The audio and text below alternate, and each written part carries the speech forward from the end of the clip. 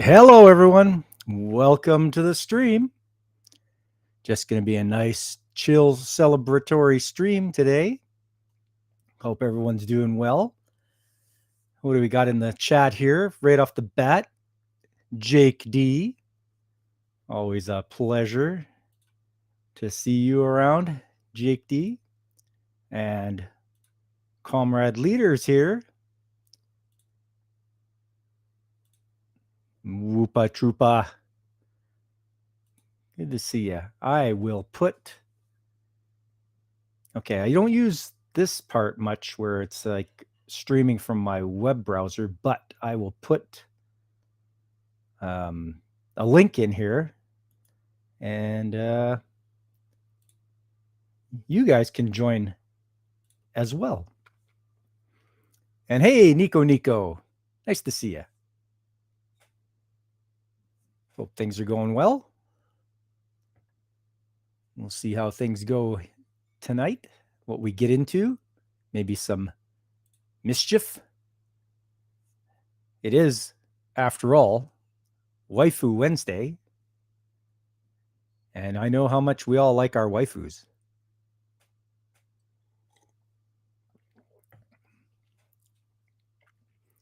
So yeah, it's been a long journey for me, as you can tell. It's not Waifu Wednesday, it's Whoopa Wednesday. Oh, my mistake. Yep. Whoopa Wednesday, as part of the Whoopstokian tradition, we must have Whoopa Wednesday. Hey, how you doing, AC? Coming in for a quick shout out. I appreciate that. It's good to see you. Hey, hi, Gap. Nice to see you too. I did put a link up there if anybody wants to jump on with me. I'm not sure how to pin the darn thing. How the heck do I do that?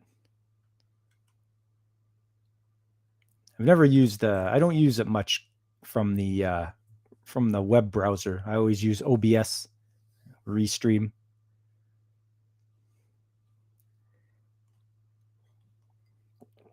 And Jake D likes his waifus, just like I do.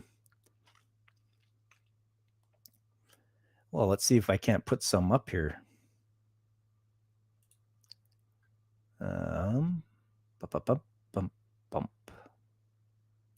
I guess it would be that one.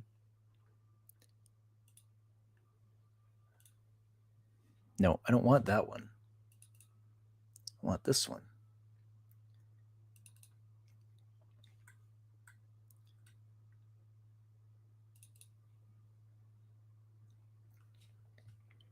Let's see.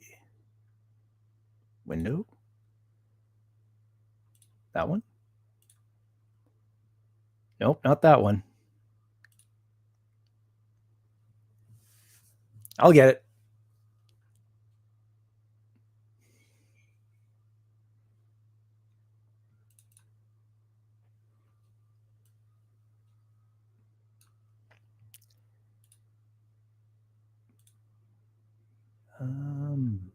That one?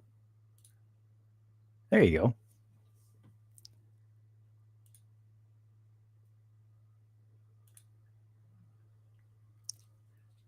Gotta have something nice to look at. A little bit of Yamato from Kantai Collection. One of my favorite battleships.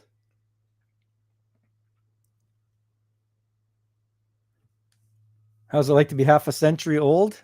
I'll tell you, it's I don't feel 50 right now. Yeah, it's weird. It's weird. I know I am, but it's just hasn't hit me yet. You know, I'm still pretty mobile and all that kind of stuff. Still go to work every day, so I'm not slowing down yet, that's for sure. But yeah, stories. You know, I mean, being born in the early 70s and then growing up in the 80s was quite the experience. you just you would never have guessed I'm 50, 45 at most. Thanks, Nico. A lot of people will say that to me as well. They say I don't look it, so I am starting to get a little bit of gray hair or silver hair coming in, so that's starting to replace my dirty blonde hair.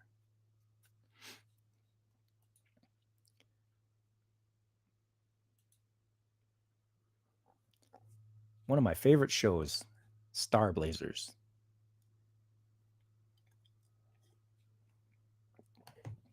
So yeah, it's quite the experience.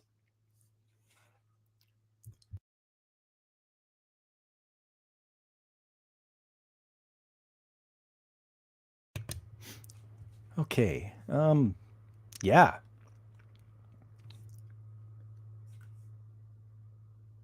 Backbreaking labor keeps the body young. Oh man.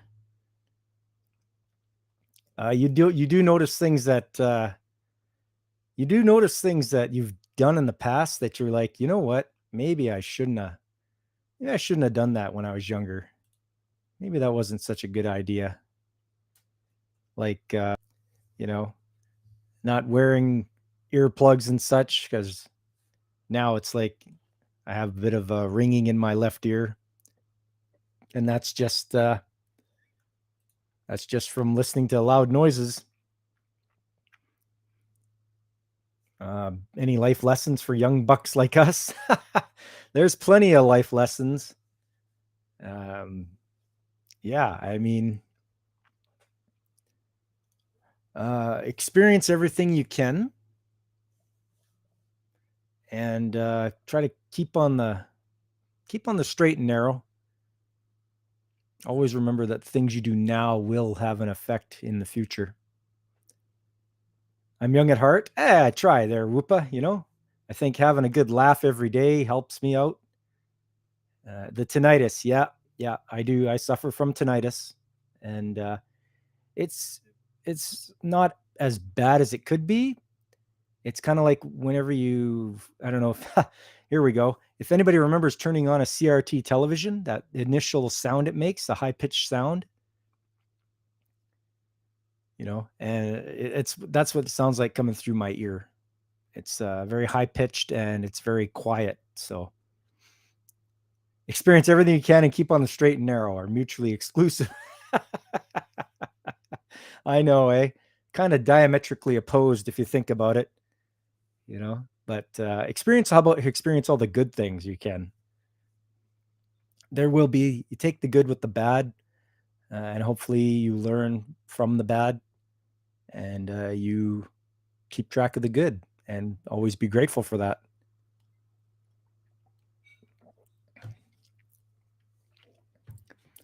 So yeah, if anybody wants to hop on, I still haven't figured out how to pin that darn message or link. How the heck did I pin that darn link? Oh, never mind. Found it. A little bit of trial and error, but I eventually get it. Greetings to everybody on YouTube and Twitch, and also Rumble. Trying this stream on Rumble more to see if I can pull in an audience from there. I don't ever see much as far as messages live from that side, but well, here's hoping.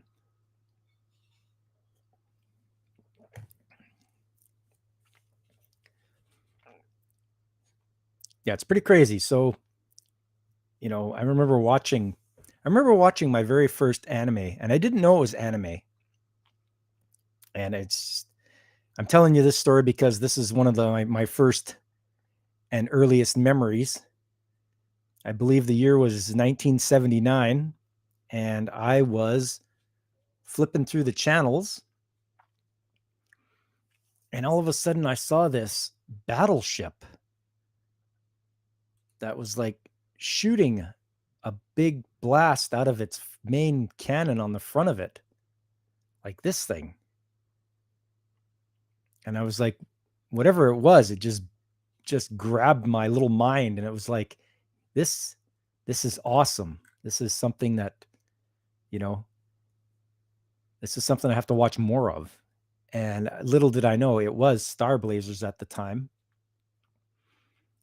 And me and a buddy of mine, I'm like, hey, I saw this show. And he's like, yeah, I saw it too. And it's like, we got right into it. And he was excellent at drawing, and he would draw pictures of the ship. And I'd be like, that is awesome. Can I have that? Because I couldn't draw as good as him. So we were both just deep into it. But unfortunately, as such things were back then, there was no VHSs of it or DVDs or anything like that. DVDs hadn't even been invented yet. And so once it was off the air, that was it. All we had was our memories of it. And it was only years later in the 90s when I was able to find it. And now we have our first guest. Please welcome to the stage, Comrade Leader, Woopa Troopa. Hiya. Hello. There he is. What's up? Just hanging out. Glad you came along. Yes, I'm here. Happy birthday to the birthday mechanic. Thanks, buddy. Yeah, it's amazing. It's I've been so busy at work. Shutdown's coming, so Shutdown. What's that? Shutdown is when the whole facility stops and everything gets repaired. Ooh. It happens yearly, so I've had a lot on my mind, a lot on my plate, because I am I'm the main maintenance guy. So Ooh, you had honcho then. Yeah, army of one.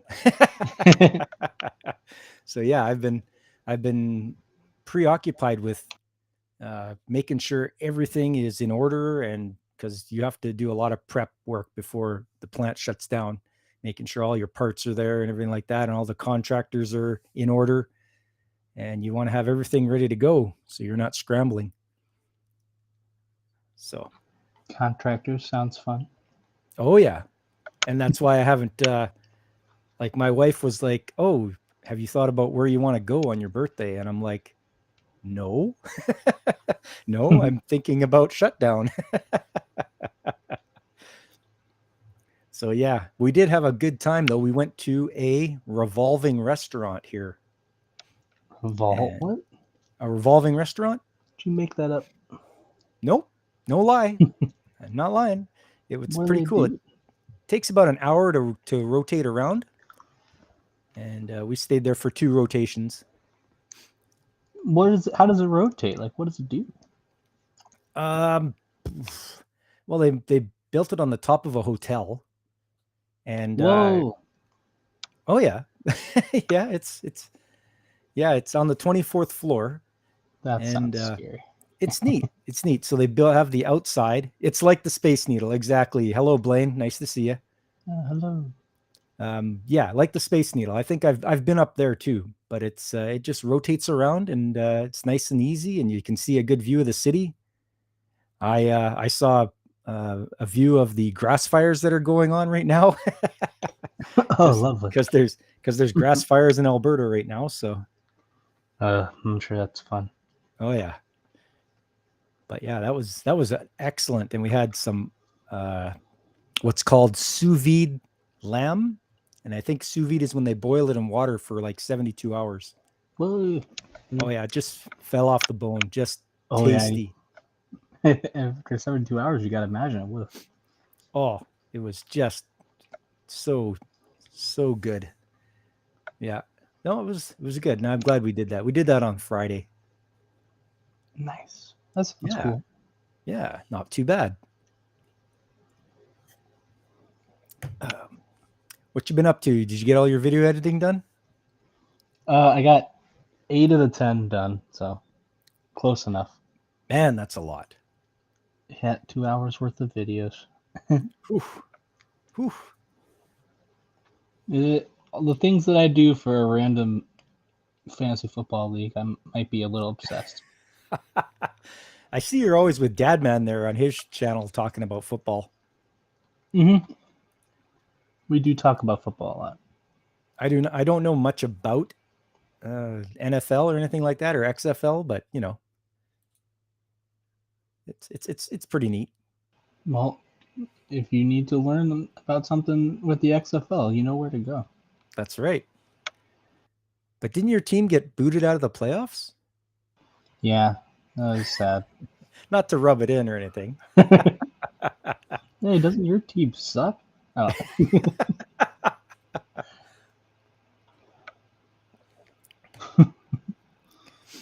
That hurts. So what's going on right now is a lot of Stanley Cup playoffs are going on. So Oh yeah, pretty, Edmonton's actually doing the thing.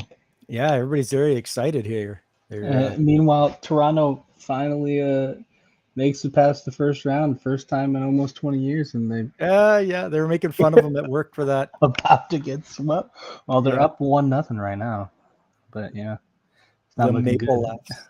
Oh yeah, yeah. I was hoping they would lose in the first round. I enjoy laughing at. Oh, It's I just too know. funny. It's Yeah. too funny. Yeah, they work so hard. You know, they try to get all the pieces they need, and just like no, go Kraken. There you go. We've got a Kraken fan in the house. the better expansion team. That's for sure. Yeah, No one likes fairly new Vegas. too. I feel like everyone was rooting for Vegas like that first year, and then pretty much after that, instantly, everyone's like, "Man, I hate this Vegas team." Yeah. Hey, the underdogs, right on. And then they win, and they're like, God, I hate these guys. Get them out of here. Yeah. Dude, I got a cake. Nico, I did get a cake. And it was a nice chocolate cake. Just a plain chocolate, nothing fancy. Yeah, you know, it had a little bit of icing on. I'm not one of the too crazy for the big thick icing, but you know.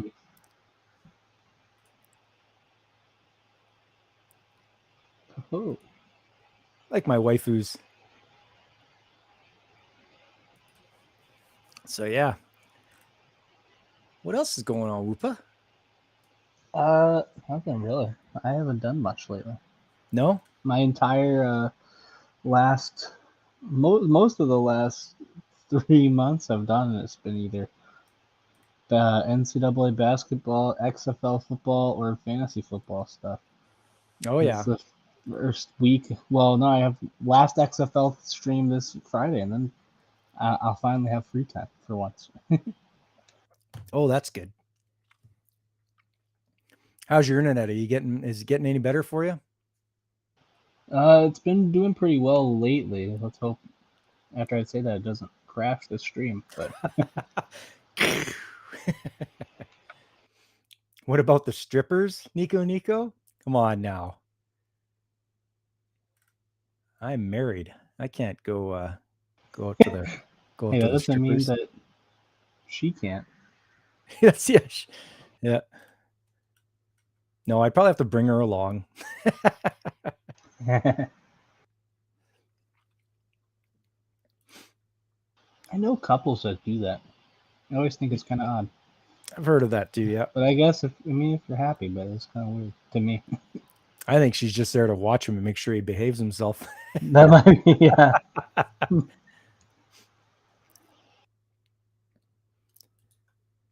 Oh, a little bit of Chun-Li action. There you go. Hope everybody likes their Street Fighter. I can remember playing Street Fighter 2 in the arcades. That thing 8 quarters like you wouldn't believe.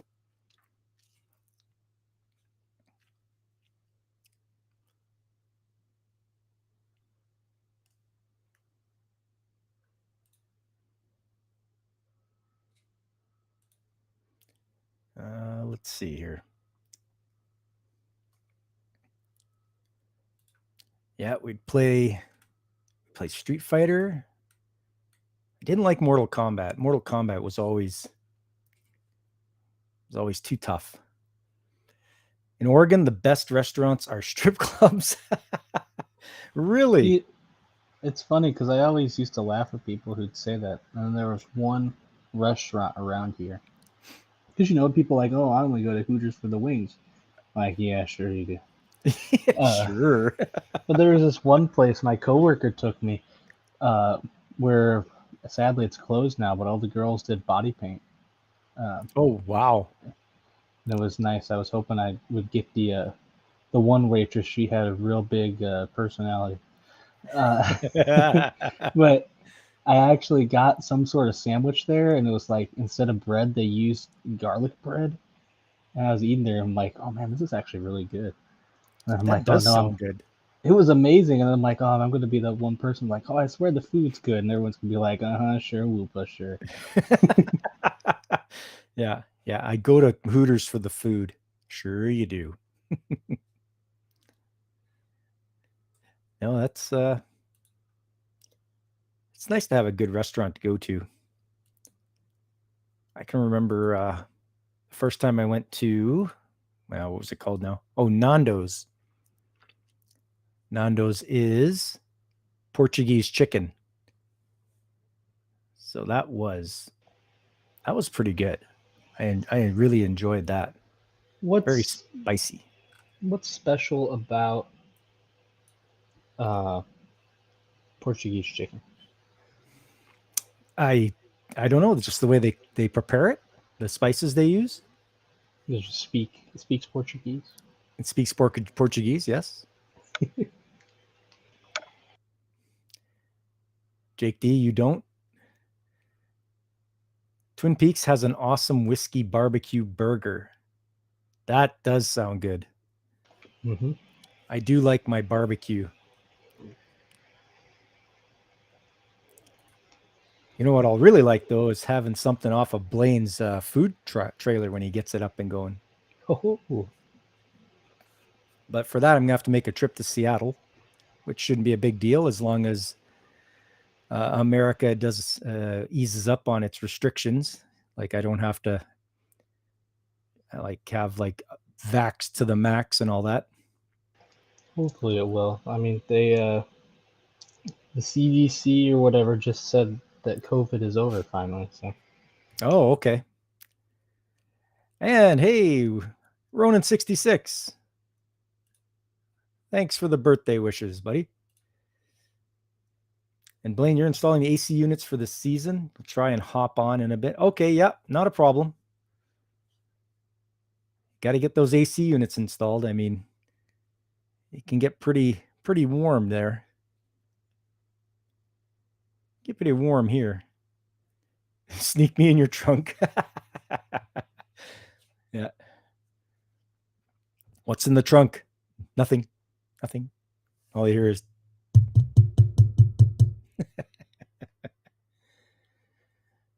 So what have I got planned for the 50s? Oh man. For the decade that I'm alive? No, for 2050.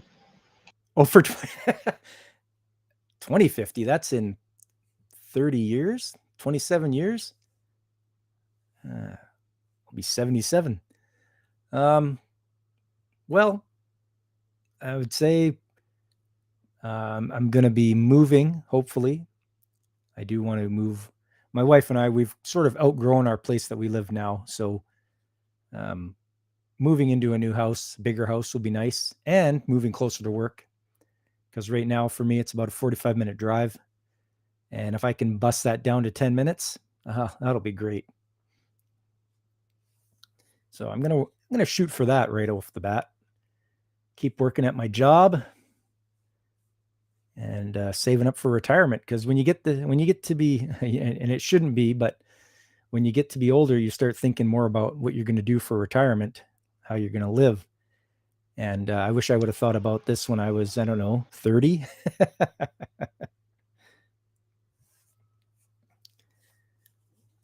Hey, if you come down here and fix my car and stuff, you can stay with me. There you go. I'm not much of an auto mechanic, I'll tell you right now. Well, I know. You need an auto mechanic, not an industrial mechanic. All right. And Jake D is clarifying for us. He doesn't go to Hooters. He doesn't go to Hooters for the wings or play DOA for the gameplay. DOA. Isn't that an awesome game?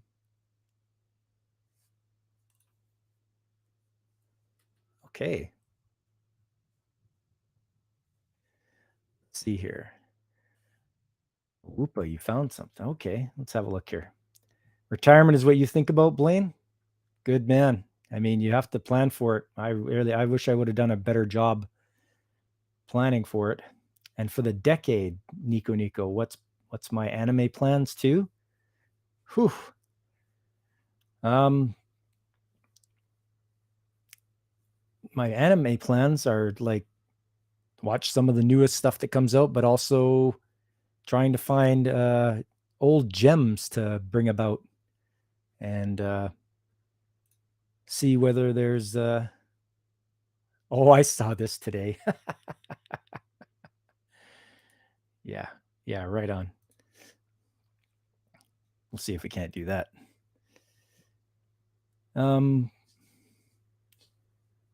Yeah, that's pretty much what I got for anime plans. Just trying to find old gems and watching some of the new stuff, which is pretty darn good. What's retirement age in Canada, or how does it work for you? Retirement age, you can retire at 65. You can retire earlier if you're financially set. You can work. You can technically work until you're 71. But 65 is when people like to shoot for, I guess. And yeah, the 30s, that's early. It is, but it's something that can get away from you right away when you're trying to, whether you're trying to get by. A lot of people live paycheck to paycheck, and it's unfortunate because it's all gone by the time your next one comes around. And boob bars are overrated. Yeah, Ronan, I hear you. That's great. You go to a booby bar, but if you go home with like salmonella or something, food poisoning, maybe it wasn't worth the trip. All right, let's see if I can do this again. Try to share the screen here. This is a great way to learn how to write Japanese writing here. Very educational. This is now make sure you concentrate on those brush strokes, okay? This is important stuff to learn. Okay, you got to do like this, nice straight lines. You don't put boobs in the kitchen. Good point, Blaine. You make a good point. Nobody going back there. Except maybe Gordon Ramsay. But has he ever been to a Hooters, I wonder? I feel like he probably has, though. There's so many like videos he has of going to random like foods, like fast food places or whatnot. Oh yeah. What about does he ever even say anything good about any of them? Usually not. Does he ever like anything? Not often. Come on, Gordon. There's good stuff out there. There's some of his complaints, I think, well, it depends on what you like. There's a lot of things where he's like, oh, they're too greasy. Yeah, It's okay. like, I mean, I can get it to an extent, but a lot of times you're like, well, greasy food is pretty good. I get what you're saying from you could probably do it like better or healthier, but as far as a good tasting part, I don't see that would dissuade me. Yeah, no, I get you. And it depends on the grease they use, on the oil they use, I should say. Mm-hmm. You want to use a good quality oil. Question for us here, Whoopa. For you guys, should you learn Japanese if you watch anime? I think, for me, it kind of rubs off on you as you're watching, especially subtitled stuff. You're watching it, and you'll pick up certain words that they say, and it'll pop up in English, and you'll be like, okay, that word means that. And the more you learn, the better you'll have an understanding, and the more you can actually watch without subtitles, and you can start to enjoy it the more you learn. What do you think? Oh, I don't really watch anime, so I'm a bad person to ask. No, okay. The only word I know in Japanese, how to write the characters is I know how to say whoopa. There you go. I know the characters for that, so that's good. Nico Nico, you need to see them in full screen. That's probably why the food is bad. Yeah, so Nico Nico's got it right. So you don't have to watch watch in sub or dub. Yeah, and like Blaine says, with or without Japanese, you should learn Japanese. Having a second language is a good idea.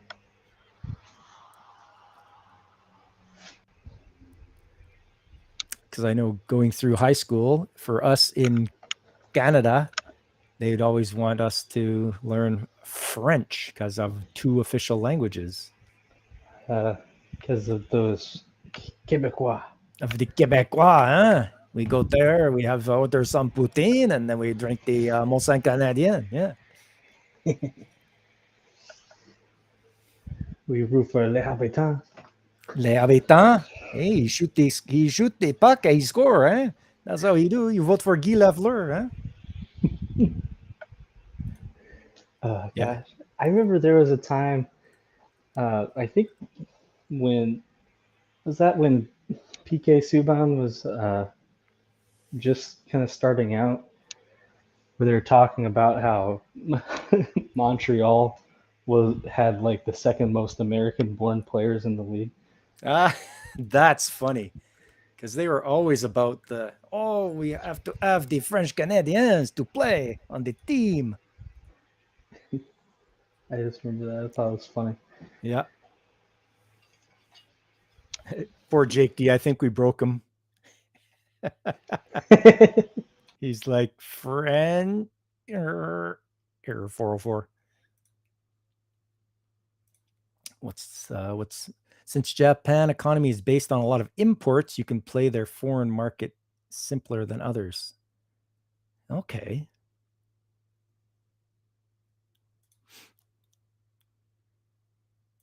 Nico Nico, if you need a second language, you'd first learn Chinese or Spanish, more useful than Japanese. I guess it depends on where you're going. Yeah, for U.S., Spanish is probably most important, but it's also. Ronan, you barely learned English, and you're saying I should learn a language that has 3 settings? I went and learned some Russian. That was my thing. Oh, hey, it's the Nerdporial Life Forum. Hey, how you doing, Nerdporial? Good to see you. Hello there, sir. Admiral. Came here to pay tribute. Well, I appreciate it. I remember watching Nerdporial when he was just getting started out, playing his Legend of Zelda. It was good times.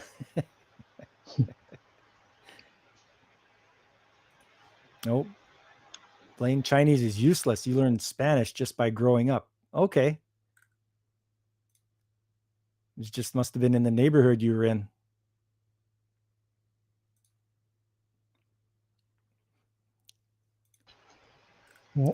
Metroid retrospective should be up soon. A Metroid. Ooh, that'll be a long one.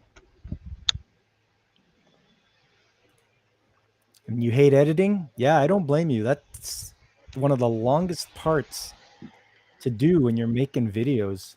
The editing, it's like, okay, I got to put this here. I got to cut this. I got to split that. I got to move that. It can be a slog, especially because there's so many, like, especially cutting audio, just because you kind of have to, you can't just have one cut where you say everything right usually.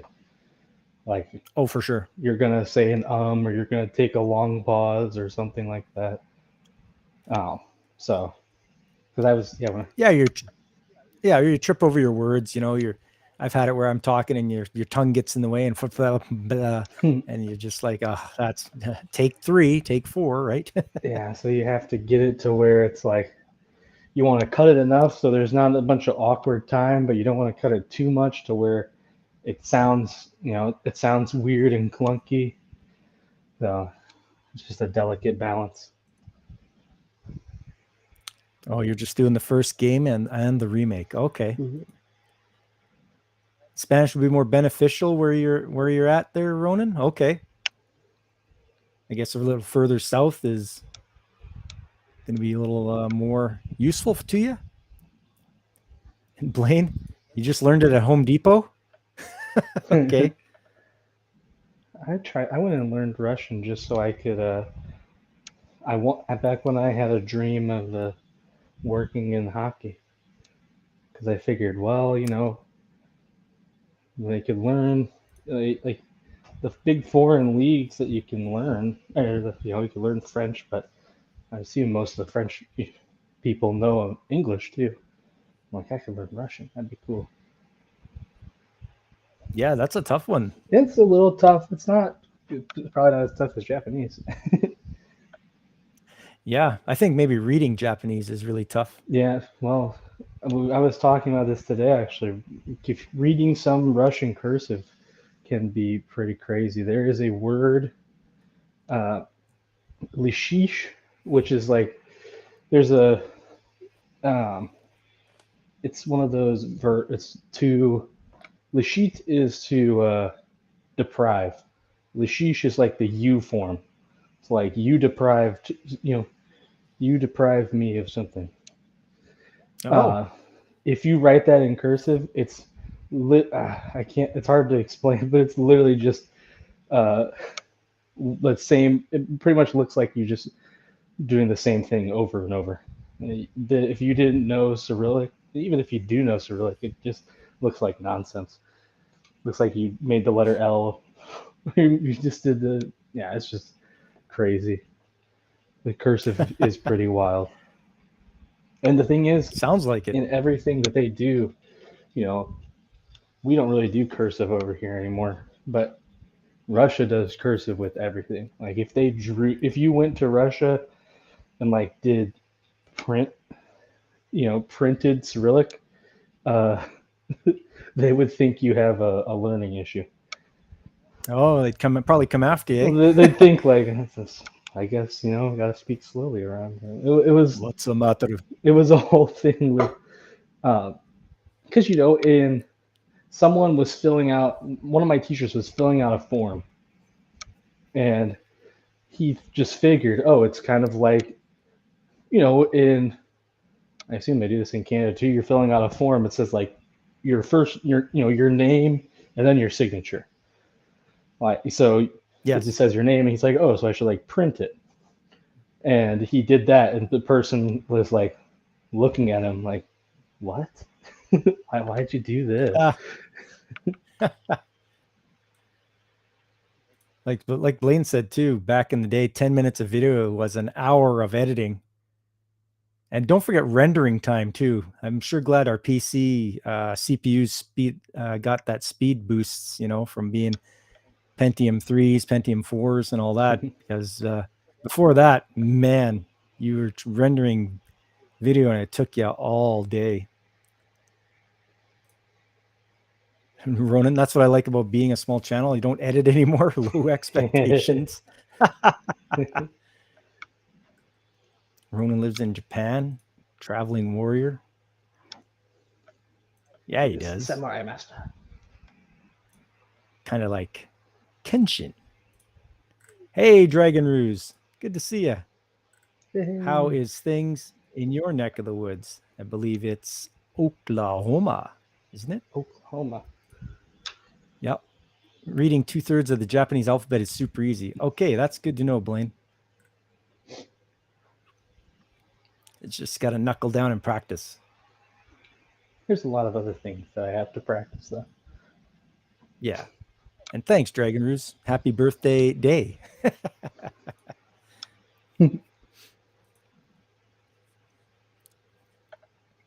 So yeah, you were gonna have something to do, and with because you were gonna learn Russian, it was gonna be doing with Russian sports. You were saying? Well, I was hoping the dream was always, hey, I can, you know, all getting a job in sports has a much higher supply than demand because there's only so many sports teams. But True.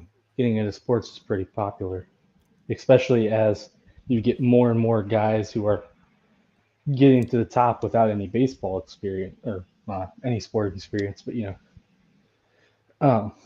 so I figured, hey, that there's going to be a ton of people who are good at math, and Russian would be a way to set myself apart.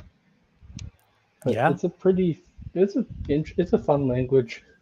I've lost a lot of it sadly, but I took a lot of Russian and Slavic history classes, which is a very interesting thing. And it kind of helps you understand a lot of what goes on in modern day. Russia makes the news now and again in the modern day, you could say. Yeah, for sure. It can help you understand. If you're thinking, why would they do this? You kind of has the background of it, and it's pretty interesting how it all goes.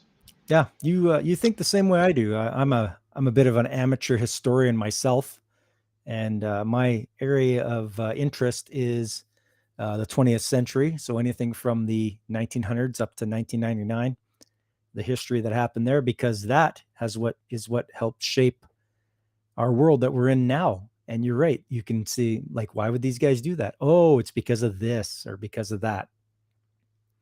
Mm-hmm.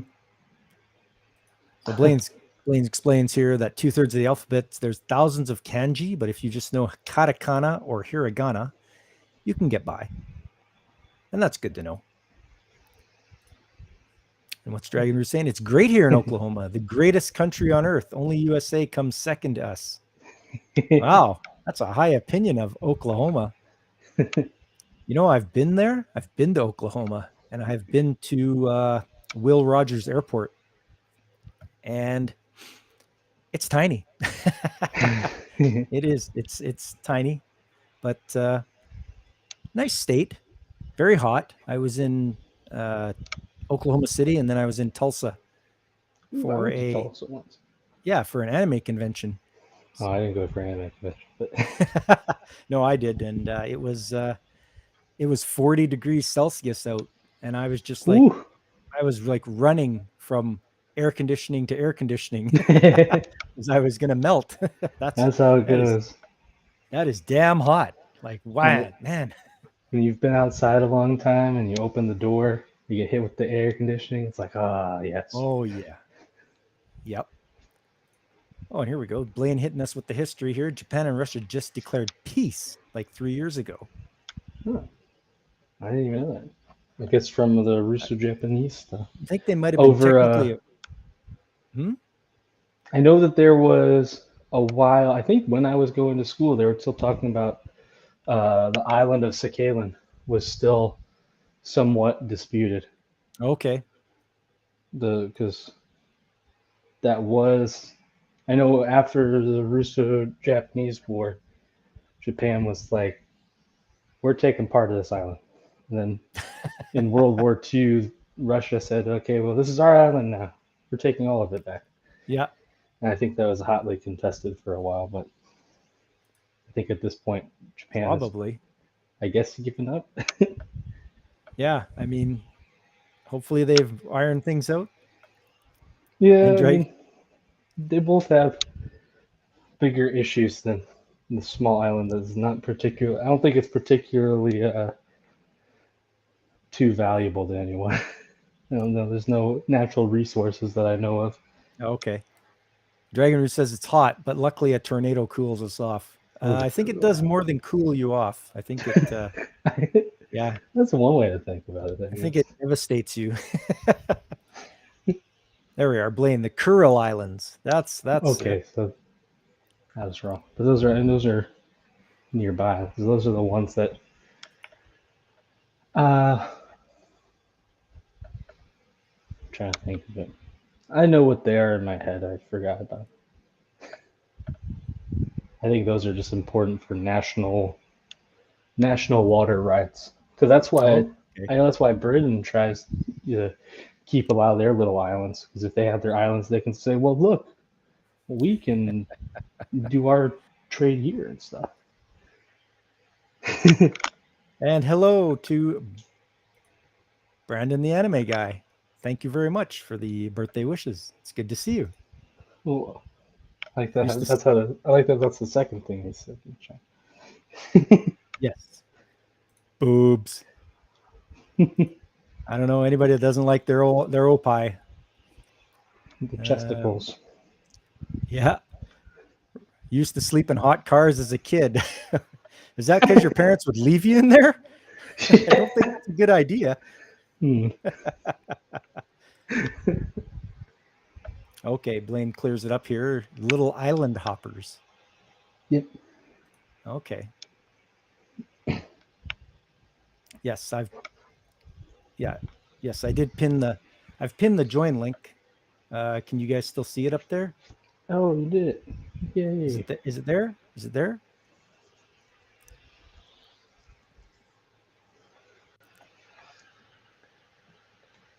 I know I tried to pin it. It did not let. I Didn't do not work? have these powers. Well, you I know guess it what? did not get pinned. I'll do it again. We'll do this. Poof. See if that works. You were bored and the bleachers were hot. Okay, Ronan. Okay.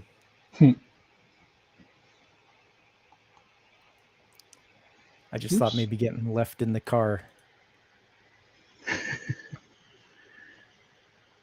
Would be funny in a sad way. Yeah, exactly. We at least know the outcome is good. Yep, he's still alive. He made it. I guess I don't know. I don't know how you pin the comment. I know as a mod I don't have the power. That's all I know. Yeah, in this chat, a restream chat, so it has a little star beside it, and I just click on that, and that says it says it's pinned. Maybe it's just pinned in. I don't know, because it doesn't look like it was pinned on YouTube. Okay, well I have to can go on the YouTube site. I can do this. Let's see here.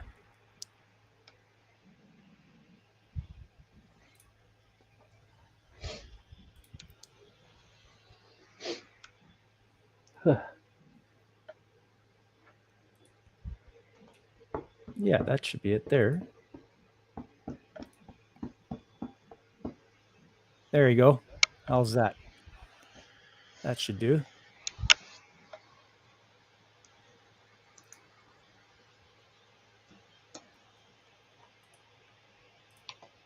There we go. Should be good. I just had to go to the actual YouTube site. It has worked.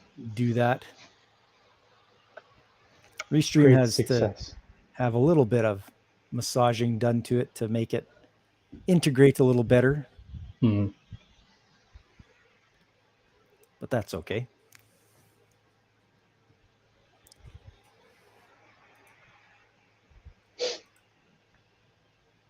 So yeah, there we go.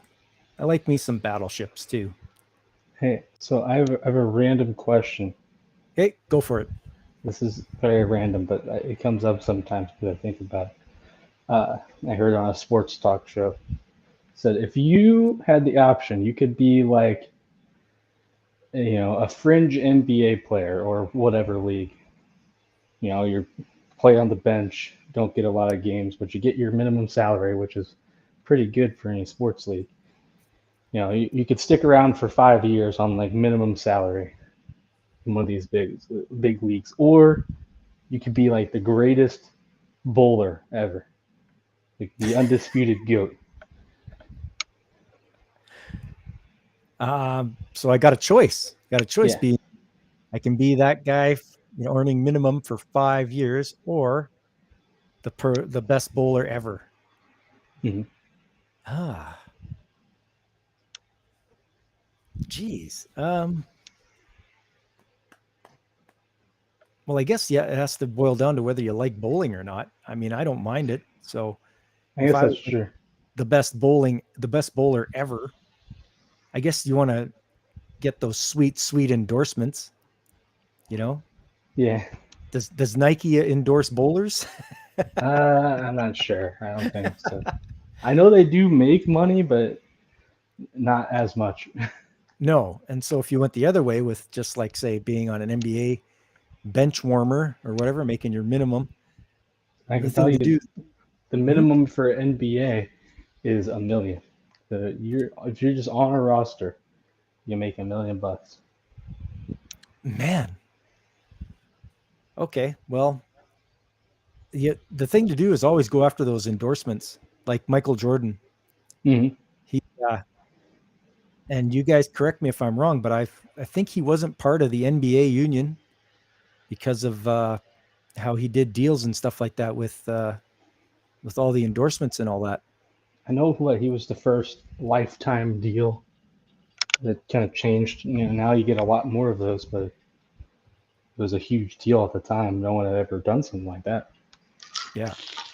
Oh, Blaine, best bowler ever. Surprise people. Yeah. 5 pin or 10 pin? Probably 10 pin. I didn't know there was 5 pins. So. Yeah, they're smaller balls. They sort of fit in your hand better. They don't have the holes in them that you stick your fingers in. All right. That's interesting. Yeah. I always say I'd go with the best bowler ever.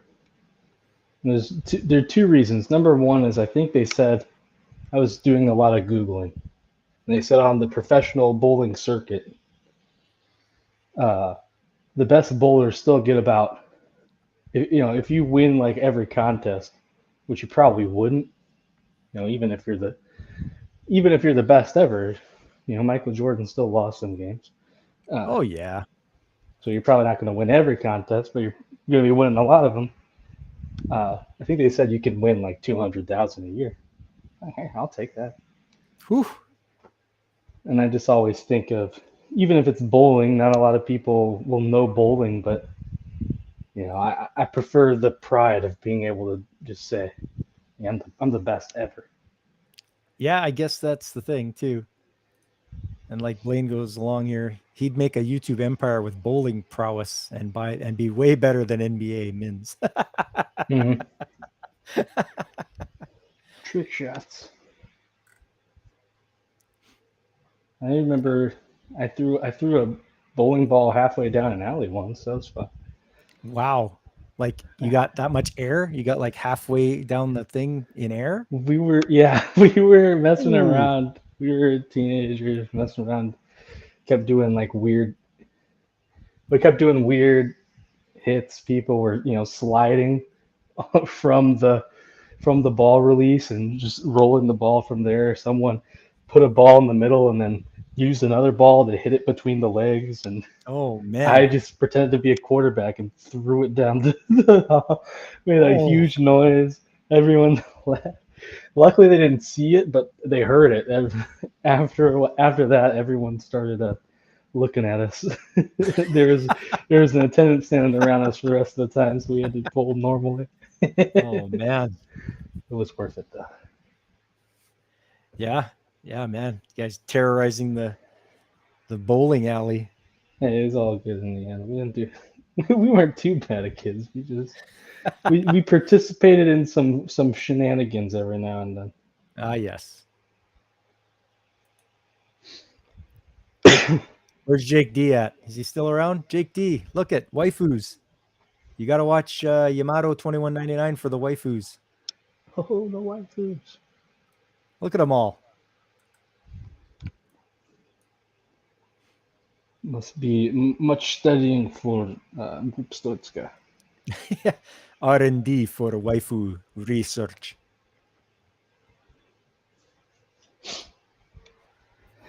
And they even make figures too, so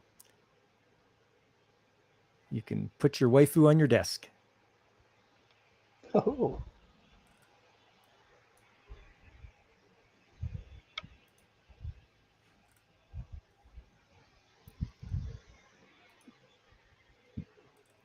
Trying to think of. Sorry, I was gonna say what I'm trying to think of the monkey shines I got into as a youngin. Monkey shines? Monkey shines. You What are know, those? mischief, and Oh, shenanigans. is that a term? Is that like a Yep. Canadian thing, or is that just Uh, I'm too much of a young whippersnapper to know. you might be a young whippersnapper. A young whippersnapper, yes. Yeah. But yes, monkey shines. That's probably an older person term for getting up to the mischief. I could just be uncultured. It's been known to happen. Well, you hang out with me, you can be pop cultured. Yeah. It did take me a long time. I only a couple years ago realized it was for all intents and purposes. And I always thought for whatever reason it was for all intensive purposes. And I was like, oh, whatever. Because people say it too fast, but yeah, you have to like slow it down a bit for all intents and purposes. Now I know better. Oh yeah. There was something I typed out recently too. It was like a common saying. And I'm looking at it, I'm like, that doesn't sound right. I think I'm just gonna say it a different way. I'm just gonna avoid being potentially wrong. There you go. Oh, Jake D, sorry, comrade. Just finished hazing the degenerate weakness from my bones. I am now finished lurking in. Hello, nurse. That's our Jake D, all right. And Blaine knows. Blaine's got an old soul, I think. It's an old thing. You've only heard it on old animation. But yeah, I can remember playing with matches as a child. Ooh, matches and fire. Yeah. We lived in a mobile home, and I was playing with matches, and I lit the armchair on fire. And yeah, parents weren't too happy about that one. You don't say. Yeah, I had to run for my life on that one. Yeah. Oh, yeah. It's actually I've played with fire quite a bit throughout the years, and I think I remember the one time we lived on an acreage, and we'd burn the fields. You know, you burn down the old whatever's on there, all the grass or whatever. Mm-hmm. And I remember getting a glass of gasoline. Oh no! And as the flames are on the grass, and I'm sitting there and I'm pouring it on there, like just going whoop, and it flares up, and then it goes whoop and flares up, and I'm like, oh, this is fun. Yeah, it was fun until the fire followed up the stream into the bottle. Oh no! And then I threw it away and ran like hell. So yeah, playing with I do like fire, but it's pretty fun. We used to, when I was in Boy Scouts, we'd do the bug. People would always like to sneak in their Zippo lighters. You weren't really supposed to bring them, but we'd find a way to get them, and then you just get the can of bug spray. Oh yeah, so much fun. Got to go there, Ronan. Okay, thanks for stopping by, buddy. We'll see you around.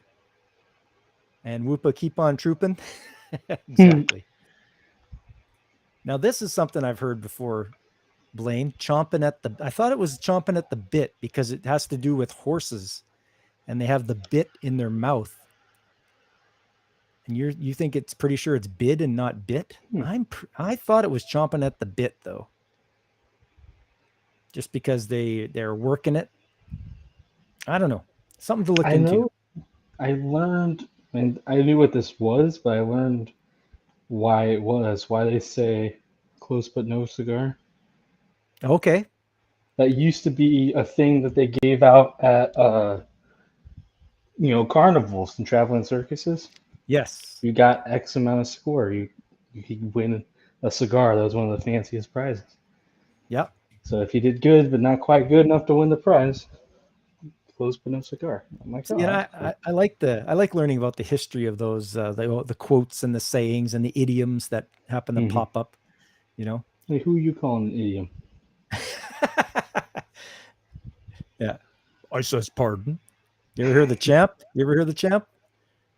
The champ?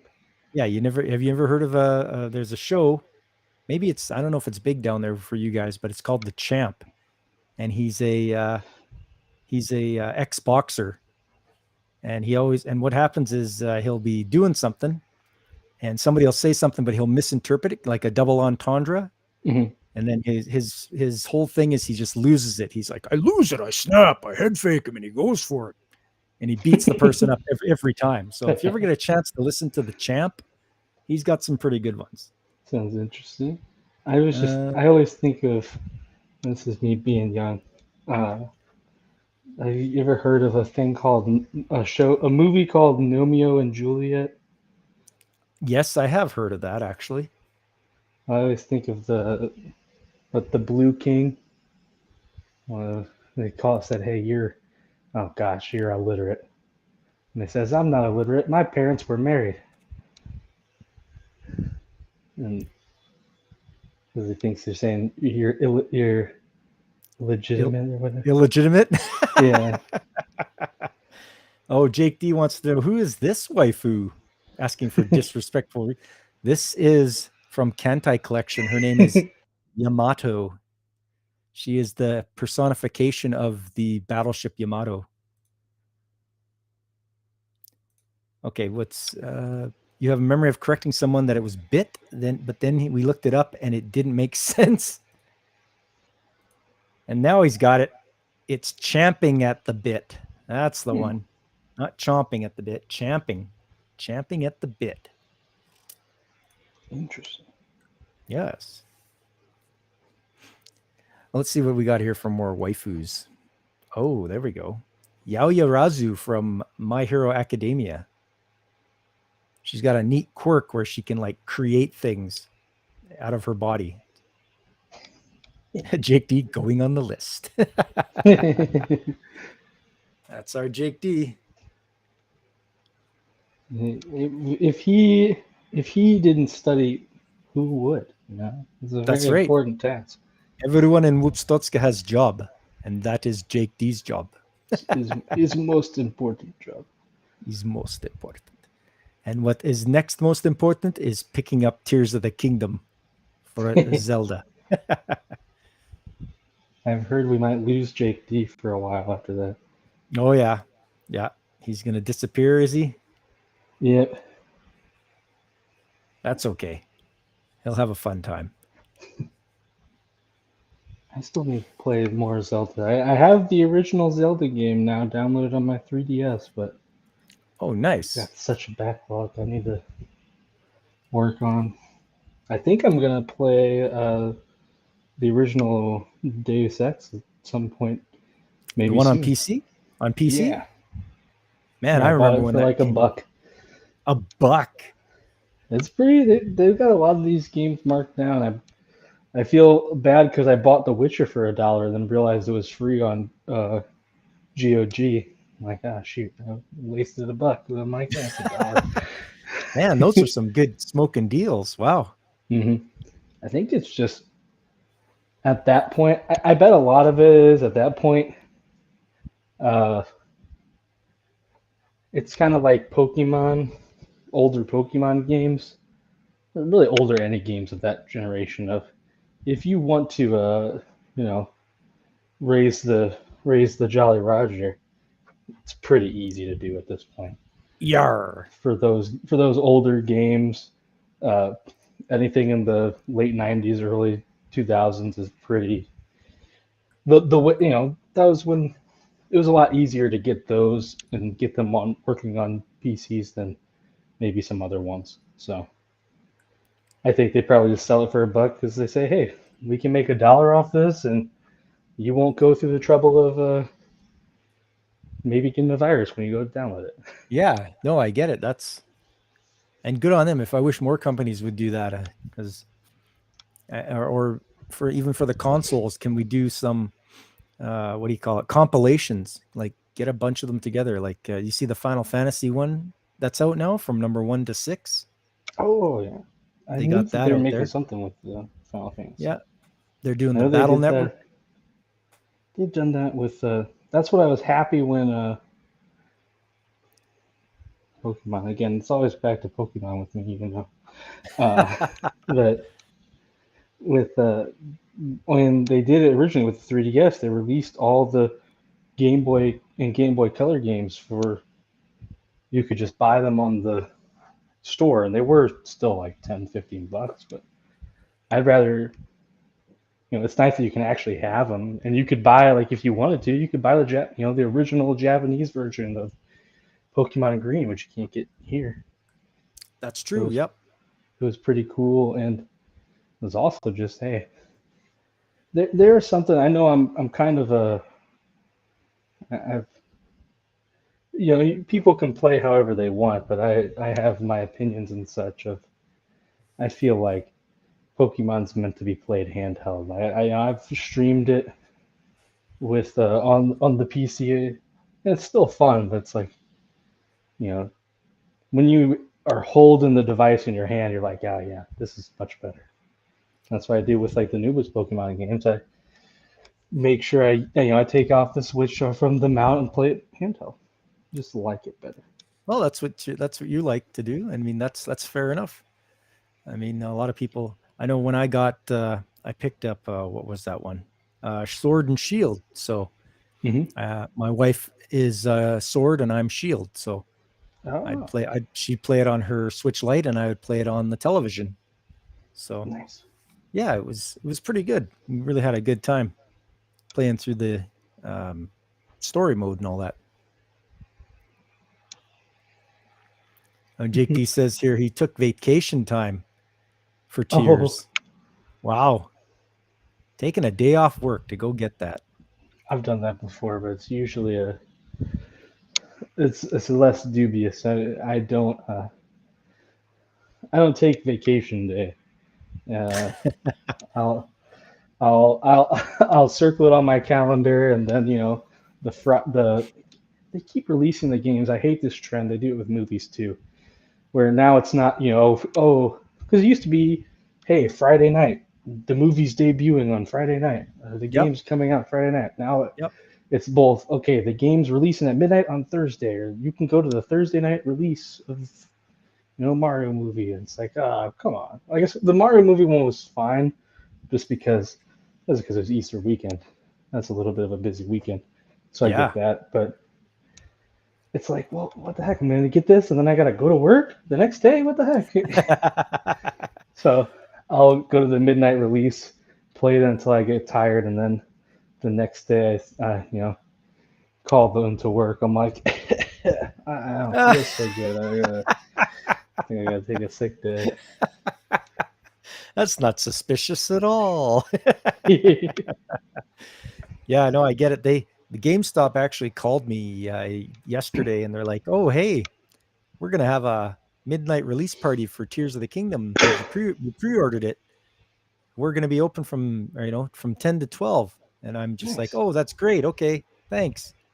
And then I told my wife, I'm like, "I'm gonna be in bed. I'll just go get it after work." There is sometimes I usually get it. I think the games. I don't know if they do this for you, but I think our games they still release midnight Eastern, so like I can get them at Okay. 11. I'm pretty sure. Oh, maybe that's not true.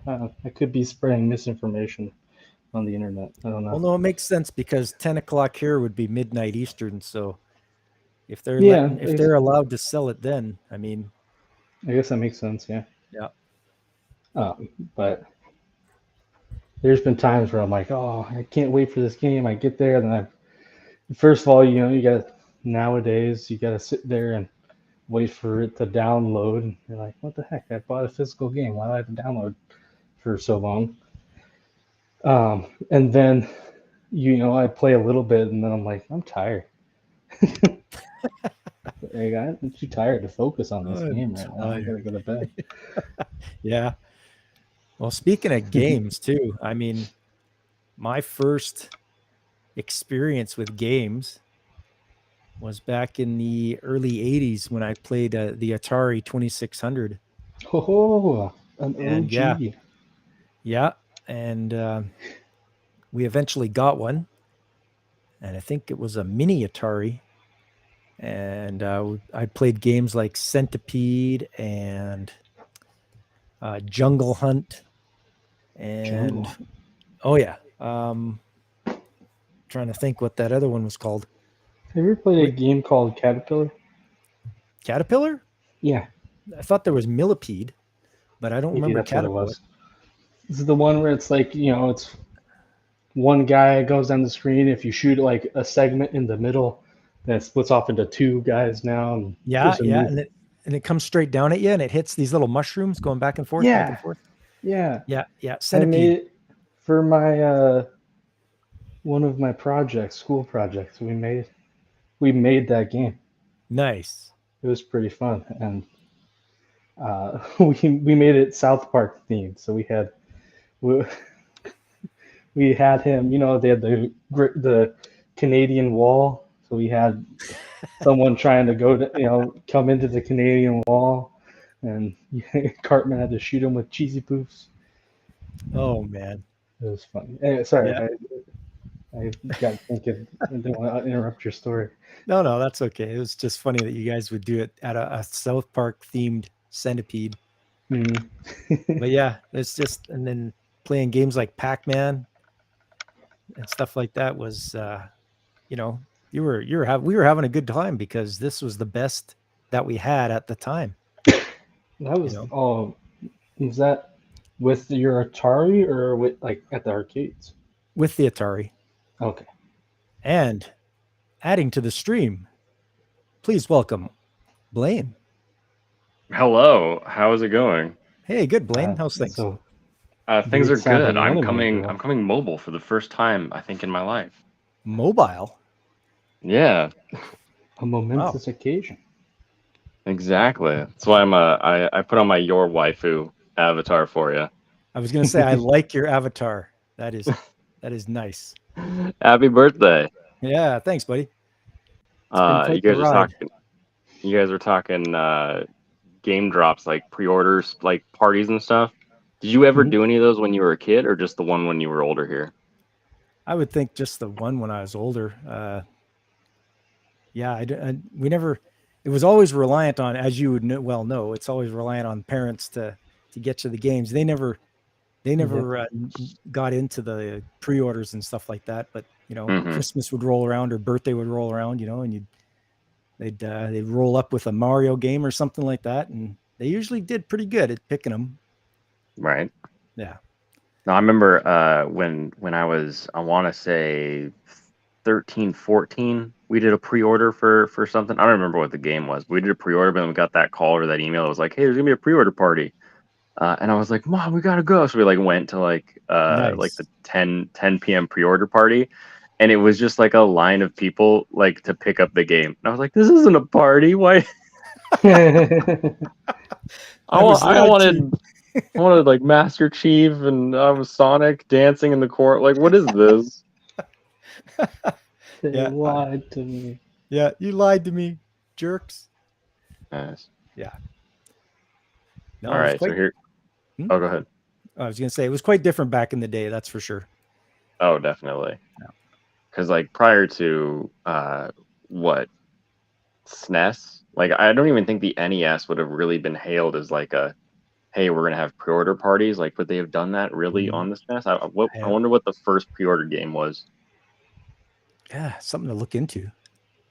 Had to be some mall that was like, oh, I'm gonna pre-sell stuff. Probably EB Toys. And they're like, oh, we'll just sell it before we have it and get our money now. Yeah.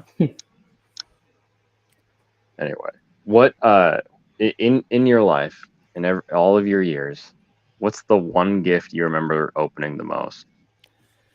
The one gift that sticks in my mind. Oh man, that's a lot of birthdays. 50, in fact. 50, yes, exactly. probably like my first Transformer. Ooh, that's a good one. Yeah, I mean, it's the beginning of the 80s, probably 1984 or 1985. And you got young Pop there, and he sees like a bunch of Dinobots on the screen, and he's like, "What is this?" And he gets one for his birthday. Oh, that's amazing. Oh yeah, it was like, man, this thing's awesome. It's a robot. It's a dinosaur. It can change back and forth. You It's a know? little bit of both. Yeah, exactly. And it's like, man, this is cool. So I think that's probably one of the ones that sticks out as the ones that I've kept the longest as well. Nice. Yeah. All right, now fast forward from that. Hold on. You kept that? I do have some of my Transformers from when I was a kid. Nice. Dang, that's Yeah. crazy. My parents got rid of all my cool stuff. Oh. So you got to hide them in your room. Yeah, well, I didn't Right. think of it until later. Like I didn't think about it until Exactly. You never until I'm do. going through my stuff. You know, like, hey, mom, do you have my Game Boy Color? Oh, I gave that away. You, what? Gave? Yeah. Okay, fast forward. Tell us about your 21st birthday, or is it 20th in Canada? I never Oh, for remember. 19, 18th? 19, it was where I was living, because British Columbia is 19 and it's 18 in Alberta, but I was 19 in British Columbia. Oh. Okay, you got to work the old memory here. I'm Yeah, trying. yeah. I'm trying. This is like your 19th and my birth are pretty close together in time. So Yes, that would have been That's Lobo 92, right there. Boy. 1992. okay, and that's when my wife was born, not me. I was born in '90, so I was smashing chocolate cake There in you my go. face that year. It was a good year. It was a you good like year. when you say that? Are you like grab a handful, shove it in face, or like take face, plant in cake? Little column A, little All right. column B. I think it started with a face into cake and then moved to shoveling There upward. you go. Once you Yeah. decided that this chocolate stuff isn't so bad, just shovel it in, eh? I like this stuff. Yeah. First, you got to give it the mud test. Is this better than dirt? Okay, yeah. Oh, hey, Godzillionaire. Welcome, buddy. Good to see you. Everybody's became- favorite kaiju. And what are we talking about to the face? It's cake. Cake in the face. Birthday Came cake. at a to be weird exact. Taking a time. big fat cake to Yes. the face. I still like that. Yeah. So when I was 19, and yeah, we're old enough Yeah. to drink now. So it's like, oh, hey, guess who's going into the cold beer and wine store, or who's going into the liquor store to grab the stuff? Mhm. Yeah, it's Pop. And I believe we got our drink of choice, and we headed out for a camping trip out in the Fraser Valley. And Ooh. we packed up our sleeping bags and such, and we headed out. Where was it? Was it Chilliwack Lake? Anyways, it was one of those lakes out there, and it was we had a hell of a good time. Big bonfire, drinking, and all that fun stuff you do, listening to music out there, camping on the weekend. So Yeah. that was Do you remember what Puking in the the lake. drink of choice was? Was there something that 19-year-old Pop was like, "Oh, this is the stuff"? somebody handed me a bottle of tequila, I think it was, Oh. and I'm just like, okay, chug. And so I took a couple of big swigs out of it, and yeah, that was getting the party started. Oh dear. Oh dear. That will get it started, all right. Oh yeah, Get Yeah. started and eventually get it ended. yeah, start it and finish me at the same time. Yeah, and I went nice 1-2 punch there. Yeah, exactly. But yeah, that was 19. That was pretty crazy. Yeah, the 90s were just starting, so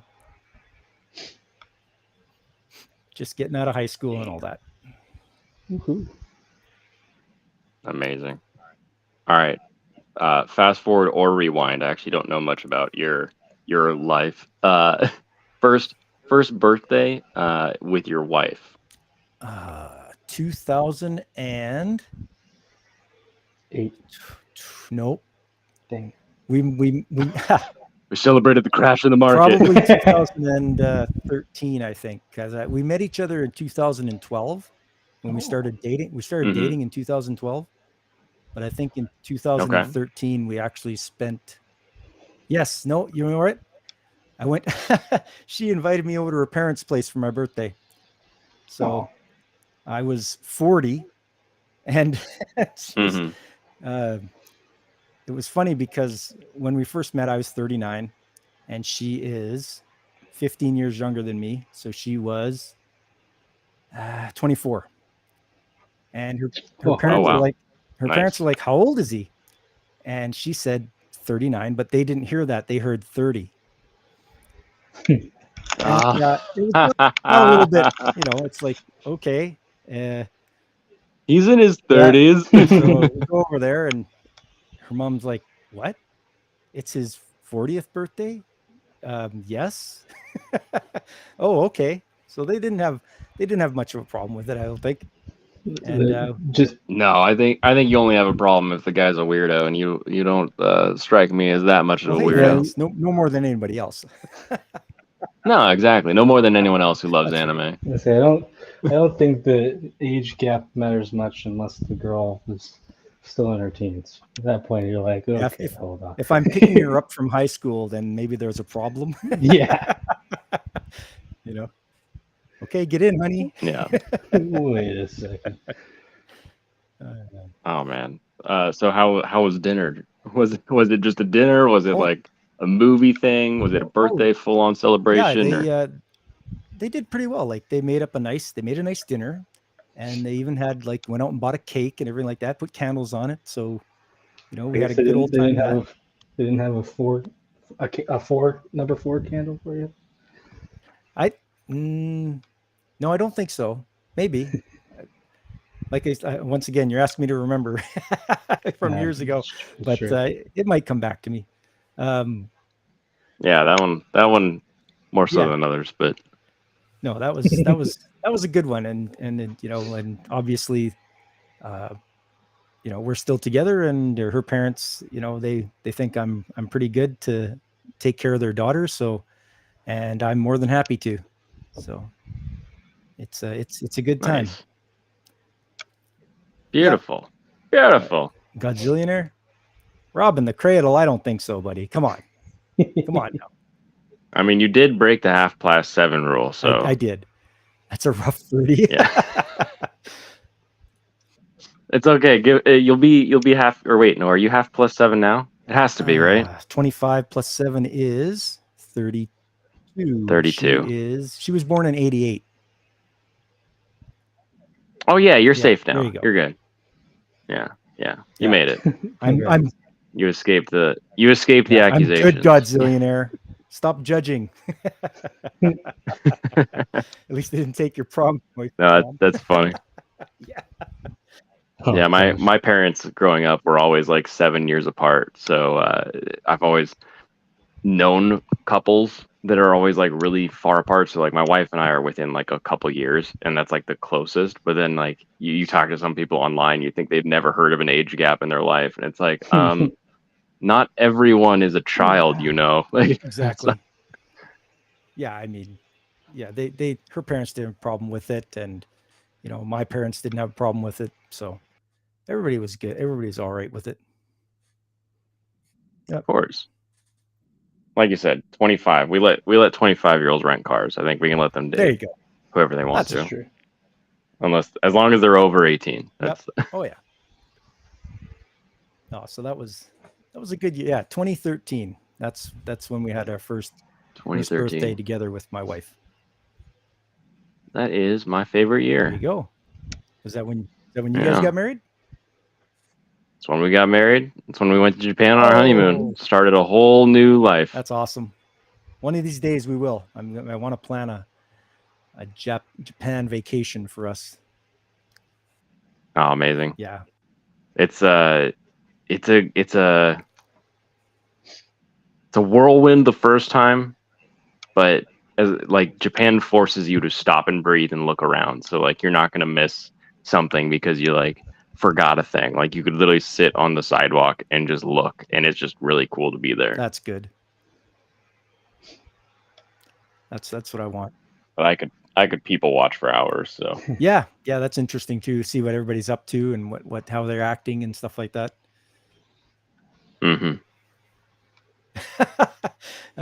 Nico, imagine dating Gen Z. No, that's okay. I've yeah, oof is right. would you even speak the same language? Oh. Like, I swear, half the time somebody says something, I'm like, okay, I know what that word means, but I don't know what they mean by that word. Yeah, like what's this new thing? Like no cap means like you're not lying or Oh, something like that. And it's like bussin' for real, no cap. Oh my god. okay, for real. okay. On God, I at least kind of understand. Like, I'm telling the truth. Like, I swear to God, like it sort of lines up in my brain, but like, yeah, because isn't no cap? I think is like, that's like Twitch speak, isn't it? Like, I swear. I think it's like a lot of Gen Z speak. We just stole it from rap. Okay. No, there you go. I think it's, I can Google it. I'm trying to think of what it was. Google it. Godzillionaire's got the right idea. Double- 2 tickets to Japan, 3 tickets home for the life-size Nami statue. Yes. I do want to get one of those. Yeah, the Hip hop culture. you can JP post a box for pretty cheap back to North There we go. America. Just noticed Whoop was in blackface. That's okay. Oh, Yes. Nico says they speak TikTok. Okay, I don't speak TikTok. Hey, I don't speak TikTok. Oh yeah, no, I don't do that. Gen Z makes me miss the Cuban Missile Crisis. Oh, That might be the wrong way to think of it. that's Jake D. His humor usually just about kills me, so he's pretty good. He's almost like Jim and Erie in a way. No. Goofy. Yes, sir, indeed. Yes, sir. And yeah, All right, I gotta finish getting these installed and then run off to dinner. You continue to have a happy birthday, and I will chat with you either later tonight or next time I see you yeah, streaming. you bet. Thanks for coming out, Blaine. Appreciate it. Yeah. Thanks. Have a good one. Bye. Well, There's a lot of weird Gen Z speak. I don't think I use a lot of the typical Gen Z speak because I'm like barely Gen Z. are you But- barely? But you're in there though, aren't you? I'm in there. I'm 97. So Okay. Is that I when think- the start? That was the start. I think 95 is the start. So 95. it's either 95 or I've heard 97 used, but I think I usually see 95. Let me consult my. What do I got here? Not that. Not probably this. Ah, yes, this. I'll share my screen and we can all have a look. Doom. There we are. So Cool. years ago, 97. I wanted to look up and see what all the names of the generations are. So, as you can see, Gen X is 65 to 80. And that's me. Millennials, 81 to 96. Zoomers, Gen Z, 97 to 2012. And now we're already in Gen Alpha, early 2010s to mid 2020s. Does that mean all? No, so some of my siblings are Gen Z with me at least. Okay. I have a niece and a nephew who are Gen Alpha. They are 1. They're twins. Aw. Yeah. So I am the oldest out of all my siblings, and I have 5 siblings. So And you said you're the oldest? I'm the there oldest. too. I am the oldest, yeah. So there you go. You thought this was Gen Soy Godzillionaire? You're close. You know, when when words hurt you, I think there's a problem. Yeah, I do always say though, I see a lot of people, on some people on Twitter, always like, "Oh man, can you believe that Gen Z is doing this?" And it's like, I'm pretty sure that's millennials. Like, because I've seen a lot of older people older than me doing this, and if they're older than me, they're not Gen Z.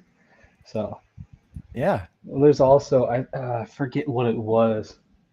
Oh, people are talking about, oh man, Gen Z is so prude because they have lower, not as many of them are dating, not as many of them are going out and drinking and such, via these polls. And I always Yep. pull up a graph similar to what you have, and it's like, look, half of Gen Z is not a legal drinking age. That's probably why. Like, Exactly. I think people think that Gen Z are older than they really are, just because it is like, yeah, no, Gen Z is in middle school. The youngest Gen Zs are in middle school. So yeah, of course they're like, drinking. That's terrible. I would never do that. Exactly. Yeah, it's pretty crazy. I mean, some of the stuff I see, it's just, ugh, why are you guys doing that? Don't do that. There's a lot of I still there's a new trend. This is a Gen Z thing, I think. I just don't get it. People will just say, I guess not. Well, I think it's mostly Gen Z. It's a lot of TikTok stuff, but I see it. Certain political commentators use it too. Well, they'll just say something ridiculous, and then people will be like, well, "That's stupid." Like, guys, it was obviously a joke. No one would actually believe that. You guys are just looking for reasons to get upset. And it's like, well, you just said a random statement. And there was no hint of like irony or joke in it. Yep. Like, I don't know how we were supposed to. Yep. As I always point out, there's an active congressman right now who went on live TV and talked about how he was worried that we were going to put so many soldiers on Guam that it would tip over. Oh, So it's like, you want me to think that you're telling me, oh, that's so crazy, no one would ever believe it, but we live in that same universe. So yes. like, Unbelievable. you hear a lot of crazy things people actually believe. I've even met someone at work who was pro Amber Heard, so anything's possible. Oh, no. Yeah, Really? yeah. Oh, Goodness gracious, but ugh. it's just the type of thing where it's like you can't just say something crazy and be like, no one would actually ever think that. Like, people think some weird stuff. If you hang around long enough, you'll find it. Well, you know what? Being as old as I am and having worked out in industry for a lot of years, and yeah, you do meet a lot of people, and the thing that gets you is you're like, okay, not everyone thinks like I do. Mhm. Some people a little less, some people a little more. And you're like, okay, so sometimes you have to watch out for the things you say because it might trigger them or they might go off on a tangent or something. And it's like, okay, well, I guess I better stay with this guy because he just flies off the handle for over stuff like that. So yeah, it's crazy the amount of people that are just uh, yeah, they're gonna just lose their minds at the drop of a hat. Yeah, I've always been surprised about um, some of my coworkers who are maybe a little bit, a lot more to the left than I am. Uh, they'll just be sitting at work and just talk about politics, and I'm like, wow, that's very interesting. Just because, in general, for me, I usually think like, and I feel like how you were raised is like, hey, politics is one thing. There's a place for it, but in the end, you usually leave that for its own convos and not really for work and such. Yes. Yeah, But they exactly. don't just like bring up an issue. They like talk about how so and so did this and they're evil. And it's like, wow, like, you just saying that out in the open They just don't believe. I want. I'm sitting there like, man, I don't believe any of this stuff that you're saying. I don't say it because, like, well, it's my job. I need the paycheck more than That's I right. need to win a random argument. But that's Plus, just it, is you probably won't win. It's just going to take a lot of energy out of you, right? that's When the you thing engage. too. There's so many things where it's like, I forget I was arguing something and I pulled up like a bunch of facts. Like, hey, you said this isn't happening. Here's a ton of cases where this is happening. And they're like, that's not it. It's like, well, okay. Yeah, see, You there you go. Unless they can't- want to listen and learn, they're not going to. So it's pointless to argue with them. Yeah, but I always just think it's weird. It's like I wouldn't, I don't assume that my political views are shared by everyone, so I usually just keep them to myself, and maybe I'll chime in if the opportunity presents itself. But usually I'm like, yeah, I'll talk about something else, and they just have no problem being like, oh, so this, and that, right? These guys are idiots. It's like, wow, I can't believe they just say that. And it Oh, makes you wonder too, like, do they just assume that? I always wonder, do they assume like, well, this person is nice, so they must think the way I do, or do they just not care? I don't know if it's one yeah. or the other. Yeah, it could be. Oh, I just wanted to say hello to Alex Moore, who's driving on his way to work. And I appreciate the birthday wishes. Thanks a lot, Alex. High five for the working man there on his way to work. No working man. No working man. You should always shoot for a new high score on blood alcohol content. Go on, Jake D. Actually, I had alcohol poisoning. I've had it before, and it was on my at graduation from high school. Oh, wow. I drank way too much. And I swear I had alcohol poisoning, and it hurt to breathe. And the next day I was just a big heap laying on the ground, trying not to die. What's this now, Alex?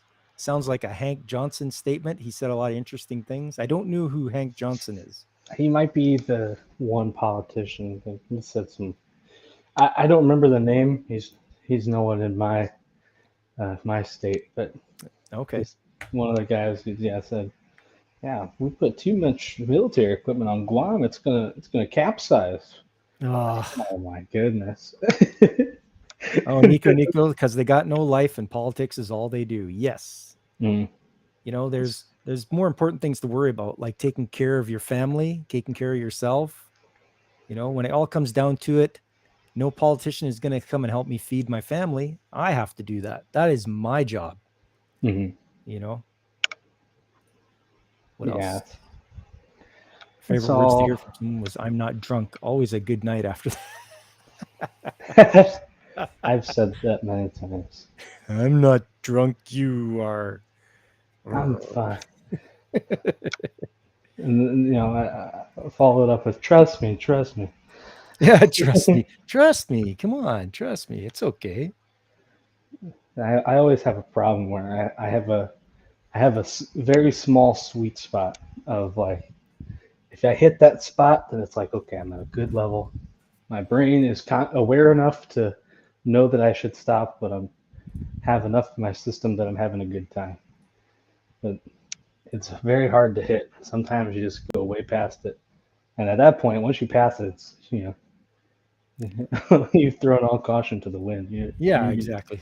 You're just gonna wake up tomorrow and hope that there's not too many embarrassing stories. Yeah. What do you mean, blacked out? Yeah, though it's. I remember one time I stumbled in to my apartment, and I just barely remember getting in, and then I had to go to school, and I was rushing, and I'm running around. I'm like, have you guys seen my shoes? One dude was like, yeah, you threw it all the way across the room. It's right over there. Like, oh man. Yeah, no, that was quite. And you know what the kicker was for when I got my alcohol poisoning, and it was grad and we were having a good time, and the next day I'm lying in a heap on the floor of the bathroom. my parents were going and taking the rest of my siblings to Disneyland. So Oh, they were climbing. They had the truck and trailer set up, and they were leaving to go on holidays to Disneyland. oh, I had to work, so I couldn't go with them anyway. But I was, oh, okay. after That makes it lying a there, little better then. yeah. I mean, I had to stay and work for my summer job, but the yeah, they were leaving, and I'm lying on the bathroom in a heap.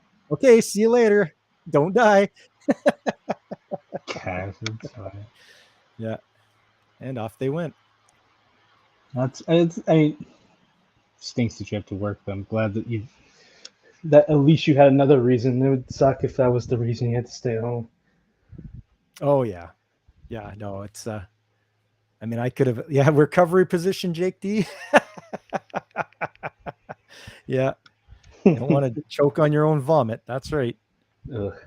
But yeah, it was quite the thing there. And yeah, I worked. That was the year I worked at a cement plant for the summer, and it was good. I made good money, and yeah, it was. It helped me pay for my apprenticeship, or my trade school. That's what it helped me paid for. So there you go. It all worked out. It got me where I am today. Glad you had some money left over after the alcohol to pay for your trade school. Oh yeah, yeah, you bet. No, that was, and yeah, just getting out of school and making, like, it was good money. I was making like $18 an hour, which was, in 1992, that was That's good pretty money. good, yeah. Just That's working more on than I made with my first job. So Okay, yeah. To be fair, that wasn't my first job, but it was the first job okay. after. It was my first job after high school. Okay, fair enough. Yeah. No, and the first job I worked at a rock plant, and I made. You grew rocks? Hmm? You grew Yeah. rocks? We worked at a rock plant, which crushed the rocks up and made it into stucco. And I think I earned $10 an hour, but I worked in graveyard shift. So from 10 at night to 6 in the morning. Nice. And yeah, that was one of the more excruciating labor intensive jobs. Oh yeah, I gotta imagine. I've never worked hard labor. The worst I ever worked that I got paid for was carrying like fireworks places. Nice. That's about the best I've ever done. Everything else is retail and such. Okay. That's $38 US in 2023. Thanks, Jake D. Yeah, no, it was a union job, so that's why they paid so well. And yeah, it was just pretty much walked around with a shovel, and you were the cleanup crew, and you cleaned things up. So it was pretty good. Did you ever get blamed for stuff? I don't know, never to my face. They probably did behind my back. I was wondering because I know I worked the night shift at a gas station, which it was okay. My company one time was like, hey, I told them, hey, I've got a 103 fever, and they're like, well, you can still come in, right? What? It's like, no, that's not a good idea. Because the day before I came in, I had a 101 degree fever, and they couldn't find anyone to get me, and I ended up passing out at the counter at one point. Oh, and man. the next, I went home, went to bed, woke up, and felt worse, had a higher fever. And I'm just like, look, I looked it up, and they said like if you hit 105, that's like hospitalization. And I'm like, yeah, well, no I went kidding. up 2 degrees last time. I'm not going to the hospital for $9.50 an hour. No kidding, man. So, the nerve they have to ask you to come in. yeah, they weren't mad. I guess they knew that they were being unreasonable because I just said I'm not going to be able to come in. They're like, well, we need you, and I just didn't show up. Yeah, well, I'm gonna die. Yeah, how's Yeah. that? You want that on your conscience? I mean, geez. But they, what I was saying is because I knew there would be people like, yeah, so and so said you didn't do this. I'm like, I know I did this. I checked it off my list. I do this every morning. Something's not right in the morning. They're like, yeah, so and so just didn't do it. It's like, no, you didn't do your check when you came and relieved me. You were supposed to clean that out. I did it my job. It was your job to fix that. Aha. Oh, Yeah, we didn't have much of that stuff. Working industrial and all that. Mhm. It's not like the retail business and such. So I didn't really have to deal with a lot of that. And like Alex Moore says, it's 18 an hour in the 90s. And if you're single at the time, very good money. And it was, like I say, I saved up enough to pay for my trade school. So that was decent. Yeah, I mean that does sound really good. 18 an hour at that time. Yep.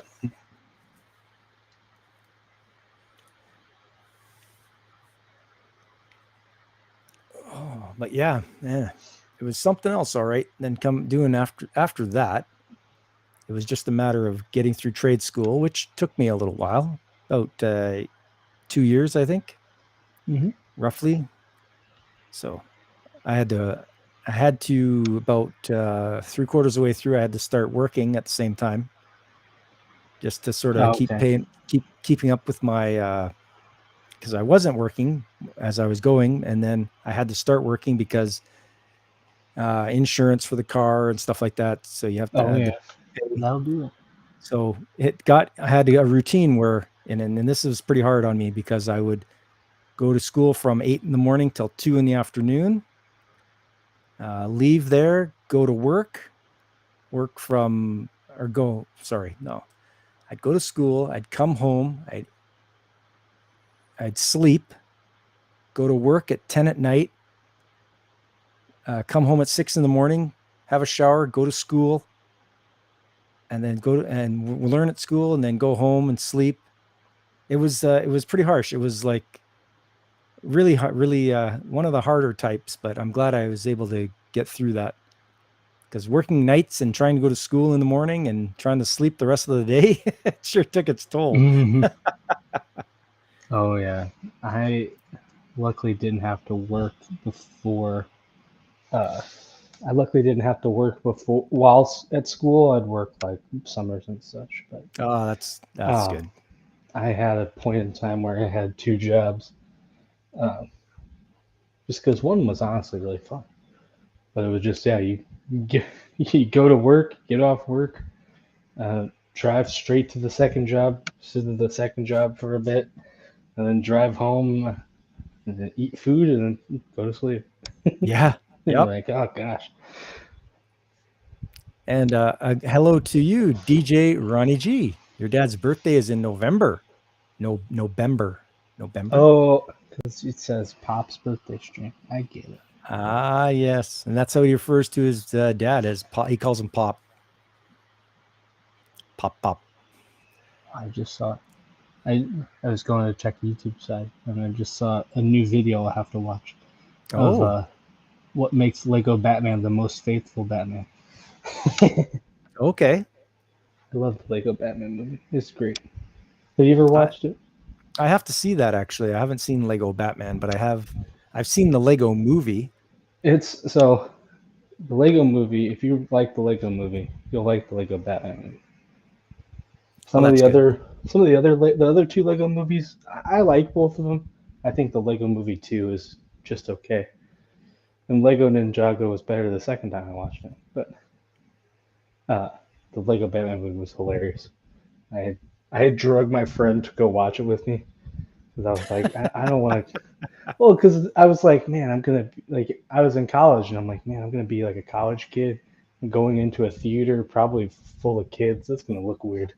I need someone to go with me. So these, it's like, oh yeah, they're just watching a movie. Oh, and even Alex Moore agrees with you. Lego Batman is fantastic. Yes, it's so fun. They do a good job in those movies. I'll talk about it one day, I'm sure, but they do a good job in the movies of quantity or their humor. They have I'd say a little bit for everyone. A Oh, lot that's of good. them, and they have some adult humor, but it's not too crass. So it's not like you know you have to explain what does this mean. But it is Yeah, like that's good. you watched. I don't have to explain to you. You watched the Lego movie. You know. Which one? what was it? They're such a good guy. They make all cool things like voting machines and surveillance systems and all the history books. Wait a second. Yeah. No, you're right.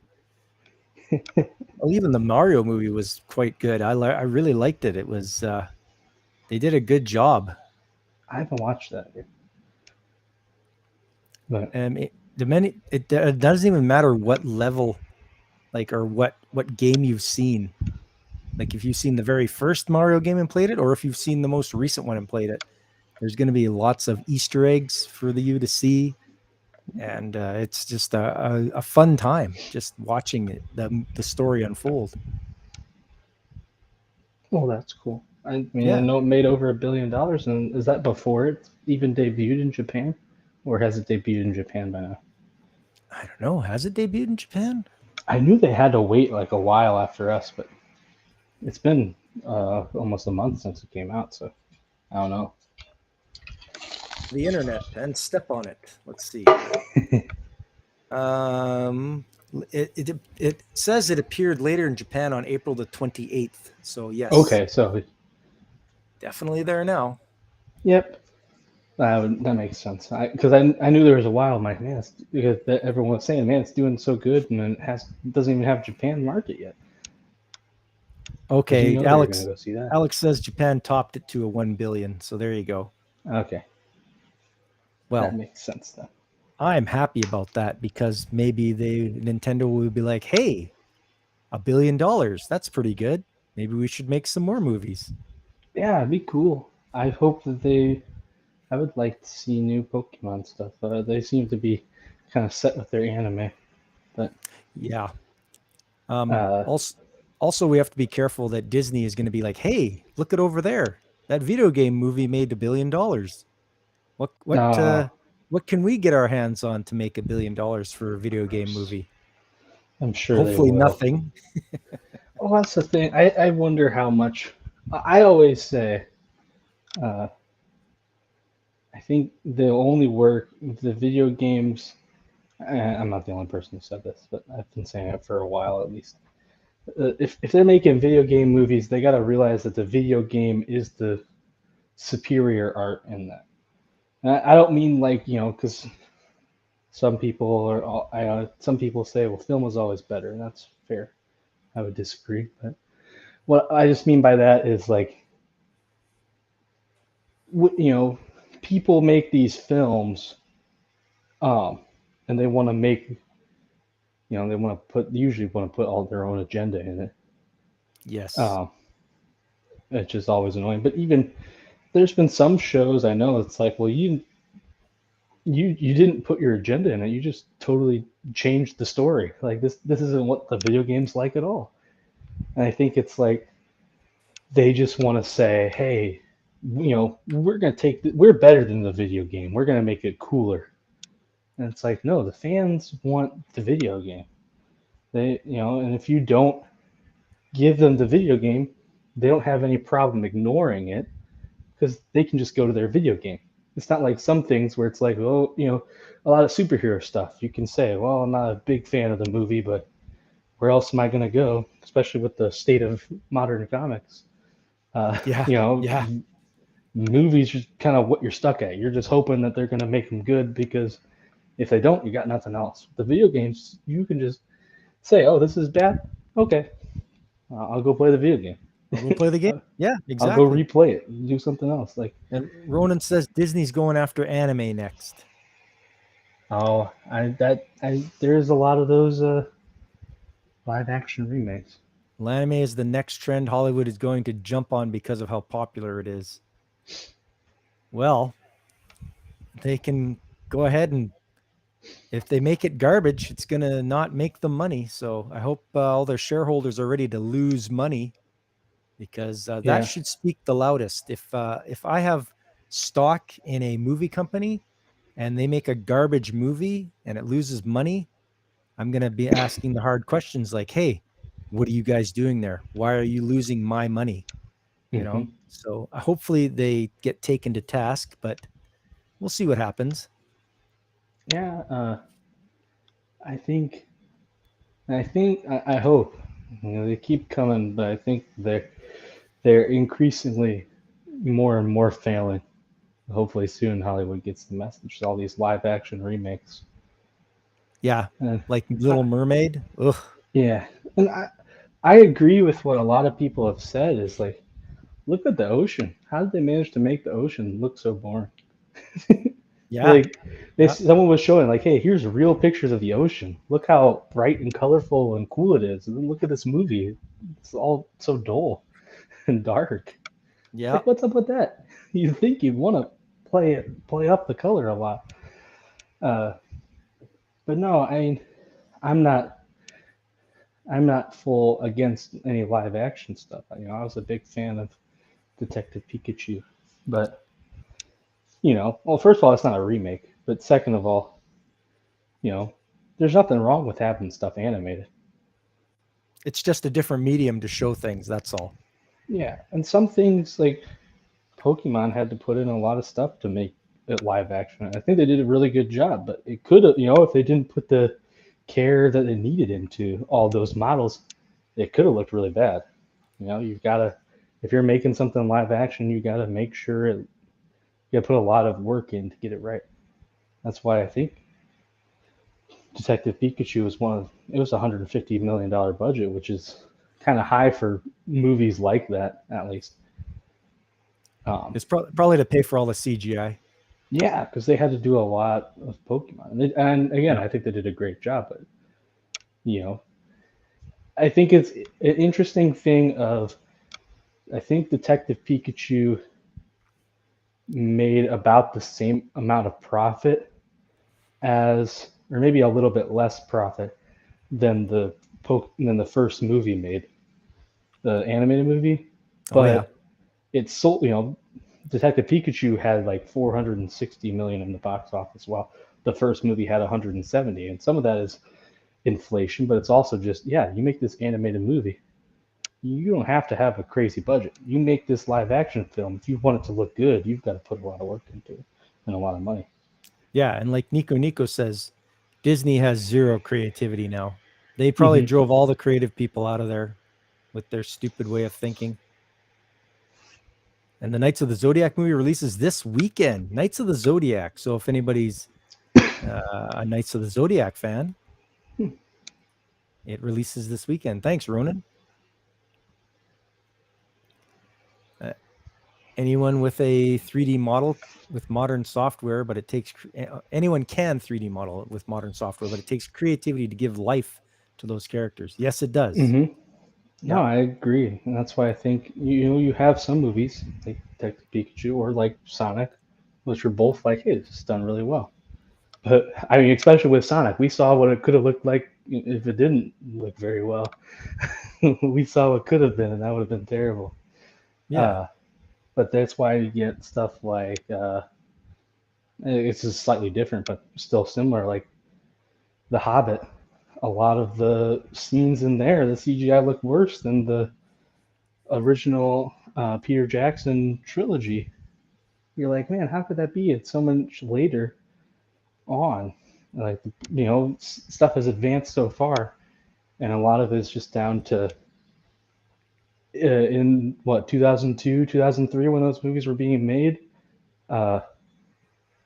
You had to have guys who were on top of their game, stressing every detail, if you wanted that movie to look anything passable, because they were on the very cutting edge getting this stuff to work, to the point where like Smeagol, they barely showed Smeagol at all in the first movie, and then new technology came out in between them filming the first and second movie. They're like, oh, we can do this now.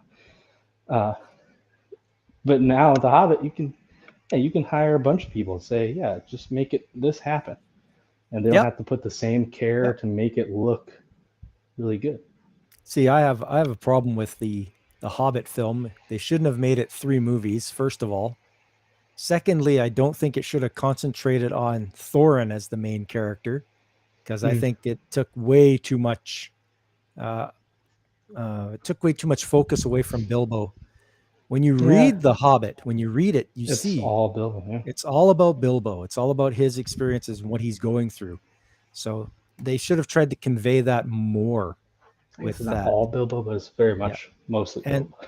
yeah, and the extra stuff they put in, like the romance between Toriel and Philly Nah, or Killy, and it's just like that I wasn't in the book. I Legolas isn't in only the book. I only watched the first movie. I didn't like it so much. I'm like, I'll Okay. pass on this trilogy. Yeah. But I just remember watching the first one. The biggest thing was like, first of all, they kept talking. Oh, look at these orcs. And you're like, what? What are you talking about? You guys add these guys in. What are you doing? And then Yeah. just remember the CGI. They made the whole. I didn't think about this until someone else brought it up. But as a point, the whole point of that barrel scene was how important it was to have. It was Bilbo's first test of like, hey, the whole point he was brought in was so he can, he can be sneaky and all that stuff. He's a And burglar. yeah, he's the burglar, and it's like while all these dwarves are like, come on, we can fight our way out, we can do this, and they're like, no, you're gonna die. He thinks of this cool idea that is risky, but it works, and it's like, oh, he thought outside the box. This is how valuable he is. Instead, they turned it into a really poorly CGI'd fight scene. And you're like, well, that kind of defeats the point of what Bilbo did in that scene. Yeah, they were supposed to sneak. They sneak out. Originally, they sneak out quietly through there because that's the only way they can get out. And it wasn't supposed to be a big fight scene with orcs and all that. Yeah, it was. Yeah, it is what it is. But yeah, I just I don't need to watch the rest of this. I agree with Nico. Disney was innovative in the early days, and yes, they would reuse animation, but that was just to cut costs. If they could get away with reusing it with a different character, they would, just because it would cut the cost and time and time and money for reusing those. What did he say here? You went to Detective Pikachu with no explanations and came out very happy and wanting another movie. The main kid did a really good job. Yeah, I agree. I liked what the kid did. I think apparently not a lot of people were a fan of him. And I know this happens with Sonic too. I've heard a lot of people say, "Oh man, they need less human scenes." And I'm not advocating for more human scenes. Yeah. Like, it's about Sonic at the end of the day. That's what I want to see. But I thought the human scenes were, good enough. I didn't sit there and think, "Oh man, I hate these."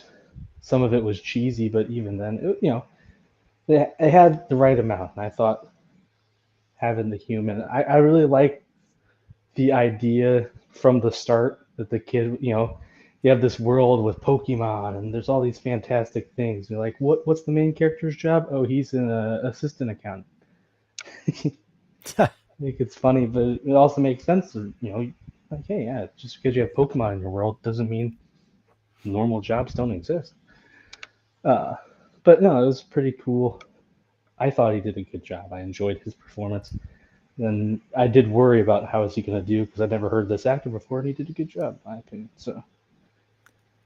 Oh, Jake D says they won't rest until all our waifus can no longer be objectified and updated for a modern audience. This is not what our forefathers bleed for at Normandy. Yeah. It's true, comrade. So how early are we talking, Ronan? You can agree when they started, but about around the 60s and 70s, they started to be a big decline in work. I would say that, well, Walt died in the 60s, so he couldn't oversee the work anymore. And I'm sure he was a pretty harsh taskmaster when it came to doing the quality that he wanted. So, well, hey, we don't know. We don't know if he died, right? He's still frozen somewhere. There's rumors about that. Rumors that he's cryogenically frozen or something like that. So I don't know. It's just, I know that during that, after his death is probably why things went downhill, because they didn't have, no one ever cares about their stuff more than the guy that created it. Like, look at George Lucas, anybody that has their creations. And if they if they hand them off to someone else, or if they die and someone else takes over, they're never the same as when the very first guy creates it. Yeah, and they always talk about, the three generations, which we've seen with I guess that doesn't really count for Walt Disney because I don't think, it went to, it was corporate after him.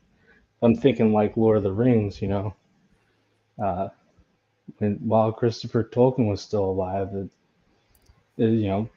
stuff was pretty good. People like, not everyone liked the animated stuff, but a lot of people liked the animated stuff. And then you had the live action Peter Jackson films. Yep. And I think Christopher Tolkien could be a little bit of a curmudgeon sometimes because reportedly he didn't like the films. So I'm like, what? I heard that.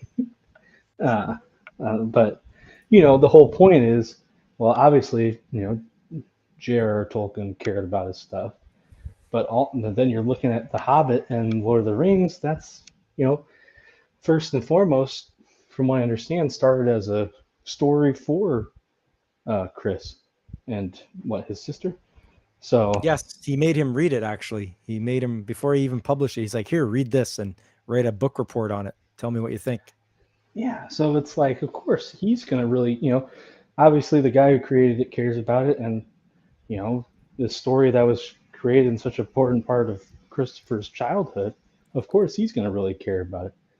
Then you get to the grandkids, and there's like, hey, I don't, they don't care about the stuff as much because it wasn't ever important to them. It was just something that they were associated with, and Amazon comes knocking and says, hey, can you sell this to us? And we'll give you a bunch of money. They're like, oh, sure.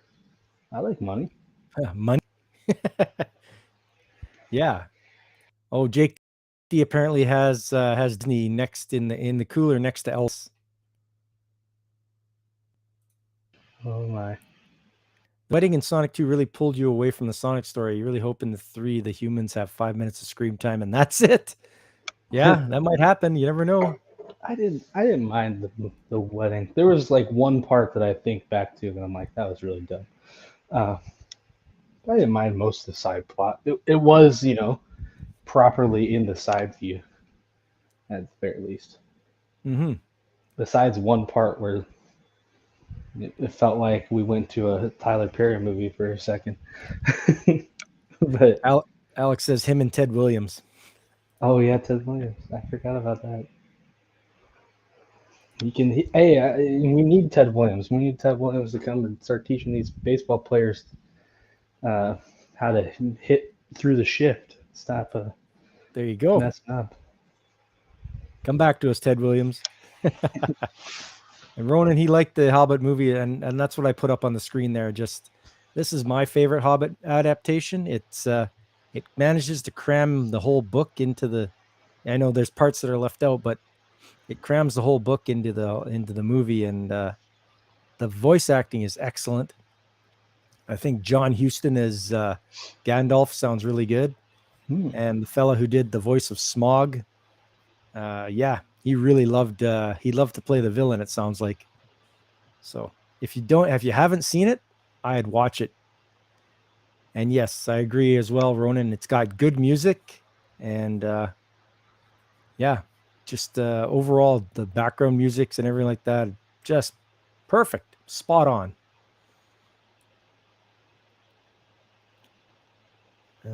So random, just going back to something we were talking about. Early, the Toronto did win tonight. So they survive. They get a second round win, their first second round win. Wow. I bet you they're just partying down in Toronto now. Yeah. Good. That'll get their hopes up and then dash them against the I was hoping they would get swept just because people were joking about, man, wouldn't it be funny if they finally make it and they make it to the second round and they don't even get a win out of it. But yeah, we'll see. I guess they're going back home for game 5 now. So. But We'll see. It Yeah. only they said only 4 teams ever have come back from down 0-3. So if Toronto comes back, that'll be historic. And at that point, Yeah. because I think the 3 teams that did it were like in the 40s. Toronto did it to win the cup. I don't know what the second one was, but in the third and fourth one were Boston. Last time Boston won the cup, they came back from 0-3 in the third round. And then the Kings, is that 2015 when they beat the Rangers? Yep. They came back, reverse swept the Sharks. I still remember that because that was when the Sharks were pretty much the Leafs of never being able to win in the playoffs. And it's like, oh, look, they're finally getting it. And then the reverse sweep, you're like, oh my gosh, what are you doing, San Jose? Had Prime Pavelski, Prime Thornton, still couldn't get it done. Yeah. Yeah. Couple of bolts in the neck, Jake D says, and good lightning storm. He'll have Ted running good as new. There you go. Yeah, welcome back, DJ Ronnie G. Hello. So the I've pinned in the top there. If anybody wants to join in and for a chat, you can click on the link and I'll let you in. We'll if keep you're on going. thinking, man, this Whoopa guy, he has terrible takes. I'd like to show him. I'd like to show him what's give him the little what for. Make sure you clip those hot takes, everybody. Those are hot Whoopa takes. So yeah, here you go. Picture of Smog from the animated. He's pretty mean looking. Doesn't look like a very nice guy. No, he is not. But apparently, though, he is like one of the smaller dragons. Oh yeah, that's right.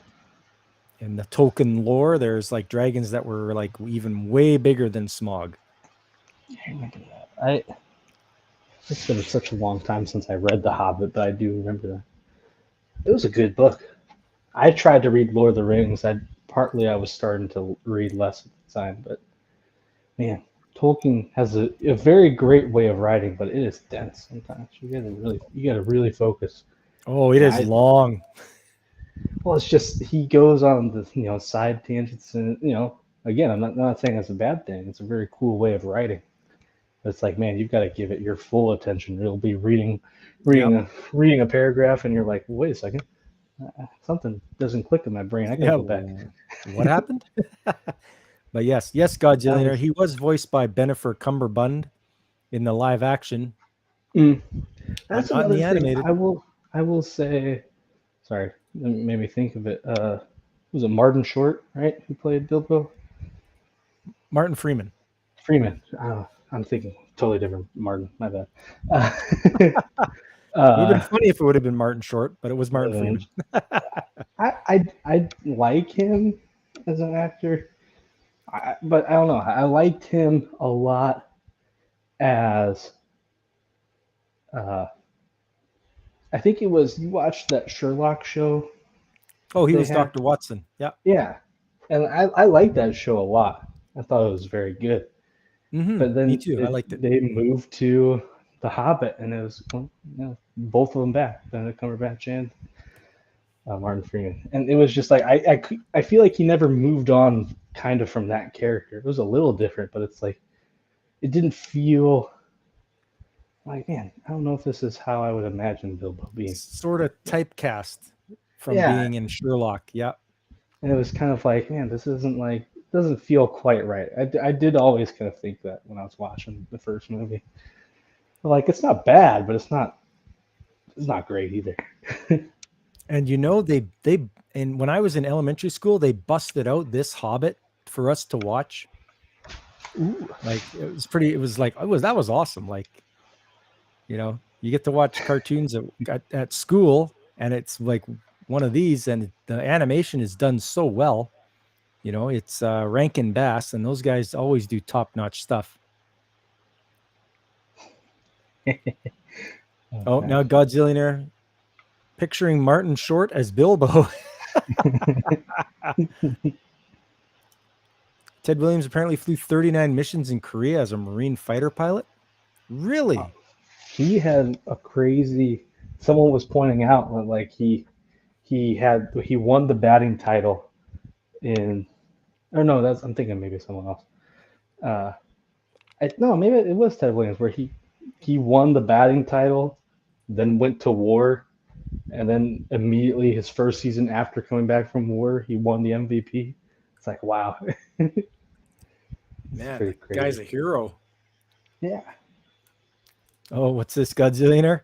Dr. Smog and the Multiverse of Hobbits. Yes. oh gosh. Yeah, there's a lot of good old animation. Even if I always think a lot of the stuff when you're limited by technology, that's when you get some of the best stuff. Yes. Not everyone, I'm sure, would agree because I would include the prequel trilogy in that. I really like the prequel trilogy, but I know that is sometimes a controversial take, depending Yeah. on who you ask. But stuff like one of my favorite Christmas movies is always Rudolph, the claymation. It looks so great. Once again, I think that's Rankin Bass, and they do a good job, right? That came out in the 1960s, and it holds up the test of time. It really does. Yeah, there's a lot of good stuff and a lot of the animation. Even if you can, there's points in time where you can, if you look back, sure you can nitpick and like, oh look, it's kind of choppy here or whatnot. That still looks nice. Like it's all you can tell. There's a lot of care in it, and you can get the feel of it. I think that's one thing that certain video games and such, where people can say, well, the graphics they're not very good. And you say, oh, that's true, but you get from the visuals, you can get the feel of it. So even if the animation maybe isn't the best by modern day standpoints, they really tried hard to make you feel like you should in the story. And it was about using your imagination as well. That's what a lot of us have lost, the use of the imagination. It's like, yeah, here's a dot on a screen and it moves around. That was the best we had, but then it was up to you to use your imagination, and that's what we did. Mm-hmm. No, I think there's a lot. Yeah, there's definitely a lot of that's been lost. I think from a lot of kids, and even I didn't go out and play outside a lot. I did with my cousins, but I was always inside. But Yeah. I wasn't inside hooked to a screen, even though I'm sure I wanted to be. Yeah. But I thought of all these, oh man, what if you made this whole universe, or what if even if it's just about sports, I know multiple times I'm like, oh, I make this, I'm going to make the whole NHL, but what if I was in charge and I get to trade these players and you get to, Yeah. I used to have football guys where it's like, okay, I was, for a guy who was really into sports, I was super nerdy about it. Like I'd have guys and it's like, oh, okay, I'm going to roll these dice. And if you get one dice is the defensive player, one dice is the offensive player, and whoever gets higher score is going to make, defense gets higher score, he makes the tackle, and it's a big, all this stuff where it's like, yeah, I used to make my own games, and I think my siblings do a pretty good job of that, but even then, I feel like there's a little bit of that is lost. It's like, yeah, you've got everything for you.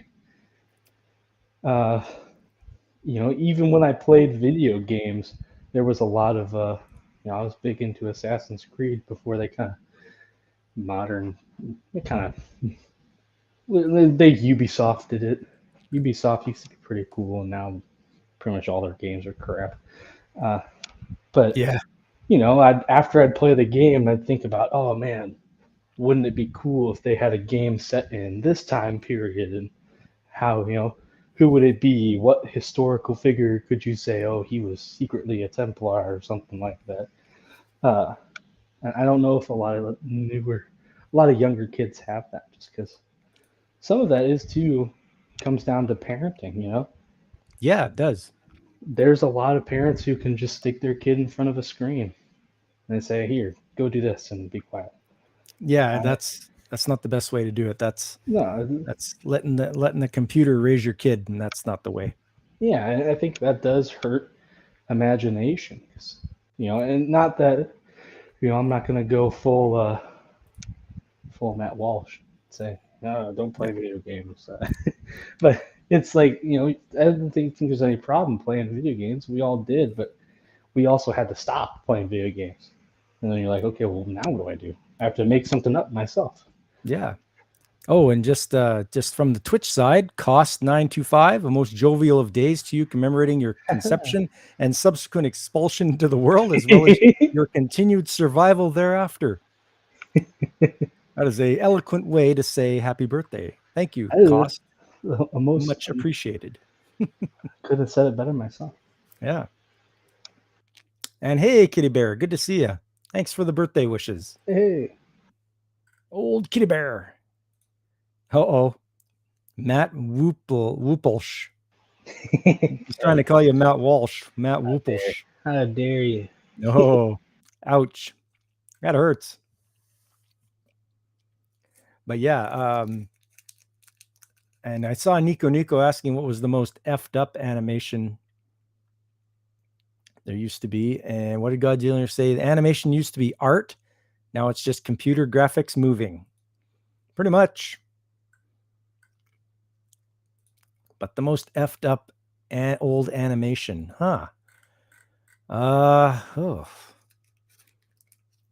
there's a lot. There's a lot to think about, especially for me. Said, yeah, he said heavy metal. I watched that. It was awesome. It's got John Candy in it doing voices and Harold Ramis. There you go. And it's got good music. It's a weird story about this green orb called the Lochnar, which goes through history and such, and the people whose lives it affects when they come into contact with it. It's pretty crazy. Huh. That's the first I've heard of that. That sounds cool. It is. It's like I say, it's right from, I think it's 1980 or 81, but the music that goes with it, oh, just awesome. Oh, Jake D, you got to go. Much sleepy. Thanks, thanks, Jake D, for being here. Glory to Stotska, Comrade General. Yes, glory to be Stotska. Yeah, and Godzilla goes on to say, heavy metal is awesome, but totally effed up.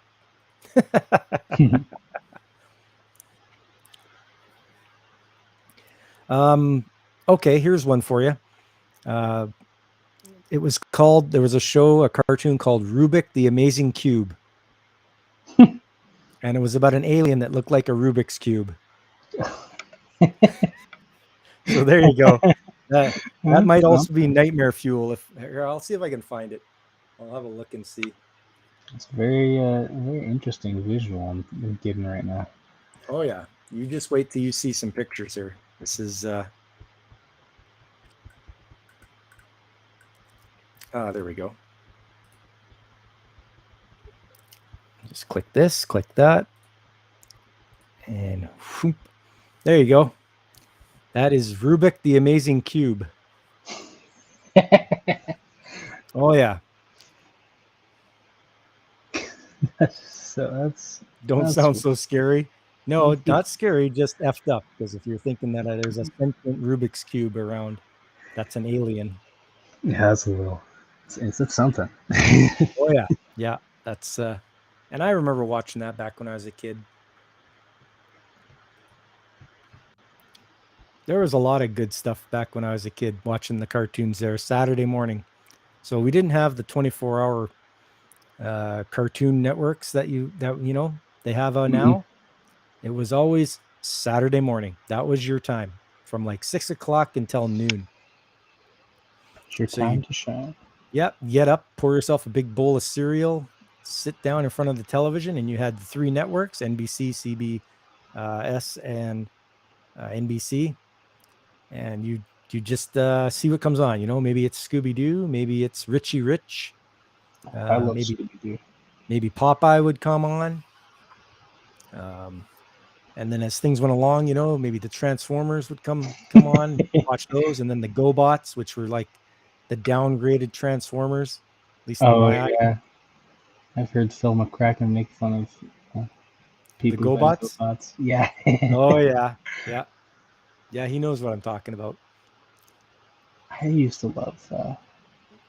They used to have a. What's that? Go ahead. Oh, my grandma had like old tapes of all those Scooby Doo's. Whenever Oh. I'd go to hang out with her, like go to her house, we got to watch that. I'm like, man, this is so good. I prefer that to a lot of the. I mean, obviously the modern Velma. Of course, I compare. I prefer. Pulling my toenails off to watching that. But yes, I'll take torture. Thanks. But even they had like they had what I think it was Mystery Incorporated. And yes, I remember that one. And there was so much, the mystery solving was kind of cool, and it was cool when they had expanded on people's stories a bit, but there was so much like romance in it, like who's upset at who because they were dating at this time, and it's like, oh my gosh, I feel like I'm watching some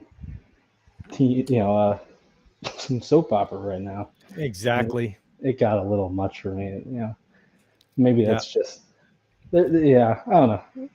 I know there was always like kind of implied relationships to a point. Once you add the drama in, it's like, oh goodness. Oh yeah. Or did you know they even had a Dukes of Hazzard cartoon? Really? I did not know Dukes of Hazzard. That. Yeah, that was that was funny. And what else? They had there was such a list of ones to watch. It was the golden years. The golden years of being able to watch. Years. Oh yeah. Yeah, and I was fortunate enough to live through it because it was, and then people my age now are probably looking back and hopefully with the nostalgia glasses on, and they want to see some of those old shows again, like Heathcliff. I don't know if you remember that one. I've heard of that, but I don't know if I've watched it. I know I watched a bunch of this isn't cartoons, but it's kind of similar vein. The Andy Griffith Show, Leave It to Beaver. Oh, yeah. Those are still kind of fun. Especially I like the Andy Griffith Show. Yeah. That's starring that's got a young Ron Howard in there as Opie.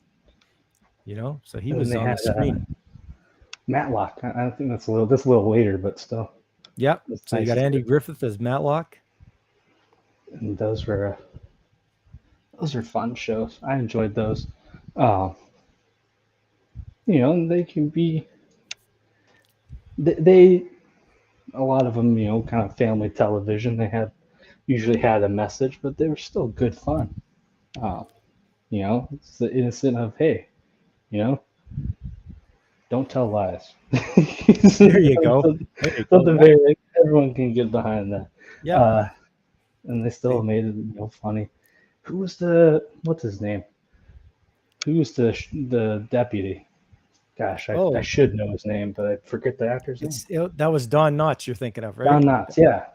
He was always funny. Yes, yeah, because he afterwards I saw him in a show called Three's Company. He was the landlord there, Mr. Furley, and it was pretty funny watching him. Yeah, and I think this is something. I think Nerporio said it, and I would agree with them. Proof. In the end, everyone we try to find new comedy, all this new, what's new, what's on the cutting edge. But at the end of the day, it's all it all goes back to slapstick. That's the peak of comedy right there. And I love watching. We used to watch the old Three Stooges. That stuff. That's still funny. I love that. It's sad some of the stories behind it all, but the show was great. There's so many old cartoons that are good, or not all cartoons, old those black and white TV shows that were just great. Yep. And yeah, Which- older cartoons were great. Yeah, which weren't originally television shows, right? They were films that they'd show at the theater, little shorts or whatever.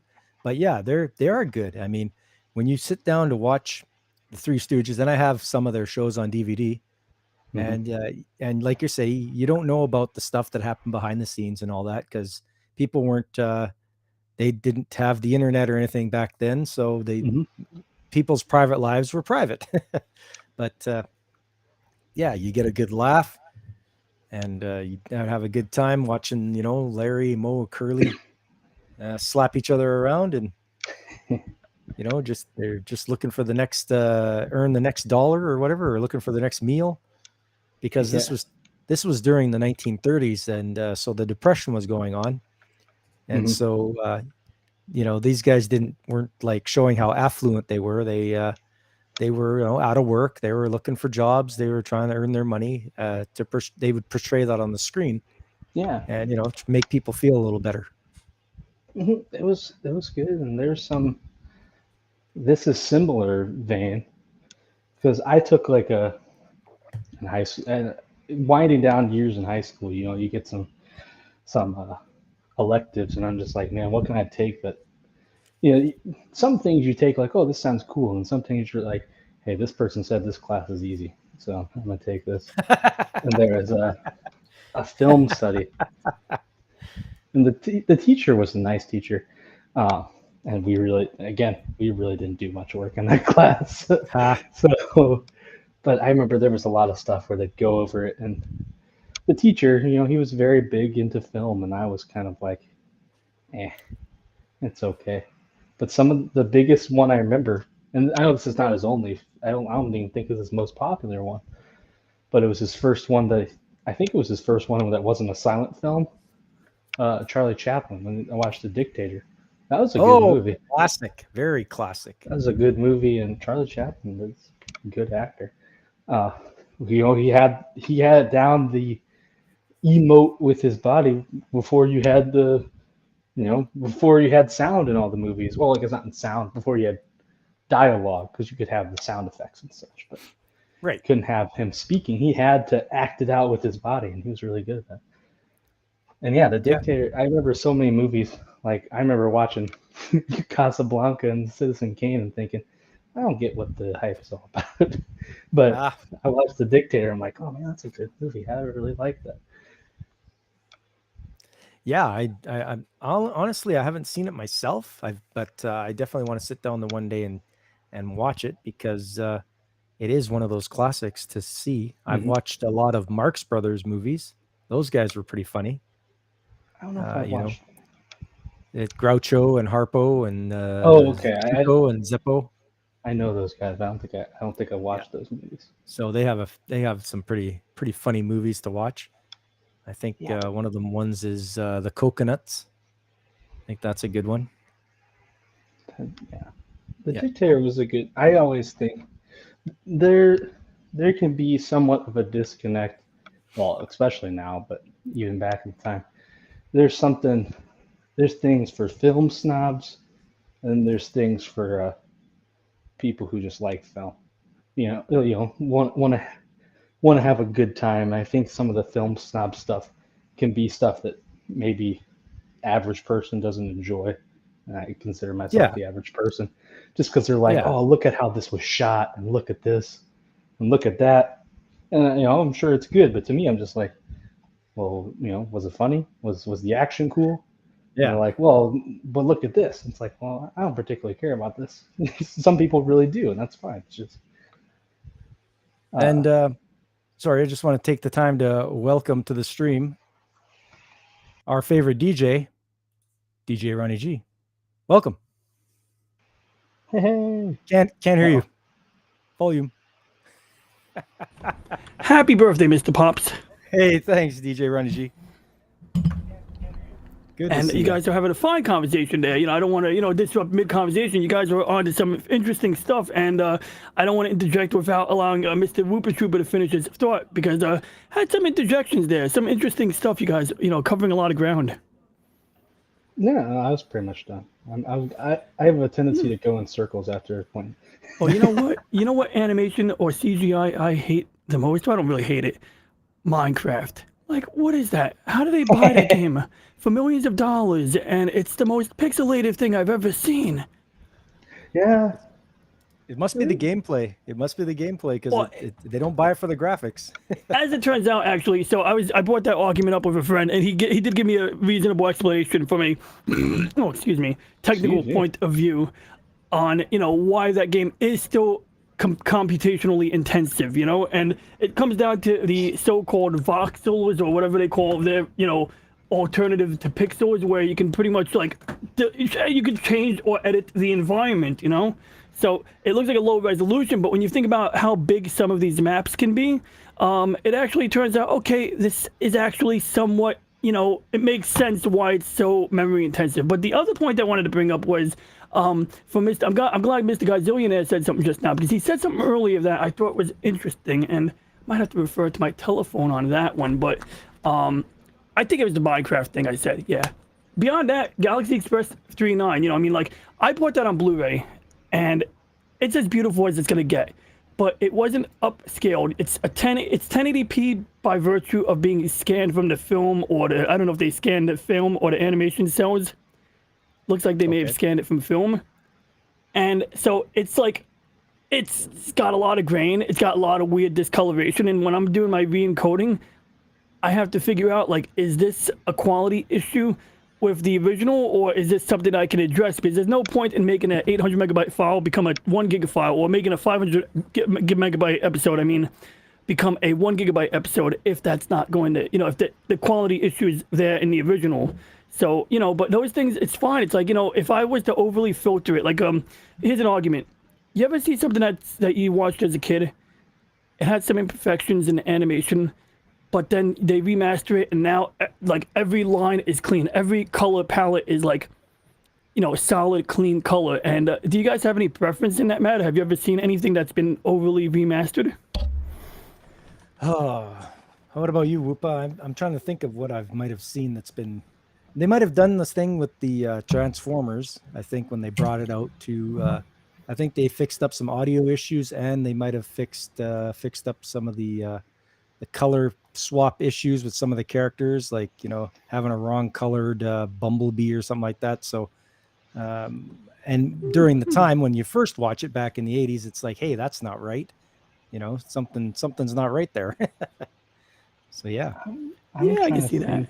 The only thing I can remember, I think I remember something being, I don't know if it was what I was watching it on when I was little, or if it was just the tapes when I was little.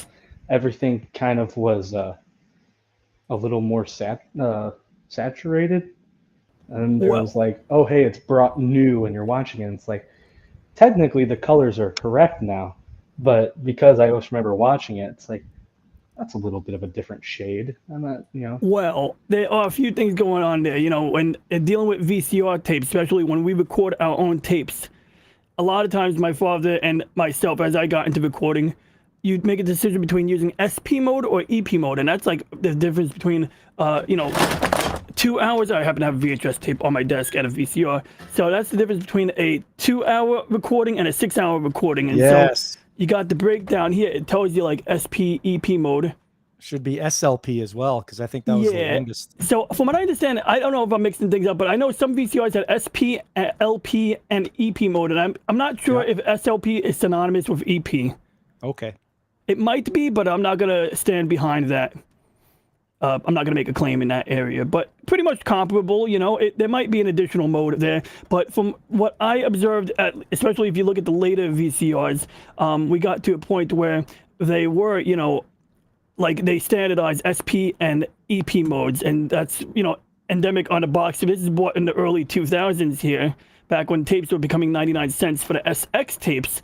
However, this box is from an EHG tape, which is not a $1 tape. So, of course, they did have fancy grade. So my point is, in EP mode, you'd actually get lower lines of resolution. So with VHS, we're talking about something in the order of, I think, 240 lines of vertical resolution. Because back then, with analog transmission, we were using something called interlaced video, and we were not using pixels in a conventional sense. You didn't have like a horizontal by vertical, situation there. You did have them, but that's not how it was broadcasted or how it was formatted. And so when you had a good quality copy, I think you're talking more in the order of like 400, in fact 480p, right? So you have 240i or 480p, I think, and you got like 480i, I think was the best a TV could do at the time, if I'm remembering correctly. And so bottom line is, like, you're getting an EP mode tape that's got basically the resolution cut in half versus what you buy in a brand new big box, where you'll notice that a blank tape will have more spool on it than a tape you buy. Like, I buy Pee Wee Herman, let's say. That's going to have a lot of empty space inside that cassette. And then lastly, if you get one of the 8-hour capacity tapes, in EP mode or SLP mode, the 8-hour capacity tapes presumably had to use a thinner physical tape film or substrate, whatever it's called, to accommodate that. So these all affect the quality. And then finally, the TV set. So question, Whooper Trooper. So did you say you made this observation when buying a brand new tape and putting it into your VCR on your old TV? No, I think this was like when you get something that you used to watch on a VCR, on a VCR tape, and then you get, hey, here's a CD of it. Okay, like, CD, DVD type shit. Yeah. Pardon my French. Yeah, I got you. Okay, yeah. Then also another thing was DVD. You definitely get a cleaner, image there. But if you're watching on a more modern TV at that point, it kind of throws the subjectivity of our science around a bit, right? Like, I remember my primary family TV and the TV that I inherited for a while for video games. Like, okay, so we had a Sharp TV from like probably the early 80s. It had a nice wooden, cabinet, a big speaker, mono speaker on the bottom. Mm-hmm. And as it got older, you started getting bleeding colors. For the last like 4 or 5 years of using that TV, up to like 1996 or 7, we had to hook a second TV up to it to get sound, because the tuner malfunctioned and no longer produced sound. So you just take a second TV, tune it into the same channel, a little black and white TV, and that was our speaker output for like a while there, unless we were using a stereo on a VCR. And that TV had bleeding colors. And then when my parents got a Sony Trinitron, you guys ever have a Sony Trinitron type TV? No, I can't say I did. Oh, they were beautiful. Oh my God. So they had two types of Trinitrons. Sometimes you'll hear the video game, old game nerds talking about the professional grade Trinitrons, which they hook their Super Nintendos up to and their Sega Genesis. And, you ever see that? How there's a subculture of people who, love their CRTs for gaming? Yeah. Yeah. So there's some logic to it, but that's a different topic. In short, if you're ever curious, look into the topic of a sonic waterfall. And essentially, the way that interlaced video works is you're alternating. Instead of changing the entire frame in progressive scan, like a motion picture film is just film, but it's still similar to progressive scan because it's one frame at a time and, in sequence. And that's how you get the illusion of motion. But on analog TV, on VHS tapes, anything like that, what it would actually do is it would take this entire image and divide it up into two sets of lines, Group A and Group B. And so essentially it would take my picture here, split it up into two lines like this, and it would just swap them out. Like, so, like, instead of the next frame, this is like the previous frame, let's say, it would go away.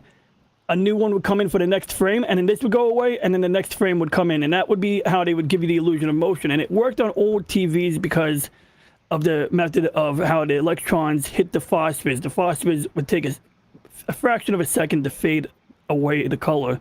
And so you never saw those horizontal lines on a CRT, but you ever play a DVD in a media player or hook a TV tuner up to a computer, and sometimes you'll see when the baseball is moving fast or something is moving, you'll see these ugly horizontal lines called combing artifacts. And so that was something that like they would have to, that you encounter. And so when you're watching a DVD on a DVD player, if that thing was interlaced, a lot of DVD players had a built-in de-interlacing filter. And I actually have some video I can demonstrate that with in a moment.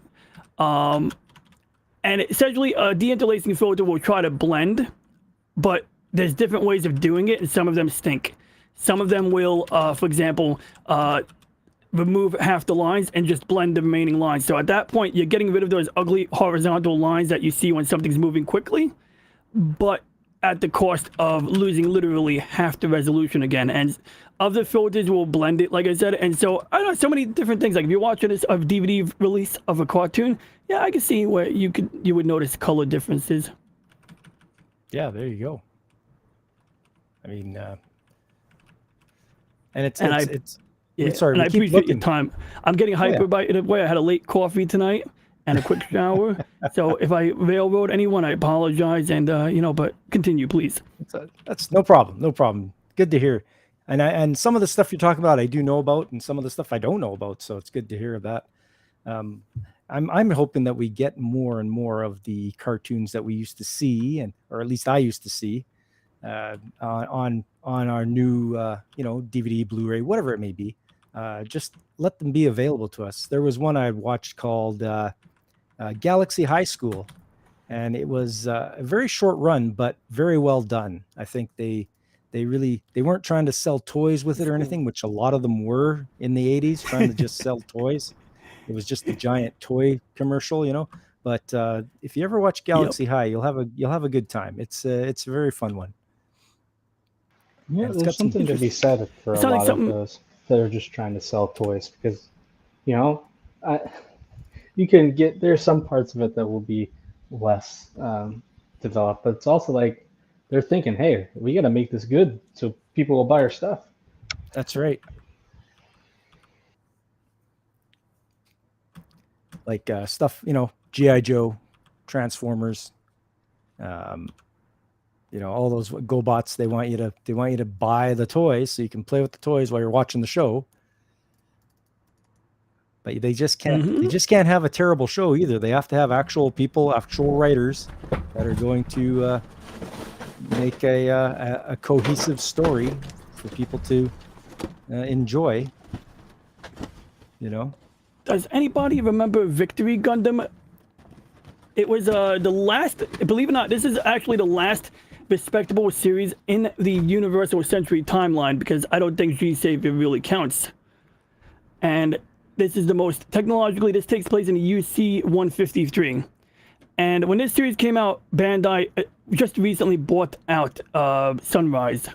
And so Tomino, the director, was basically being told, hey, look, we want you to have these weird vehicles, like a giant snake, a giant mechanized snake, a bunch of weird stuff that, doesn't fit the motif that I enjoy most. I mean, I enjoy the realism. I enjoy having core fighters. And especially the Victory Gundam was unique for its utility and ease of, maintenance. The fact that you can operate it off the back of a truck. They spend the first 10 episodes on the back of a truck, basically on guerrilla bases. And so my point is they forced Tomino to have a bunch of other crap in this series, not just a mech that can transform into 3 different modes, which are listed here. You got the standard core fighter. You got boots mode where the legs basically are part of the core fighter, and you got the hangers where the arms are part of the core fighter. And the idea is similar to the original series where they can launch the parts separately and have Amuro, or in this case Uso, docking with the parts. But the other mobile suits were weird ones, like I said, just exotic shapes, very almost natural shapes. And so Tomino got upset and made it a Kill 'Em All series, basically, where he kills off a lot of characters. And my point is that was because Bandai, being Bandai, the toy company, wanted to sell more toys. And when you were mentioning this subject, it kind of reminded me of Victory Gundam. Yeah, and a lot of parent groups were getting upset in the 80s about that, just thinking that these cartoons are just giant toy commercials, and so they tried to reel them in on that and not have it like that. But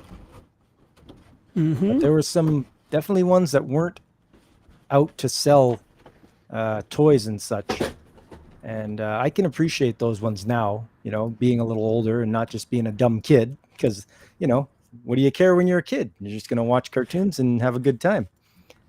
There was a lot of news about that, kids watching commercials and then bugging their parents until their parents buy a toy. And sometimes it was fine, but they got to the point where the marketing was very deceptive. Oh, I'm on the wrong thing. Very deceptive. I mean, like the McDonald's one, freaking McDonald's one, where you could have your own McDonald's kitchen, and like they made it like you could cook burgers on this little plastic grill, and you know, realistically, you cannot do that. And when you bought the thing, it came with like peanut butter, and as it turns out, that's how you were making your burgers. You were making them out of peanut butter, basically. Yeah. Oh, there you go. I never had one, but yeah, that's just kind of deceptive on their part to try to get people to buy their toys. Oh, and Godzillionaire thinks that Gundam UC time limit is the worst. It's so boring. Oh, Godzillionaire. Well, you are, Mr. Godzillionaire, as a millionaire, as a wealthy kaiju, you are entitled to that opinion. Yeah, you're entitled to that opinion. I mean, I could see, look, I get it. I mean, like, I used to be the biggest hater of G Gundam, and I still haven't really watched it, but, you know, I've softened up to it in, like, the past 5 or so years, because I've come to learn, like, it's just like that movie Doctor Strangelove. You just gotta love it, you know? And I learned that you don't have to take it seriously. You don't have to take the geopolitics of, you know, Earth versus the colonies or whatever they're up to. Earth, you know, Sweden, Neo-Sweden, right? Or whatever the heck it is. Like, you just gotta have fun. I remember this one picture. I'm gonna find it right now because I love this picture. And it was, let's see, G Gundam, best idea ever. I'm sure I hope this comes up because that's like what the caption says. It's got a picture of a bunch of more. Yes, I found it. Oh, I love this picture so much. All right, good. I'm gonna load that up in a larger panel, and it says page. Ah, there we go. Good. All right, we're gonna full screen that. Whoops, wrong screen. That button. Yeah, and I mean that is like G Gundam in a nutshell. And this picture kind of like went a long way in making me fall in love with this show, even though I've never watched it before. Like I just love the absurdity of this. The best plan ever. And I mean, you got like. It looks like almost some variation of Armorer's Gundam, you know, straddling. You got something that looks like a Crossbone or X Gundam, and then you got like this guy here. He's got a freaking chain whip on the top of the rocket nose cone. So yeah, I'm sold. That's it. I'm like, I can live with this existing. Yeah, I can live with G Gundam existing. Yeah. Well, he said, what did Godzillionaire say? He said he loves Gundam Wing and G Gundam. Even IBO is good. The UC time limit is just so meh. I gotta revisit Gundam Wing, but I'm a hater because it introduced me to Gundam, so I have to give it due for introducing me to Gundam. Okay. But like, I don't like it because when I mention Gundam before I even get a word out about how great UC Gundam is, you know, if you're talking to a normie or, you know, a person who consumes normal media, they're like, oh, like Gundam Wing. I'm like, yeah. You know? And like, it just takes the wind out of my sails right there. Yeah, I got to say, I watched Gundam Wing when it came on television back in the 90s. So that's where my exposure to it was. Obviously, before that, I was a big Macross fan. Always have been ever since I saw that. So don't even get me. I loved Macross. Yeah. I really, I mean, you know, what I come to, I used to like, I don't know, first time I saw Macross anything was, there was like Sci-Fi Week or something, Anime Week on the Science Fiction Sci-Fi channel. Ah, yes. And at the very end of one of these showings of Galaxy Express 39, I mean, that's the only reason my family and my brother and I were watching that was because we saw a commercial of Galaxy Express. And this is a show we were watching on like the Long Island Public Access Network back in like when I was 5 years old. That was the only way we initially saw it. They would play a couple of episodes like here and there, and we watched it as a family for some odd reason and enjoyed it. And anyway, at the end of Galaxy Express 39, one of the movies, like a D or one of those newer movies, they showed a clip from Macross 7. In fact, I might have a clip from not the Macross clip, but I have a clip that's related to that. And I didn't show the other clip, but realistically, we're past that topic, so I'm not going to dig it up. But I do have a playlist here. But what I want to find is the Sci-Fi Week clip. Bottom line is they showed the scene of Neki Basra playing guitar in a mech. And at the time, all mechs looked the same. You know, it's like, oh, it's another Gundam-like thing. But, like, it stuck in my memory for decades after, like, that Macross 7 is the one with the guy playing guitar during a mecha battle. And then I stumbled into Robotech in 2004, maybe 2003. I saw only one episode, liked what I saw, only bought one episode because at the time I didn't realize I could probably download it, and ended up. Do you remember the Pop what were they called? Not Pop U, but they were like these mini CDs called Pop somethings, and they're not Pop vinyls, but they were like little CDs, video CDs or video DVDs of Japanese anime. So if you want the Hot Topic, they'd have them at the checkout, register okay. right next to the register. And so I was like, okay, whatever, $5, whatever it was, sure. I like robots, tech, cool. Let's see. And so for the longest time, I only saw the first episode, but they would say Macross City, and I would hear the word Macross, and I said, hey, is this related to that other thing I saw?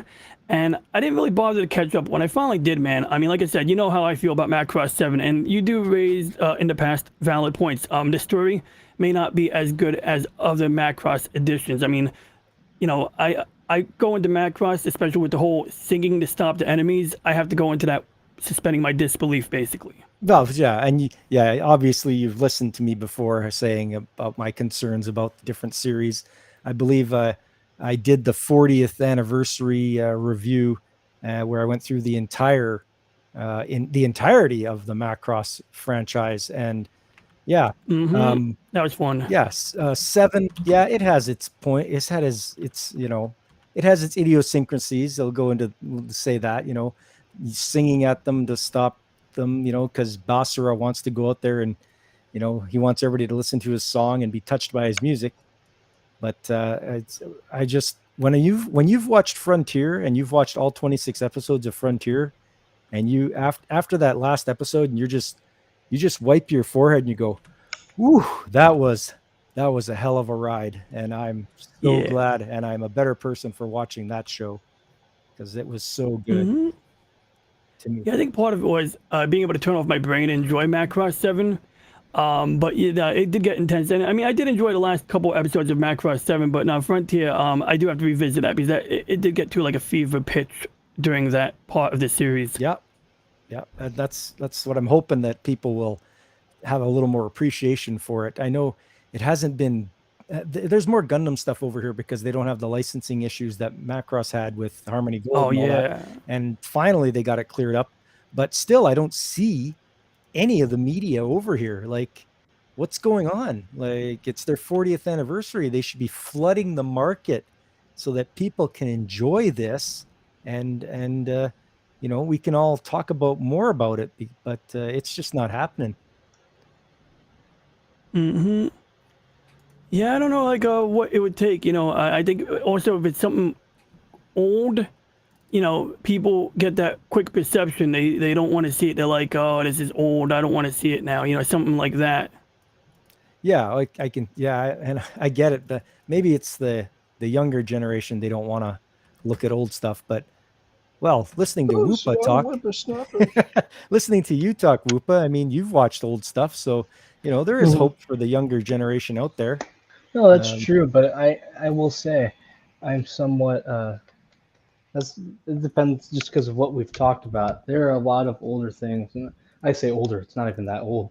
We were talking about cartoons from the 30s. This is just stuff from like the 80s that I know that I've told people, yeah, I haven't watched that. And they're like, what? It's a lot of just it's two things. First of all, once I got on my own, I was always about the video games. When I have free time, I want to play video games. But it's also just the thing. I watched a lot of the things my parents were like, oh, I like this. I want to show, Whoopa this. And, stuff like, I haven't watched any of the Terminators. That's one of the things that people are like, what? You haven't watched Terminator? It's like, yeah, it wasn't, my parents weren't that big into it. Not that they didn't like it, but it wasn't a thing that they really wanted to show me. But I did watch a ton of Scooby-Doo because my dad was like, oh, Scooby-Doo. I used to watch that all the time. You'll love Scooby-Doo. And he was right. I like Scooby-Doo. So there's stuff like that. I think a lot of the older TV, especially from my dad, was like, oh man, you'll love this. I used to watch this all the time growing up. And then he showed me and I was like, oh, this is pretty good. But in some of the other things, a lot of the movies from the 80s that people will be like, oh man, that's a classic. I'm like, I didn't watch that. My mom hated Scooby. Where's my bullet riddled Roy Fokker action figure? That was sad, Godzillionaire. Roy Aw. died. That was Yeah, sad. I know that was sad, man. had a I can main never look at character. pineapples again. Yeah, you got a main character dying. That's what blew me away too. Watching that show, it's like, you're watching it as a kid, and you're like, "What? This guy actually died? That's crazy. That never happens in GI Joe, stuff like that. That's why. Yeah, that's why I true. got pulled into anime. But yeah, can never look at pineapple salad again. That's I mean, right.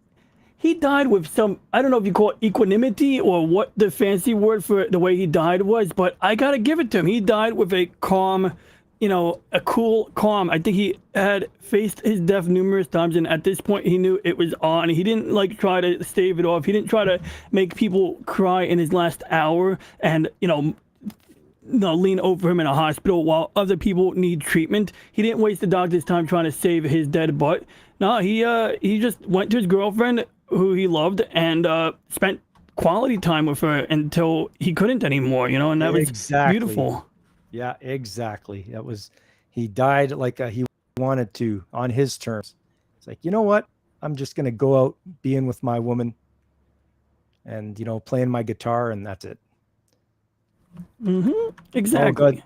Godzillionaire says, you haven't watched any of the Terminators? You're going to kick Comrade Leader Whoopa from the stream. You might want to take that up with Godzillionaire there, Whoopa. Yeah, what can I say? I have crazier things I've revealed. People were like, "Wow, you're an awful person."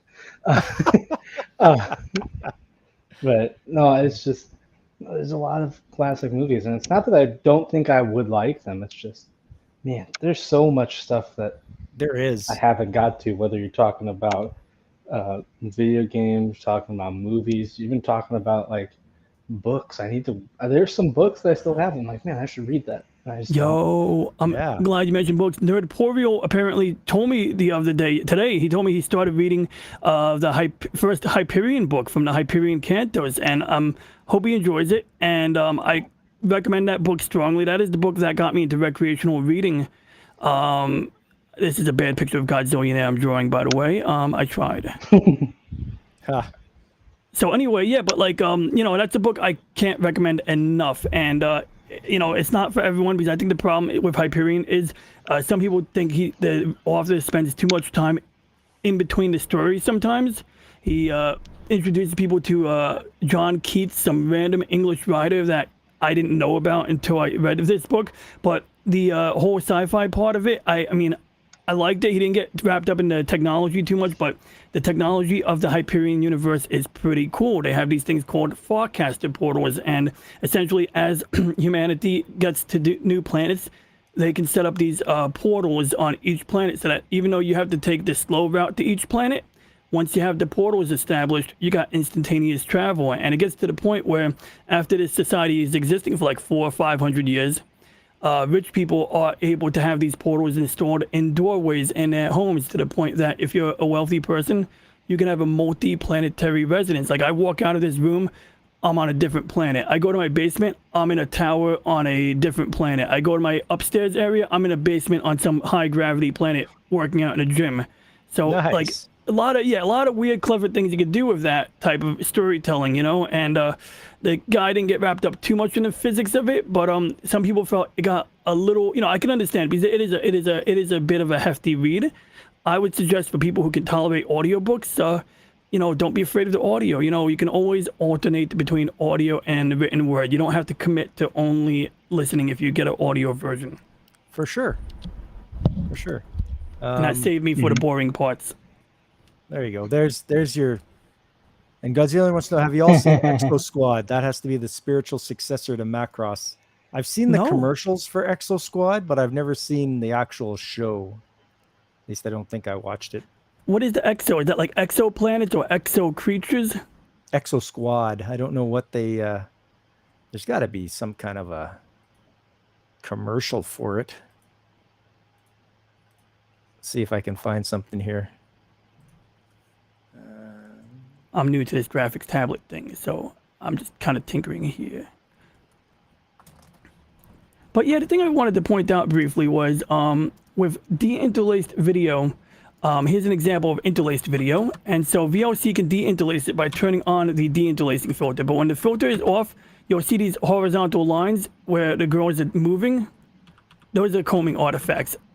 And the automatic filters can only do so much to get rid of it cleanly. But here's what happens when you process in a fancy way. Buttery smooth. I actually kind of did the frame rate up to 60 frames a second. But I don't know, I mean, you don't get the horizontal lines anymore, and I was able to retain the same level of detail, which wasn't much to begin with, but a lot of other de-interlacing filters would do worse. They would lose more detail than what we lost here. So that's basically an example of what I was talking about before. And then this is from a newer digital video cassette tape where the lines are a bit finer, and so on DVD, the lines will be finer, and so most people, or some people may not really care or be bothered, but anytime I re-encode a DVD and I see that, it drives me bat crap insane. I'm glad that like in the recent 6 months or a year, I was able to, you know, learn ways to, you know, address that so that now, you know, especially with home videos, like, you know how many times I've done some of my parents' home videos? I've done them like 3 times over the past like 15 years. And this is going to be the last time I digitize these tapes now that I have a bulletproof or solid method. And that's what I wanted to share. But getting back to the Exoforce. Right? We were talking about Yeah, Exo Squad. Let's see. Exo what we got Squad. here. I'm going to Exo write that Squad. down. And Godzillionaires mentioned that. Bump. Do that. Everybody see that okay? Let's see what they got to say here. I don't know if you'll be able to hear it. Recruit! Levanus and his Neo-Sapien E-frames are attacking! Sergeant Jack Owen, armored canopy down! Get into action along with me, Wolf Brodsky! I'm gonna give him a taste of my Gatling gun missile launcher and grappling hook! You guys hear that okay? Yes. With his fusion cluster missiles and exo flamethrower! We even got backup! It's madly blasting away! They're turning tail and heading home! I'm gunned it out classed again! Looking for more excitement? The Exo Squad video game is coming soon. Well, look at that. Exo Squad video game. It seemed like a fun tie-in. Yeah. I didn't So know was they had this- a video game. So it was a cartoon and a video game. Is that Yeah, right? it looks like it. Yeah, it looks like it. Was that the one Godzillionaire, the one you're thinking of? He says the toys were amazing. Huh. Yes, I do remember seeing commercials for it, but I don't think I ever watched the show that I can Yeah, remember. I remember that. I do wanna remember say- watching. I want to say it sounds vaguely familiar. Okay.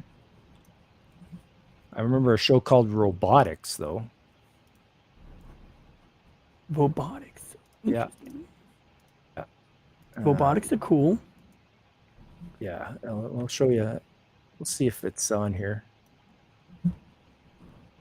I didn't even know I could do this. I could do chat overlays, even though it's not my channel. But I'm gonna take that off now. Just thought it's kind of cool. Look at you doing all But- that stuff there. But you know, I do once again want to thank Godzillionaire for pointing out that I was muted earlier. Thank you, Godzillionaire. Yes. Godzillionaire. Always on top of things. Literally, he's 20 feet, 50 feet tall. I mean, Yeah. Well, speaking of which, there used to be a Godzilla cartoon back in the 80s. oh yeah. Yeah. I remember that on the Calico. They had a boat called the Calico. And, To survive a cosmic storm that devastates their planet, the Protectons and Terracores are forced to transfer their essences into the huge, powerful bodies of robotics. And once again, the ancient hostilities between the valiant Protectons and the evil Terracores erupt in islands, each side made stronger by an organic interface with human beings. What's the future in your hands? yo, That was pretty cool. I remember Yeah. watching that show. it kind of like had that like Ghostbusters song vibe to it for like a second there too. Did. Yeah, it did. Totally. Dun, dun, dun, dun, dun. But yeah, the 80s were a Godzilla weird time. cartoon. That was the one where you had Godzilla was friendly, sort of like the '60s ones, right? Was that the Showa era? And you had Godzuki living on the boat, like he was on, Oh, and so he had sort of like like little tiny wings, and he technically couldn't fly. They were like almost like little bat wings. he'd always crash. That was the thing. Yes, And there was like one or two episodes where he did manage to fly. That's not really, once again, I'm drawing just like the French kaiju that Godzillionaire mentioned. This is not much of a Godzuki, but he had tiny wings. He would always crash. One episode, he was too heavy for the boat, they needed the boat to go quickly, so he managed to fly that one time really well, so that the boat could get speed, and the bow of the boat floated like an extra 10 feet or something. Like instant he was flying, the boat was like. And then the Calico, you can see the motors, the outboard motors sticking out the side of the boat, and they were getting good speed because for some reason they needed more speed in that particular sequence. Yeah, that was it was a good show. Like when you're a kid watching it, it's like, hey, cool, Godzilla, yeah, right on. And yeah, you'd laugh at the Godzuki's antics, his silliness that he got into. Like Godzillionaire says, the 80s were a weird time for his people. And we're talking weird 80s shows. How about Dinosaucers or Centurions? Yes. Centurions, interesting.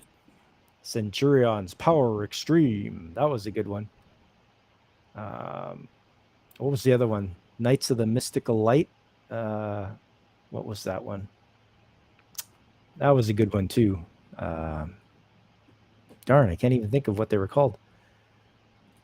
But he says 80s wasn't the Showa era. That was the Heisei. Heisei era? Yeah.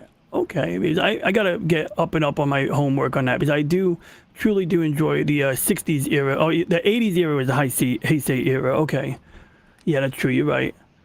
So was Godzilla friendly? Like I remember, after the original 2 movies, Godzilla and Godzilla Raids Again, Godzilla was adversarial, but then he sort of became like an ally of humanity, right? In the 60s, in the Showa era. Was he I didn't get up to the Heisei era yet. I'm still behind that. I'm still finishing the Showa era. So is he cool with humanity in the Heisei era?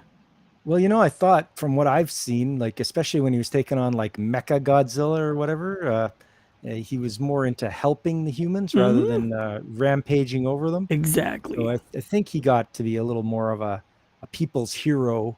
And they would say that in the movies, in the subtitled versions, Godzilla will help keep the Earth in balance.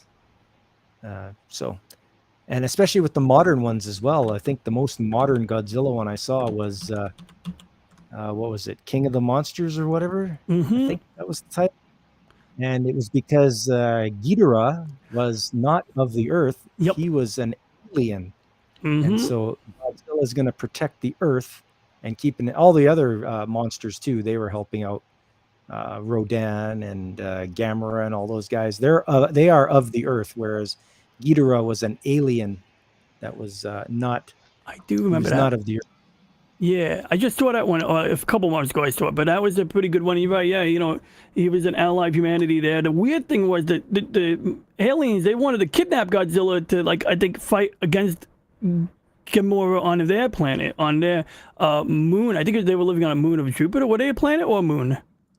Not sure. No, either way, they were out there. They were they were still in our solar system, of course. Yeah. Okay, Whoopa, you gotta head her out there, buddy. No. Yeah, I gotta go. It's 10 here. I gotta get prepared for tomorrow. Oh man, do you have anything planned? Anything you want to say to any of the anybody out there? Let them know what you're up to or you're hanging out at.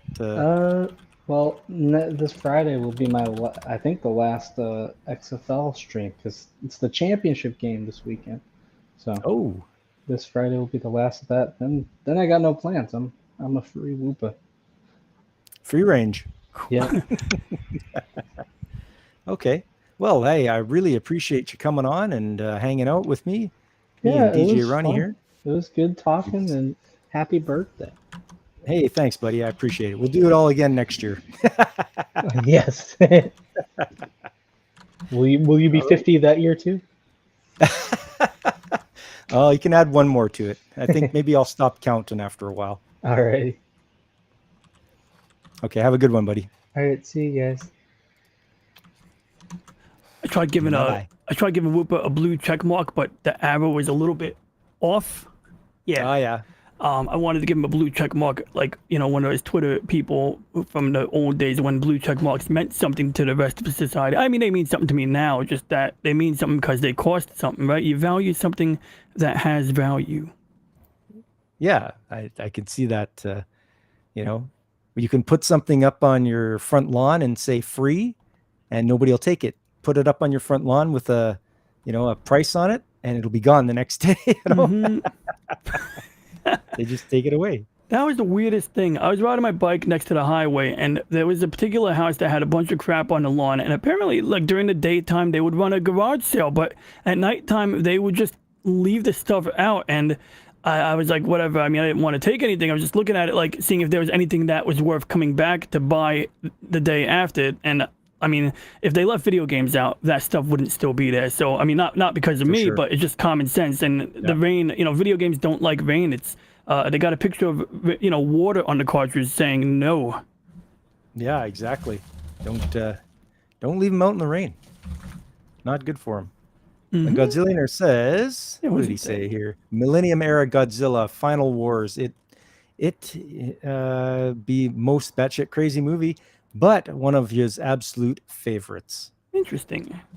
Godzilla Final Wars. Okay. I'm gonna check out. I mean, I don't know if I should watch them all in chronological order because so far that's what I've been doing, and I figured that as I work my way through the rest of the Showa era and the Heisei era, I'll get to the movie in the year 2000. Which I mean, I remember I went to see some movie like The Matrix, I think, and it may have been a different movie, but around that time I went to see a movie in the theater, and I see on the board, where they have the list of the movie and the schedule. And I see Godzilla the movie 2000, which I mean, I'm sure they didn't call it that in Japan, but that's what it was called, here. And I don't remember them marketing it to any, I don't remember any real effort marketing it because I'm sure, like, I would have been more interested in seeing that in a theater than to see, that freaking Matthew Broderick movie, which I mean, it was fine in its own right, just it, was different.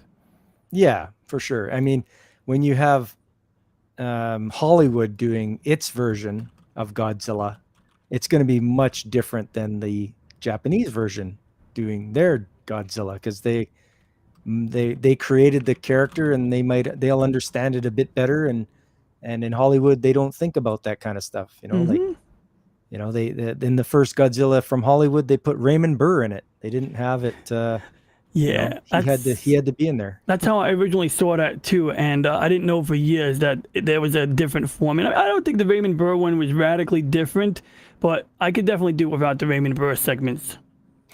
Yeah. I mean, my wife and I watched the original subtitled Godzilla, and spoilers, he dies at the end. They kill him. With it's cool. Like an oxygen depriving bomb or something like that under the water. So Wait, Godzilla or Raymond Burr? no, Godzilla. Wait, Raymond Burr lives. More importantly, refresh my memory. Are you saying in the dubbed version or the one with Raymond Burr in it that they don't kill Godzilla at the end? I don't know if they did in that one. I don't remember anymore, but I'll look into it. When I got the movie collection, I made a point of like getting two versions of it, and the way it works is whether I buy something or legitimately or not, once it goes into my media library, if the files, if let's say I have like 2 audio tracks, or let's say I have 2 Star Trek episodes and they're the exact same length, but one of them has the remastered visuals and the other one doesn't. All I have to do is give it a different file name after the hyphen, and it'll clump them together. So when I click on that episode, I can use a pull down menu to watch the one with or without the remastered visuals. So I couldn't do that with Godzilla. With Godzilla, as it is right now, I have to they're in 2 separate folders, so to speak. But I picked up both of them just because I think it'd be nice if I want to share it with a friend. I can, whether it's a watch party or something, they say they can't read subtitles. Okay, I got options. But I remember the dubbed ones only because they would play them on Channel 11 every year for the Godzilla marathon for a little while there during the late 90s. So I distinctly remember the dubbing being kind of absurd, but that it had a certain charm, the little Japanese kid saying, "Come in, Monster Island." But upon rewatching that with the subtitles, I feel like I could respect it a bit more. Yes. Yeah. That's why we prefer to watch our shows subtitled. But it's our preference. You know, we decided that to watch the original would be better for us, so we could get a better grasp of the story, as it were. Yeah. You know, and you can always pause it. You know, it's not like you're watching it on broadcast TV. I can see where a dub, like sometimes I like having a dual audio options so that if I watched something a dozen times already or a couple of times and I just want to watch it semi-casually, then it's better to watch it, you know, with the dub. But one thing I found distracting is when you have something dubbed and you turn on the subtitles and you see inconsistencies, and that throws me off. Like, Oh. it just bothers me, you know. Yeah, me and you both, because So you'll at that be point, listening, reading, and it'd be like, that doesn't match up. That bothers me. absolutely distracting to me. And then at that point, I have to choose, you know, turn off the subtitles or switch to audio to Japanese, Yeah, of course. exactly. Yep. Yeah, for sure. Godzillionaire, you can't read subtitles because you're slow. Don't feel bad, buddy. That's okay. Well, you know, I mean, his eyes are Not for everybody. humongous. You know, his eyes are the size of my head. You know, I mean, they're not designed for focusing on things that small. I totally understand. Well, it's like watching an autobiography, isn't it? When you watch the movies there. His self story. Yeah, he can only Yeah. watch it at a drive-in theater, though. That's right. Yeah. Yeah. It's the meme of the large chest female with subtitles on her chest.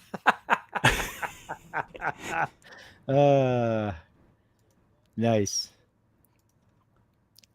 God, what I would kill to find it was I recorded some of the VHS recordings from, you know, Sci-Fi Week on the Sci-Fi Channel, Anime Week on the Sci-Fi Channel, and they had this girl in a white jumpsuit, and she would do like she would come up in as a cartoon, right, doing a flip, like a gymnastic flip, and then she Yep. would turn into like live action. She'd be like, "Hey, I'm Apollo, smile," and it was so quirky and goofy and stuff.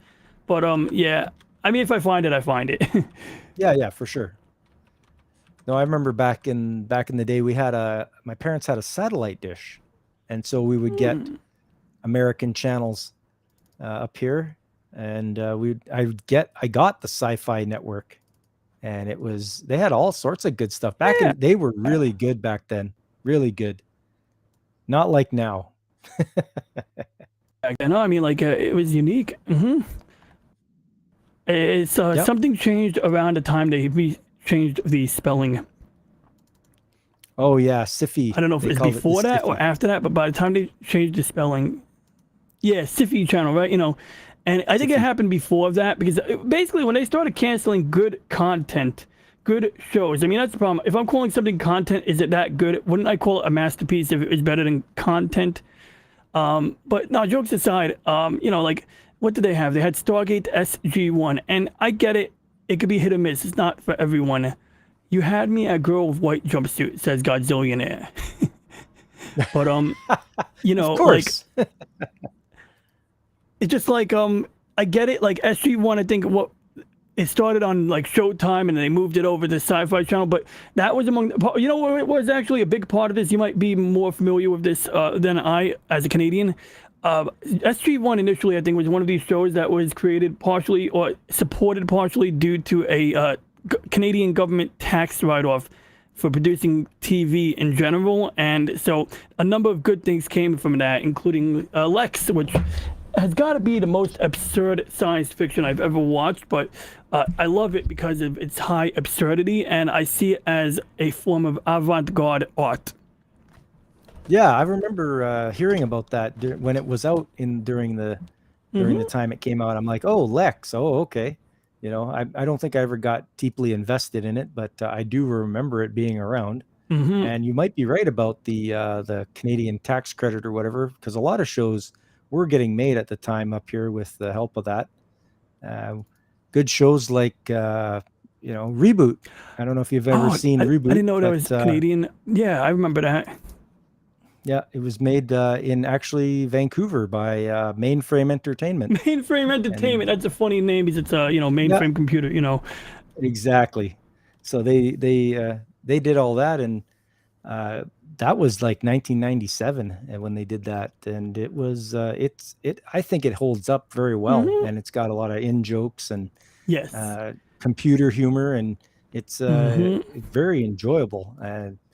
anybody that hasn't seen it should give it a try, because the same company did Shadow Raiders, and I believe they did Beast Wars, like the animation for it. Shadow Raiders was also called War Planets, I think. Interesting. And there was another one called Weirdos. That might be a little more obscure, but it was Weirdos was pretty good, because they were everyone was racing around on cars, and in the place they lived. So it's actually from the 1960s. The Weirdos, they would have what do you call it? They had models. Let's see if I can find it here. It might be easier to show than to tell. And yeah, as Godzillionaire points out, SG-1 did indeed get a lot of film credits or credits for being filmed in Vancouver. That is true. Yes. It definitely does show, a lot of those shows from that era. Same thing with Lex, and when you watch the credits, you see that. And some, like, you get these obscure studio names too, named after the street that the guys lived on in Canada somewhere, or whatever it was. Yeah. Exactly.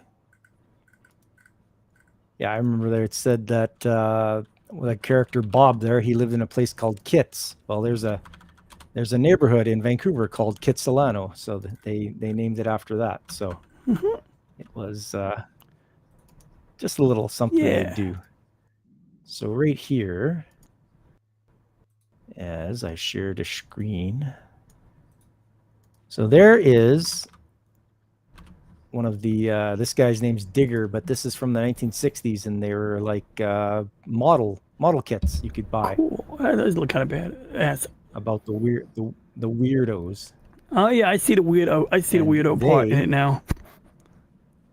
Yeah, and so they would do that, but then they came up with. I think that went away. Yeah, it did.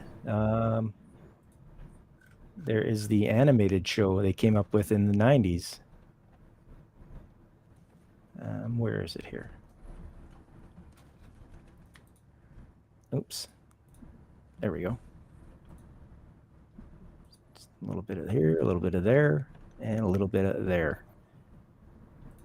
And there's their version of Digger. Oh yeah. Right. So that was also done by Mainframe Entertainment. Oh yep, so I see it.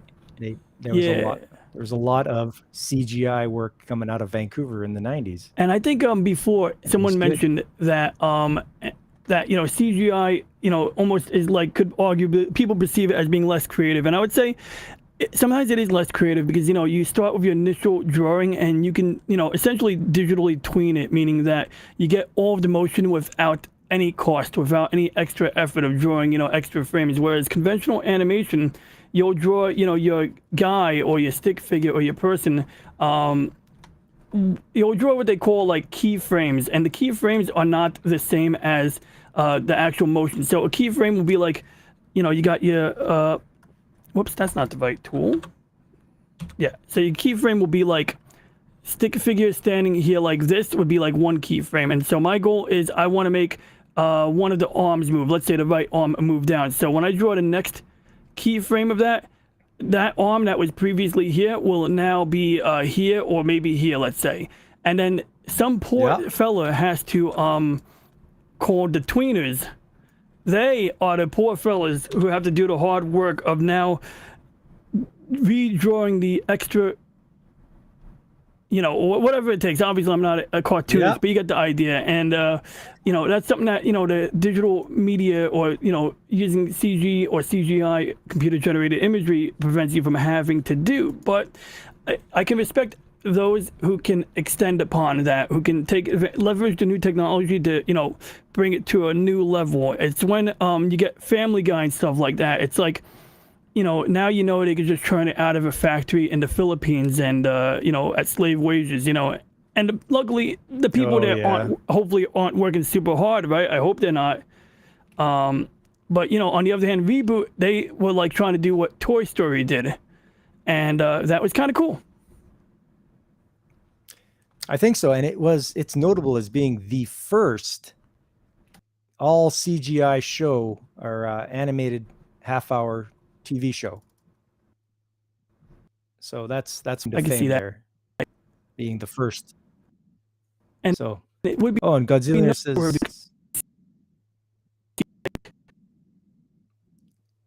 yes, it he had did. some interesting points. The Farscape was seriously underrated series for that era. Even had Jim Henson Creature Factory puppets. Farscape. I don't recall Mhm. Farscape. I heard the Yeah. name, but I don't recall. Oh my god. When you had keyframes animation, you actually had structure your story around animation constraints. Yeah.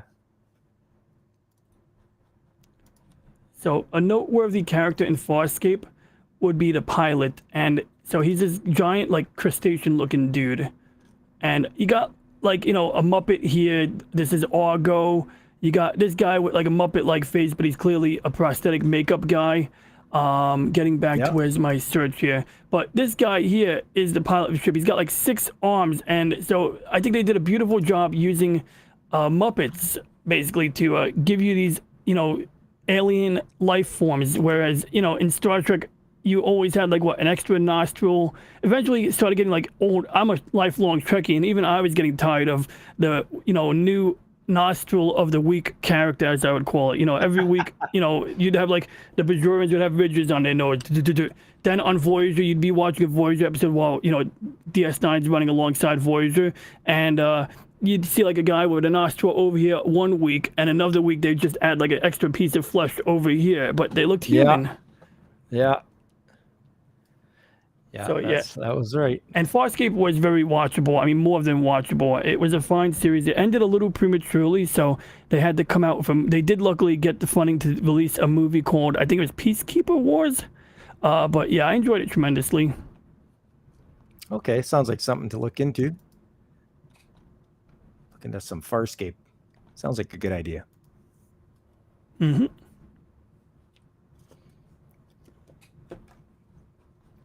Wow, we are just all over the place. I'm loving this. This is great. We are just talking about all sorts of things, and things from the past, things from the present, things from the future. Well, definitely brings back a lot of memories, some of this stuff. That's for sure. You really amass, you never realize how much you amass until you try to sit down and think of things. Like, I'm not sure how old you are, DJ Ronnie, but I'm, you know, when people ask me, oh, yeah, when's the last time you golfed? And when it starts hitting the 10-year mark, you're like, wow, it's been a while. you know, I think I'm It's like, 37 years old. I stopped counting about 35, but yeah, I'm about 37 in 1986. So you do the math on that, you know. Okay. Yeah, that sounds about right. I'm like about 12 years away from being your age. Okay. So 1986, you say? Yes, so sir. I remember going to Expo 86, which was in Vancouver, and riding on all the rides and seeing the pavilions from all the countries that went there to set them up, and that was quite the experience. If you ever get a chance to go to a World's Fair, I would definitely take that chance and go see what it's like, because It's in just order for called. them to be around. Is it World's Fair or is it called the Expo? Well, they called this one the World. It was the World Oh, I Exposition see. 1986. I got you. They changed it up a bit. Yeah, my mom told me about the World's Fair in the one they did in Astoria, Queens, back in I guess it was the 60s.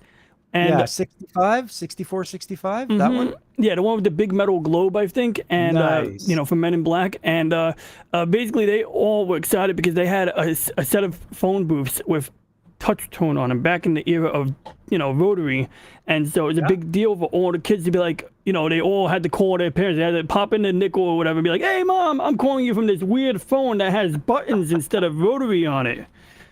And so, you know, they had like a little trip with that, and I'm sure there was plenty of that. I mean, every World's Fair had something, right? Like you see the ones where they were playing with electricity before electricity was mainstream, stuff like that, you know. Yeah, yeah. No, that was it. All right. I mean, and even back, I've done a lot of because I like my history. I'm a little bit of an amateur historian. I like the 1940s World Fair in New York. That would have been something to go to. I would have loved to have seen that with the what was it called? The Paralon or the Periscope? No, Oh, darn, I can't remember. It was like the ball and the big obelisk beside it. The Perisphere. sounds familiar. Yeah. Anyways, that would have been a fun one to go to because that was just before World War II started, and they had a lot of innovations going on. And Oh wow. Yeah. you know, It's very bizarre looking. Yeah, I don't know what that is, but it looks cool. yeah, Looks like there you go. like a work of reinforced concrete or a work Yeah. of stucco. I'm not sure which, but I Beside beside it should be that tower should be beside it if you get Oh, a better look. I only at see a man's butt, or it might be a woman, but Yeah. it looks pretty manly to me. Whatever that is. And you can go inside there. Look at that. Oh, I did not wow. know that. You know, it's like the what was that? Did they you know the arch in St. Louis? Did they I mean, was that part? I think that might have been part of some expo as well. You know, the big steel arch in St. Louis, Yeah. the St. Louis arch, and that one, they have an elevator. They recently redid the elevator. Like I don't know if it was last year, a couple of years or longer, but they redid the elevator. And so you take an elevator up the arch, then somewhere towards as you're getting near the middle, you get out of the elevator, you get to walk up it. I think there might even be some windows up there, like the Statue of Liberty has these obscenely tiny windows where you can look out the top. It's nothing like Ghostbusters. Like you can't stick your head out. It's not like this nice Okay. wide green cop where you're like, "Hey, New York." No, it's nothing like that at all. You know, like, and you can't. There's no way to hook up a Nintendo Zapper. Well, actually, it was not a Nintendo Zapper. You know, the Nintendo NES Advantage, the Nintendo controller with the big red buttons and the joystick. Ah, yes. Yes, because they apparently figured out the Ghostbusters that if you spray special slime on the internal structure of the Statue of Liberty, and you modify this gamepad, you can drive the Statue of Liberty. Which I don't know why Egon didn't just use a regular gamepad. It would have been easier to carry, but maybe it was easier to fit his circuit board inside. You know, I shouldn't judge Maybe. Egon. Egon's a smart guy. You know. He is. But getting back on topic, so what do you got here? Yo, so I actually did watch this. Is this from one of the 2000s era Yamato movies? Yes. Yamato 2199. Mm-hmm. And I did enjoy that. I Yeah. did watch Yamato 2199. Now, I don't know if I saw, I think I did see it from beginning to end. If I saw the right one, I think it was a relatively short run, but it's been been like 8 years since I saw it. Longer, but yeah, about nearly 10 years since I last saw it. So my memory is a little fuzzy, but I do remember I thought it was beautifully done. And also a lot of the characters, like the lady in the yellow, she reminds me of the Doctor from the Galaxy Railways, which I only stumbled into by accident when I decided to make Okay. it my business to watch, what do you call it, to watch the Liege verse. When I decided that this would be my new, you know, like gradual goal, that is when I saw it. And you can see like just briefly there, it's a low, why do I keep getting low Oh, crap? here. See, I gotta see like you do your preparation and you got your pictures ready. So, you know, a little blonde lady, jumpsuit, big boobs, you know, and Yes, she kind of reminds me yes. of that. And so I see something of it there. And this is, of course, I didn't realize that even like right before Liege Matsumoto died, I didn't realize he died, like was still alive. I was actually starting to ask myself, is that guy still alive? He's old as shit. And then I hear he died, or I looked him up, found out he was alive. Then like a couple weeks later, he dies. I'm like, geez, you know, talk about luck Yeah. right there. Yeah. No, I mean, it wasn't a long series. It was only 26 episodes for that particular one. Hmm. And to me, that is how you do a remake. You do it the way they did it. Yes. They didn't change a lot of the story. They added a few more characters. They bumped up the character designs, you know, and man, like what and they used a little more computer animation, but really they did an excellent job.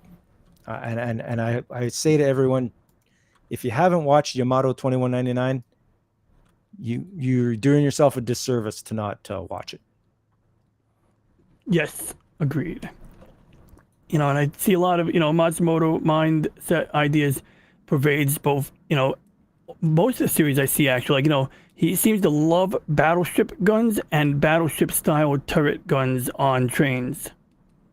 Yes. Yeah. And I do think he Yeah, didn't have like maybe a major part in it, but I think he did have some level of creative control, or at least some, like, I don't know, like almost like a consultant on a series. I do think you had something like that going on in terms of his relationship with latest series and movies. The one I did see was the live action Yamato movie. I don't know how that holds up in everyone's mindset, but there were things I liked about it. I wouldn't necessarily try to directly compare it, but just had some interesting things. They had this R2D2 like droid, but the way it worked was you would have a handheld computer unit called an analyzer, and this was like an interactive artificial intelligence type thing. Yeah, and that was his name. Yeah, analyzer, right? And you stick him inside the R2D2 looking thing, but it was bigger than R2D2, and this thing had utility to it, and I like that. It shows a clear, advancing of technology. It makes sense, like with the way miniaturization is going, and at the same time, like you don't have, you can't really use a tricorder. Oh, is that the Crazy Bee? No, okay, I thought it was a lady from Macross Galaxy. But the lady with the glasses, well, not Ronka Lee. Cheryl was born. Yeah, I know. Cheryl was It's, Asian. She was manager. Yeah. She was. I knew something was up with that lady, dude. I mean, like there was something up with her, and boy, when it came. That's another thing about jumping to Macross Frontier. That's another thing that just jumped out. Like I knew something was up with her, and when she showed her true colors, boy, something was up with her. Oh yeah, that was Grace. Her name was Grace. Yep, she's not very graceful. Only when she's pretending not to be bad. That's right. And she it was barely crazy. She barely pretended to be bad. Like she was always sketchy as F. Yeah, for sure. And that's why I say everybody should watch Macross Frontier at least once. And like some things are weird. Like see, I get hung up on the ships. I like ships. That's why I'm most likely going to be doing a stream with Tron on Friday, probably 9 p.m. Central, but don't quote me on that. Might be 8 p.m. Central. Unfortunately, I've had a challenge getting the times to line up with everyone because I was really, really dying to get Punk Waddle on. And Tron also wanted to get Punk Waddle on because, when Tron streams, he wants to have more than 2 people on. And I get it. You want people carrying the stream. You want there to be some buzz of activity, and I think maybe it gives him some time to type out his words a bit too. But in general, I get it. Like, he doesn't want it to be like a boring, lonesome stream. So, and I know if I don't get Punk Waddle for this one, like I know that there's plenty of Starships to cover. I know eventually our schedules will align, but Punk Waddle seems interested in doing it, and so and I just got to coordinate with him next time he goes to his next sleep cycle. I'll touch base with him tomorrow, and see what we can coordinate. But my plan is just to get pictures of Starships together, which I already have, and we discuss them as we cycle through them. And I may stick to like just sci-fi, anime, and literary ships. Or, I'm probably not going to do literary during this one, but I think it's an opportunity, for us all, but Tron, is great for Tron because he wants to get his watch hours up. So, I wanted to promote it early, but I'm really, at this point, I definitely have to, if we do one on Friday, we have to do another one because next time we do one of these, I want to promote that. I want to, put out those, like you do. You do a good job. You put out the little graphic and you put out the text saying, hey, there's going to be a stream on Sunday about this, and that's how I wanted to do this. But I definitely, learned a lot, about timing and people. You got, not everyone's awake at the same time. So anyway, True. That's basically so bottom line is I was talking about Macross and ships. So yeah, Macross 7, every ship had a dumb theme to it, right? Like you had the Einstein ship called Relativity, and that was where they did their science stuff on it. Yeah.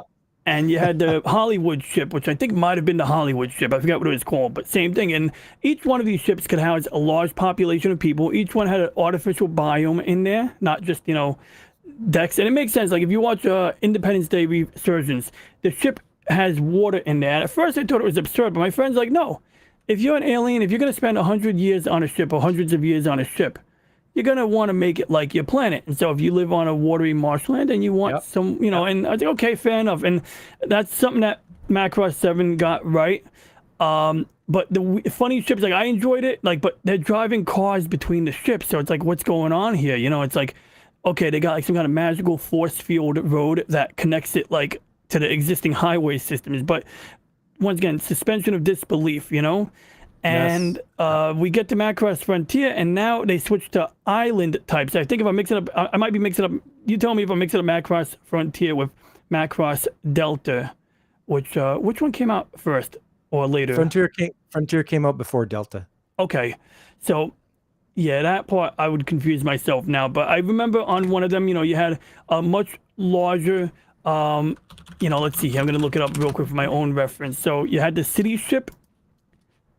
Yep. And you had the battleship on, attached to it, docked on the front of it. Yep. And then I'm trying to remember if like they had islands. So in one of them, in Macross Delta or Macross Frontier, I think it was it was Macross Frontier. And I'll show you exactly why I think it was Macross Frontier. I'm gonna pull up an image spoiler. Well, it's not really a spoiler, but okay, we're gonna get that image and that image. And damn, that's a small picture. Get larger. There we go. Good. Perfect. Okay. So this is inside one of the island ships. You have a Zentradi with a train set. Yes. And actually, I think the human being is actually this big. So the train set isn't human sized. At the time I was watching it, I thought it was a human sized train set. So that made it seem more absurd to me. But okay, that makes sense. So anyway, then you had the city ship, and it's humongous. So you got your battle frontier up here. Yep. And the difference was on you had like let's see here, Macross Frontier Islands. If they have them, is that an island? Maybe not. That could be. There was quite a few of them. There we are. Yeah, that's them. And so you had like, this is a top view of one of the islands. They sort of trail behind, and they're physically connected. So, by being physically connected, they can continually move. If they accelerate the major ship or decelerate, I presume they enter via the same hyperdrive into hyperspace. And you can even see like, you can see the big holographic, environment reflector on top of the main city. And this is actually a part of the show where they had to jettison entire, like they were getting infected or, attacked by the bad dimension creatures. And they started having to dump cities, islands out. And the only relation to this, in Macross 7, they had, and real quick, let's shout out to Macross 8. I think that's Macross 11. But let me see here. What Kobushu District, Neki Basada. Basically, Neki Basada lived in a special part of the Macross city. Whoops. Like, it had a weird name like Kobushu District. And it looked just like one of those islands I just showed you. Except it was docked on the back left corner or towards the left side of Macross. And it was kind of run down.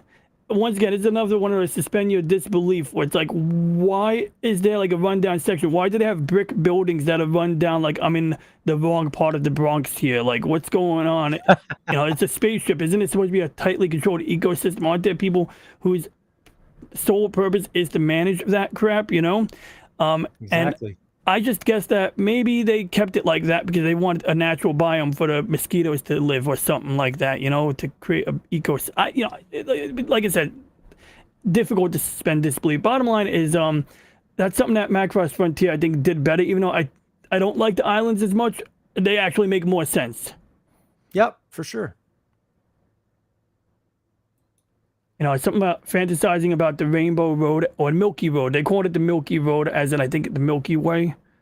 Yes. That was Macross 7's way of traveling between these, but it makes sense to have something like a monorail or transit system to connect these things. Because if you're on a spaceship, that's what you have. You have turbo lifts on Star Trek, elevated like things that move horizontally, and that makes sense. And Tears of the King come out soon, huh? Like tomorrow. Like tomorrow night. So if you're in for the pre-release or the I'm like, what do they call it? I see they got like a really nice I don't know if the pre-order was still the fancy version will still be available after today. The one that comes with the poster and all of that crap. Oh yeah. And if it is available after today, I don't know if I want to hold off and get that or if I just want to buy it digitally. Because I don't mind buying digitally. I know it's a risk, but realistically, I misplaced my Mario Kart cartridge and I'm facing the possibility of digging it under the couch to find it.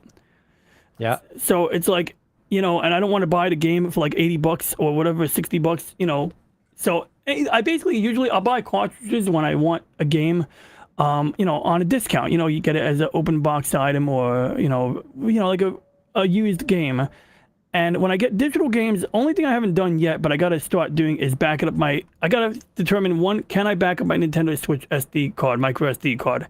I'm sure you could back it up, and I'm certain you cannot put it into another Nintendo Switch, but you can back it up for your current Nintendo Switch. And that would be good, because if the internet goes out when your SD card gets corrupted, you're without your games until you can get access to the internet. And plus, it's just inconvenient to re-download all of that data if, you know, depending on your circumstances. So having a backup duplicate SD card kind of makes a whole lot of sense to me, even if it only works in one Switch. Now, if my Switch breaks, I'm going to have to go to the App Store and, you know, transfer, you know, the purchases anyway. But, okay, no big deal there, really. You know, it's actually pretty trivial as long as you can log into your account and you secure your passwords and all of that. But lastly, I see myself by the end of the decade having to mod or buy or mod my current Switch, because they're not going to support the App Store forever. And so by the time that day comes, you bet your buttocks that I'm going to have a means to take the games that I've already paid for, copy them, even if it means stripping away whatever protections are on them that makes it so I can play them on other devices. But that day's going to have to come at some point. But for now, to preserve online gameplay, which I almost never use, fine, I'll keep it this way. So yeah, bottom line is I may buy Zelda digitally, and as you can see, I just went through a whole 10-point plan on how I plan to cope with the pitfalls of digital ownership. Yeah, I mean, I'm a big proponent of physical copies. If you can get your hands on it, get it, hang on to it, keep it. Don't let them take away your stuff. Don't let them modify it on you. That reminds me. Just funny side note here. So I paid $40 per season for Babylon 5 on Amazon, because that was the only way you can get remastered episodes of Babylon 5. They don't have it on Blu-ray, and the DVD version is not remastered like that. So what I did was I picked up a Roku box, which this isn't really a Roku. This is just a picture of the manual, but just so you know, you got a reference here. And that's because I have a Roku TV, and the Roku TV works really well. I have a Google Chromecast that can work pretty well. Both of them have their pros and cons. But really, the reason I bought this Roku box, primarily to hook it up directly to my Elgato. I already used it yesterday to record the Babylon 5 remastered episodes. So basically, I open up Amazon Prime app on the Roku. I played the episode while I'm recording in OBS, and then I edit it after the fact, you know. And that seemed to be like the better way to get those episodes in my possession, where I can control them, you know, where I can control how I access them, because it's just like the old days again, where you record things off of TV with a VCR. I'm using the Elgato as a VCR. Yeah, so it's just like that all over again, because that's the only way. And I have to have a special splitter, because it's not special, but basically you need an HDMI splitter, because if you hook any device like a Chromecast or a Roku stick directly up to an Elgato, it will not play the video because it's copy protected video. You know, basically your Elgato will say, oh, hey, this is a copy protected stream, and it'll refuse to, you know, let you see it. HDCP, yeah, exactly. It's literally compliant, right? The Elgato is HDCP compliant, as is this $20 dongle. But you get a splitter that's like about $15-$20, and that splitter, of course, can pass a non-HDCP signal out the, you know, so you got one input on the HDCP splitter. That input is HDCP compliant. So your device, whatever Blu-ray player or device you're using, will happily transmit video to this splitter, because it's saying, oh, it's a TV with HDCP. Sure, have the video. But this HDCP splitter is deceptive to the VCR, to the Blu-ray player, because the two outputs on it, one goes to your TV, one goes to your Elgato, maybe, you know? Those are not HDCP compliant. Those don't care if the other device is HDCP, and I think that is fantastic that exists, because it's not fair if that didn't exist. That's right. I agree with you 100%. I had that trouble the other day capturing game footage. I wanted to try to get HD game footage, but it wouldn't let me, so I had to use composite connectors to get some PS3 gameplay footage. They put HDCP on a PS3 gameplay? Yeah. What? Yep. Wow. Yep. Wow. Unless they just do it to every video signal on it. I mean, no, I hook my PS3 up to the computer sometimes and it works. So it must be this particular, wow, that's amazing. That's amazing in a bad way, but wow. Yeah. So bottom line, yeah, it's a splitter. I'll get you a picture of it just so you have a reference of what I'm talking about in case you ever find this becoming a more, you know, regular issue for you. Yeah, I'd appreciate that. I hope everyone's enjoying the waifu slideshow as we talk here. Yeah. The Godzillionaire did mention that, and that's why I see. That's cool. All right, here we are. We got Splitter, and I bought a couple of these because like sometimes like weirdly, like my dad's TV, he watches a lot of Fox News for a long time, and so it's like every channel is not HDCP protected. Every channel is HDCP, but I have a TV tuner box called HD Home Run that will let me it's basically a cable line and a Ethernet port. And you use an app, or you can use various apps to play your cable TV channel lineup on a computer or a network device. Yep. And my dad, when I put Fox News on that, it doesn't work because Fox News, despite them being all about freedom and shit, apparently they're not. And like no, they basically like copy protect their streams basically. So what I have to do is I have to hook one of these splitters up to my dad's cable box, and then send one output to the TV, which isn't actually necessary, but I can send one output to the TV, and then the other output goes into actually in this case I got him one of these, just a USB capture device. And this is great because if you ever, my N64 has the HDMI mod on it, and for some reason that HDMI mod does not support or is not supported by Elgato. But unlike the Elgato, these $20 dongles, and they come in different shapes and sizes, do indeed support it. So the only thing is that some of them will have a output on it, like a pass-through. So sometimes the pass-through is good because I need to get a real-time signal. Sometimes the input will have lag on it while you're recording, but that's a different topic. So bottom line is these are the splitters, and this one here I paid $14.79 for, and the page is loading up a little glitchy like. And this is the other one. Now this one here gives you a little more control on how upscale is. I really don't need to get in the weeds on that. I just want it to pass over whatever resolution is coming out of my device. That's what I want. I don't want to upscale it. I just want the resolution I'm getting, so I don't care. Like, I'm not going to try to turn a 1080p or 720p into 4K unless it's already you can't create HDR out of thin air. HDR is basically more colors, more dynamic range. But you can see one of these I might have paid, I don't know if I paid $29 for this one. I hope I didn't. But I did pay, probably $20 for that. But, and then there's the $14.79 one, which is quite fine. And both of these here, you look up HDMI splitter, and as long as I think it might even indicate, sometimes they don't say HDCP on them. So I just want 1080p at 60 frames a second or 720p at 60, and I'm a happy camper. I went to the questions section on the bottom, and, I would just search for the word HDCP to see if anybody posted a question saying, does this have HDCP support? And there we go. So I go here, I type HDCP, and if the question was answered, load. Some reason I've been having intermittent browser slowness, and I don't know why, because my internet's the bestest ever, right? But one time I had an issue where a mouse got in and chewed up the Ethernet cable that connected me to my equipment, and the Ethernet standard is kind of cool. You got 4 twisted pairs, 8 strands of copper, and if you cut a quarter of those or half of those out, it'll just auto negotiate to a lower speed. It'll just the two devices, the network, the router and the switch, the computer and the router, the computer and the switch, they'll just negotiate to instead of gigabit speed at 100 down to 100 megabit. But I haven't had any data transfer issues. But I do something like this and I get the spinner up there and it takes this darn sweet time. But bottom line is that when I was buying this, I did a search for the word HDCP. And there we go. It says, does this splitter still work to bypass HDCP? And this guy says, no, it does not. That's weird. It worked for me. So you'll get hit or miss on different people, but I don't know. I've had a good experience doing it because they kind of have to support HDCP, I would think. I mean, granted, they support HDCP. Do they bypass HDCP? That's the real important question. So exactly. Yeah, I don't know if these. I would say as long as the return policy is such that you can return it after opening the product, then you have nothing to lose except for a little effort of shipping it back to try it out, and you have a lot more to gain. So that's my thought on that.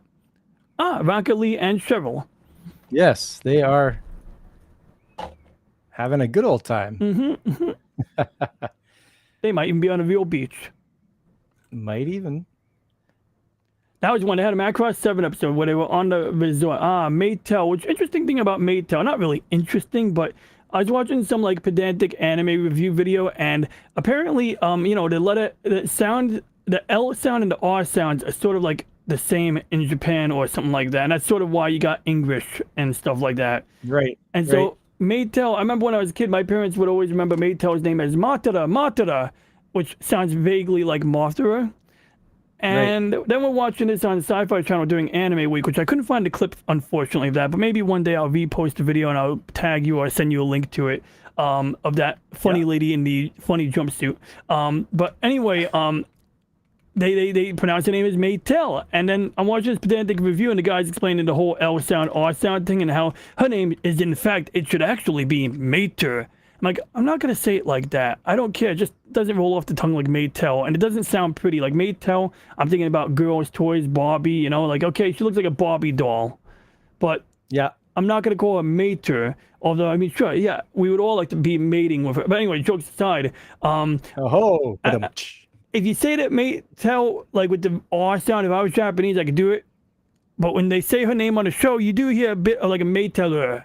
And I'm saying it wrong, but it's there, so I get it. But I'm not going to pronounce it as Mater because there is definitely a bit of an L sound in there, and it sounds better with the L sound in America. And in Japan, they definitely seem to be trying to say the L sound, so I stick to that. Yep, why not? And it's derives from the Latin word mater, which means mother figure. So she's like the mother figure to Tetsuro. I think she's literally a clone of his mother. I don't know. I'm literally about halfway, I'm about a little over the halfway point right now in the 13 episode series. Okay, yeah, 113, yeah. Yeah, and I'm loving it. I also like that it's the type of episodic where like you can watch the episodes out of sequence. I'm not watching them out of sequence, but if I ever want to revisit it, I like that. It's not like Babylon 5 where like I feel like I have to watch from beginning to end, or I feel like if I watch 2 episodes in a row, I might slip into binging on it, you know. That's not a big risk here, you know. Yeah. And it's cool because like you're still progressing to the goal, and you know, if anything, maybe I would try to remember or document different key points in the series. But that's about, you know, it, like, because there are certain, you know, what revelatory or revelations that come up here and there. But there's still Maytel is steeped in mystery. Like she's definitely a mother figure.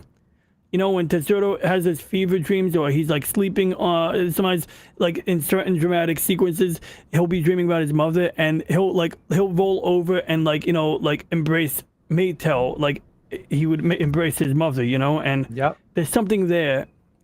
But then there's also something sketchy going on where she's got that briefcase that she can use in order to talk to some guy via subspace communications. And this guy seems really interested in getting her to bring Tetsuro to the robot world. And he doesn't seem to be prioritizing the matter of giving him a robot body. He seems interested in Tetsuro for some other reason. Maybe he's going to give Tetsuro a robot body, but he seems to want something else out of Tetsuro. And Tetsuro is, you know, woefully ignorant of this right now, or blissfully ignorant of this right now. Yeah.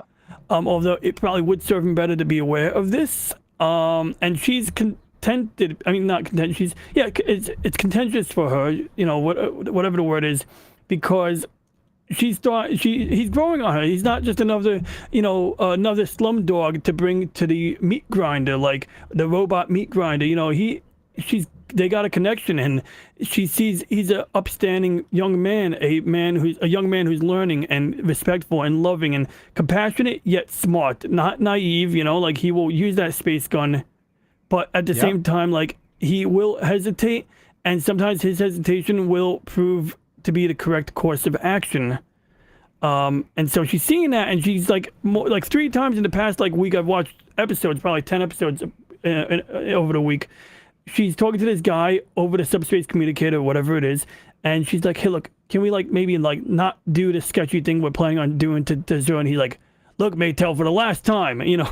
And it's like, this is your job. And so, yeah, I don't know, like I know I vaguely remember seeing the movie in 2000, but like I don't remember precisely exactly what the outcome is, but I do vaguely, I remember certain elements, but I'm not going to spoil it for other people. But man, that's I don't know. It's definitely building up, man. What a treat, really.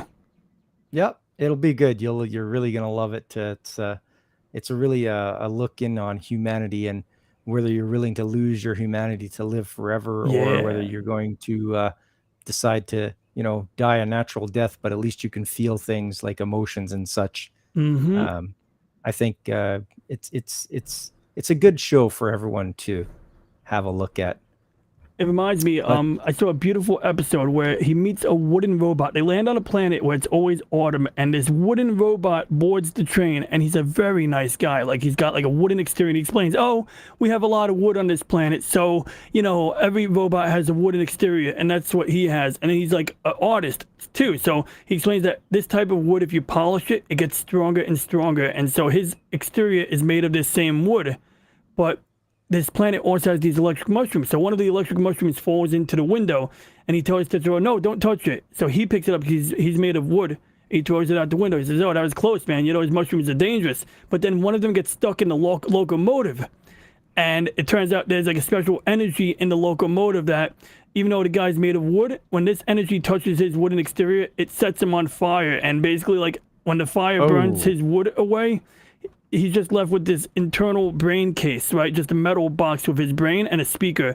And he goes, Tesoro, to the speaker, Tesoro, take a close look. This is all that's left of me.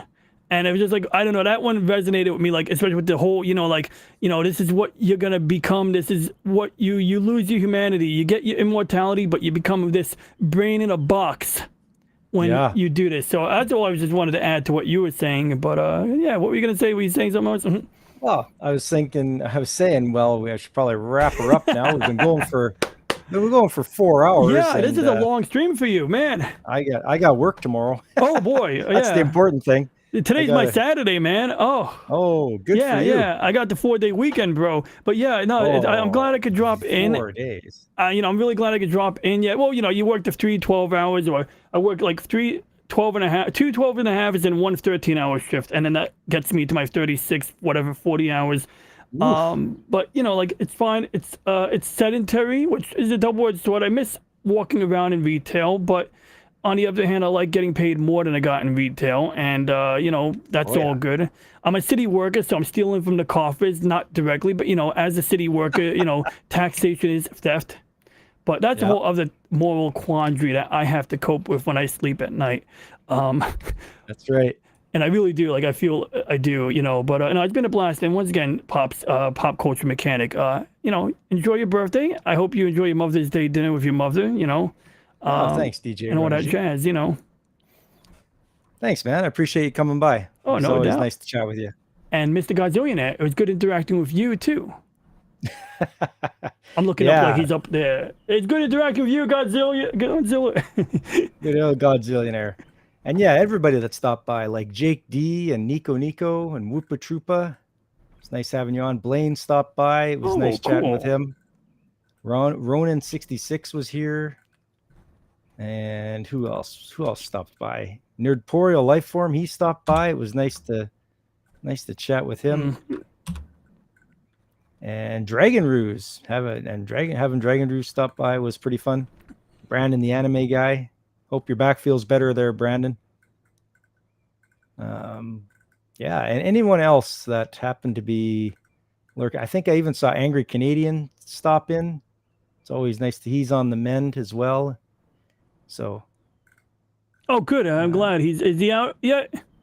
I don't think he's out just yet. Probably next week, but hopefully, he'll be back at it, and we'll be able to see him online here. Godzillionaire, of course, everyone's favorite kaiju.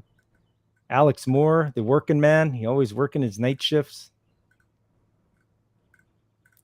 What else? Who else do we have here? And obviously you, DJ Ronnie G. It's nice having you here. You're always the tech guy to look to. It's been a delight. Yeah, and Cost 925 from the Twitch side, Kitty Bear. Anybody else who is lurking, I really appreciate you guys coming in. And yeah. So, Got anything on the docket there other than the you got you're going to be with Tron talking about starships? Yeah, basically, you anything know, else? if I promote it, I mean, the promotion will go out tomorrow, so I'll put it on blast on everyone's Discord once we confirm the finalization on the times, and it's just going to be a generalized discussion on starships, just like a little bit like what we were doing earlier when I was kind of getting into the weeds on what I thought about the various ships in the Macross 7 fleet, for example. So that would be like Yeah. a sample of some of what you're going to get during that stream. And, you know, my hope is, you know, get some interjection from Tron, get some opinion. Before the stream, I'm going to also, you know, try to squeeze out anything from Tron about, like, what he thinks about starships so that I can include his thoughts, maybe, you know, help him get his thoughts out there during the stream, you know, save him some time and effort on the typing. But anyway, if we get Punk Waddle in there, boy, that will be a treat. And if not, we'll get him next time. And I may still use a picture of Punk Waddle in the thumbnail because I think Punk Waddle in a spacesuit helmet looks hilarious. Nice. Yeah. And he's that's a decent about penguin. and that's about it. You know, if I do any other streaming over the weekend, you know, I tend to be doing impromptu streams last minute. You know, I'll play a game or something like that. And that's basically just something that I'll do with the free time I have on a weekend. Tech streams and stuff like that. And maybe one of these days I will learn to, you know, get into more regimented habit, like, you know, you smart people who consistently stream on a Sunday, consistently stream on a month. You know, I respect that. I respect what Blaine does on Wednesdays. He's got a consistent spot. Waifu Wednesday, every Wednesday, you know, and I think that's something that, you know, Loki does a show. Loki's, you know, Stone Loki's Mornings of Mischief does YouTube talk on Wednesday mornings, and he talks about, like, these different ways of going about it, and, like, how he basically tries to focus on keeping it down to 1 hour. And, you know, that's his thing, you know, and, you know, so I've been learning a lot watching how everyone does something. It's true. If you, like, I'm a very casual YouTuber, but if I wanted to grow, yes, I would have to adopt those types of habits. And that's all I wanted to say about that. But anyway, looking forward to the weekend and all that jazz. Nice. Yes. And don't forget, coming up for myself on the weekend, I'll be doing the game stream on Saturday morning, 9 a.m. Mountain Time. Sunday is Sunday Anime Chat, 9 a.m. Mountain Time. And then I hope something that is growing a little bit more was my Trades Talk Tuesdays, where people can come out and hear about the skilled trades and see some pictures and videos of some of the projects I've been a part of. So I'm hoping to draw in a few more of the tradesmen out there, the people in the trades that want to come and listen and learn. That's a whole can of weeds. Like, I may have, if my job ever dries up, I'm gonna have to get into the trades. And, you know, I remember you talking about people who are 40, you know, break into the trades, and it got me thinking. But I'm not gonna open that can of worms. I'll shoot you a message on Discord to tell you what my quips or positive, or, you know, what draws me to trades and what obstacles I believe I may encounter. And maybe, you know, if you have time, you could, you know, maybe kick back some thoughts on that. Oh, for sure. Yeah. Just shoot me a message and I'll take the time to write out a response for sure. I appreciate that. Thank you, Pop Culture Mechanic. Hey, no problem. Not a problem. All right, everyone. That was a great stream. I was quite pleased. I am very humbled and grateful for all the birthday wishes. It was it took me a while to get here. It took 50 years, but I finally made it. So I hope to see everyone around for any of the future streams that come your way from me and from all the other creators. I usually have a big long list of creators that I mention, and they're all good people. I've watched them all, and you should enjoy their content as well. So yeah, until next time, everyone. I've been Pop Culture Mechanic with DJ Ronnie G, and I am signing off.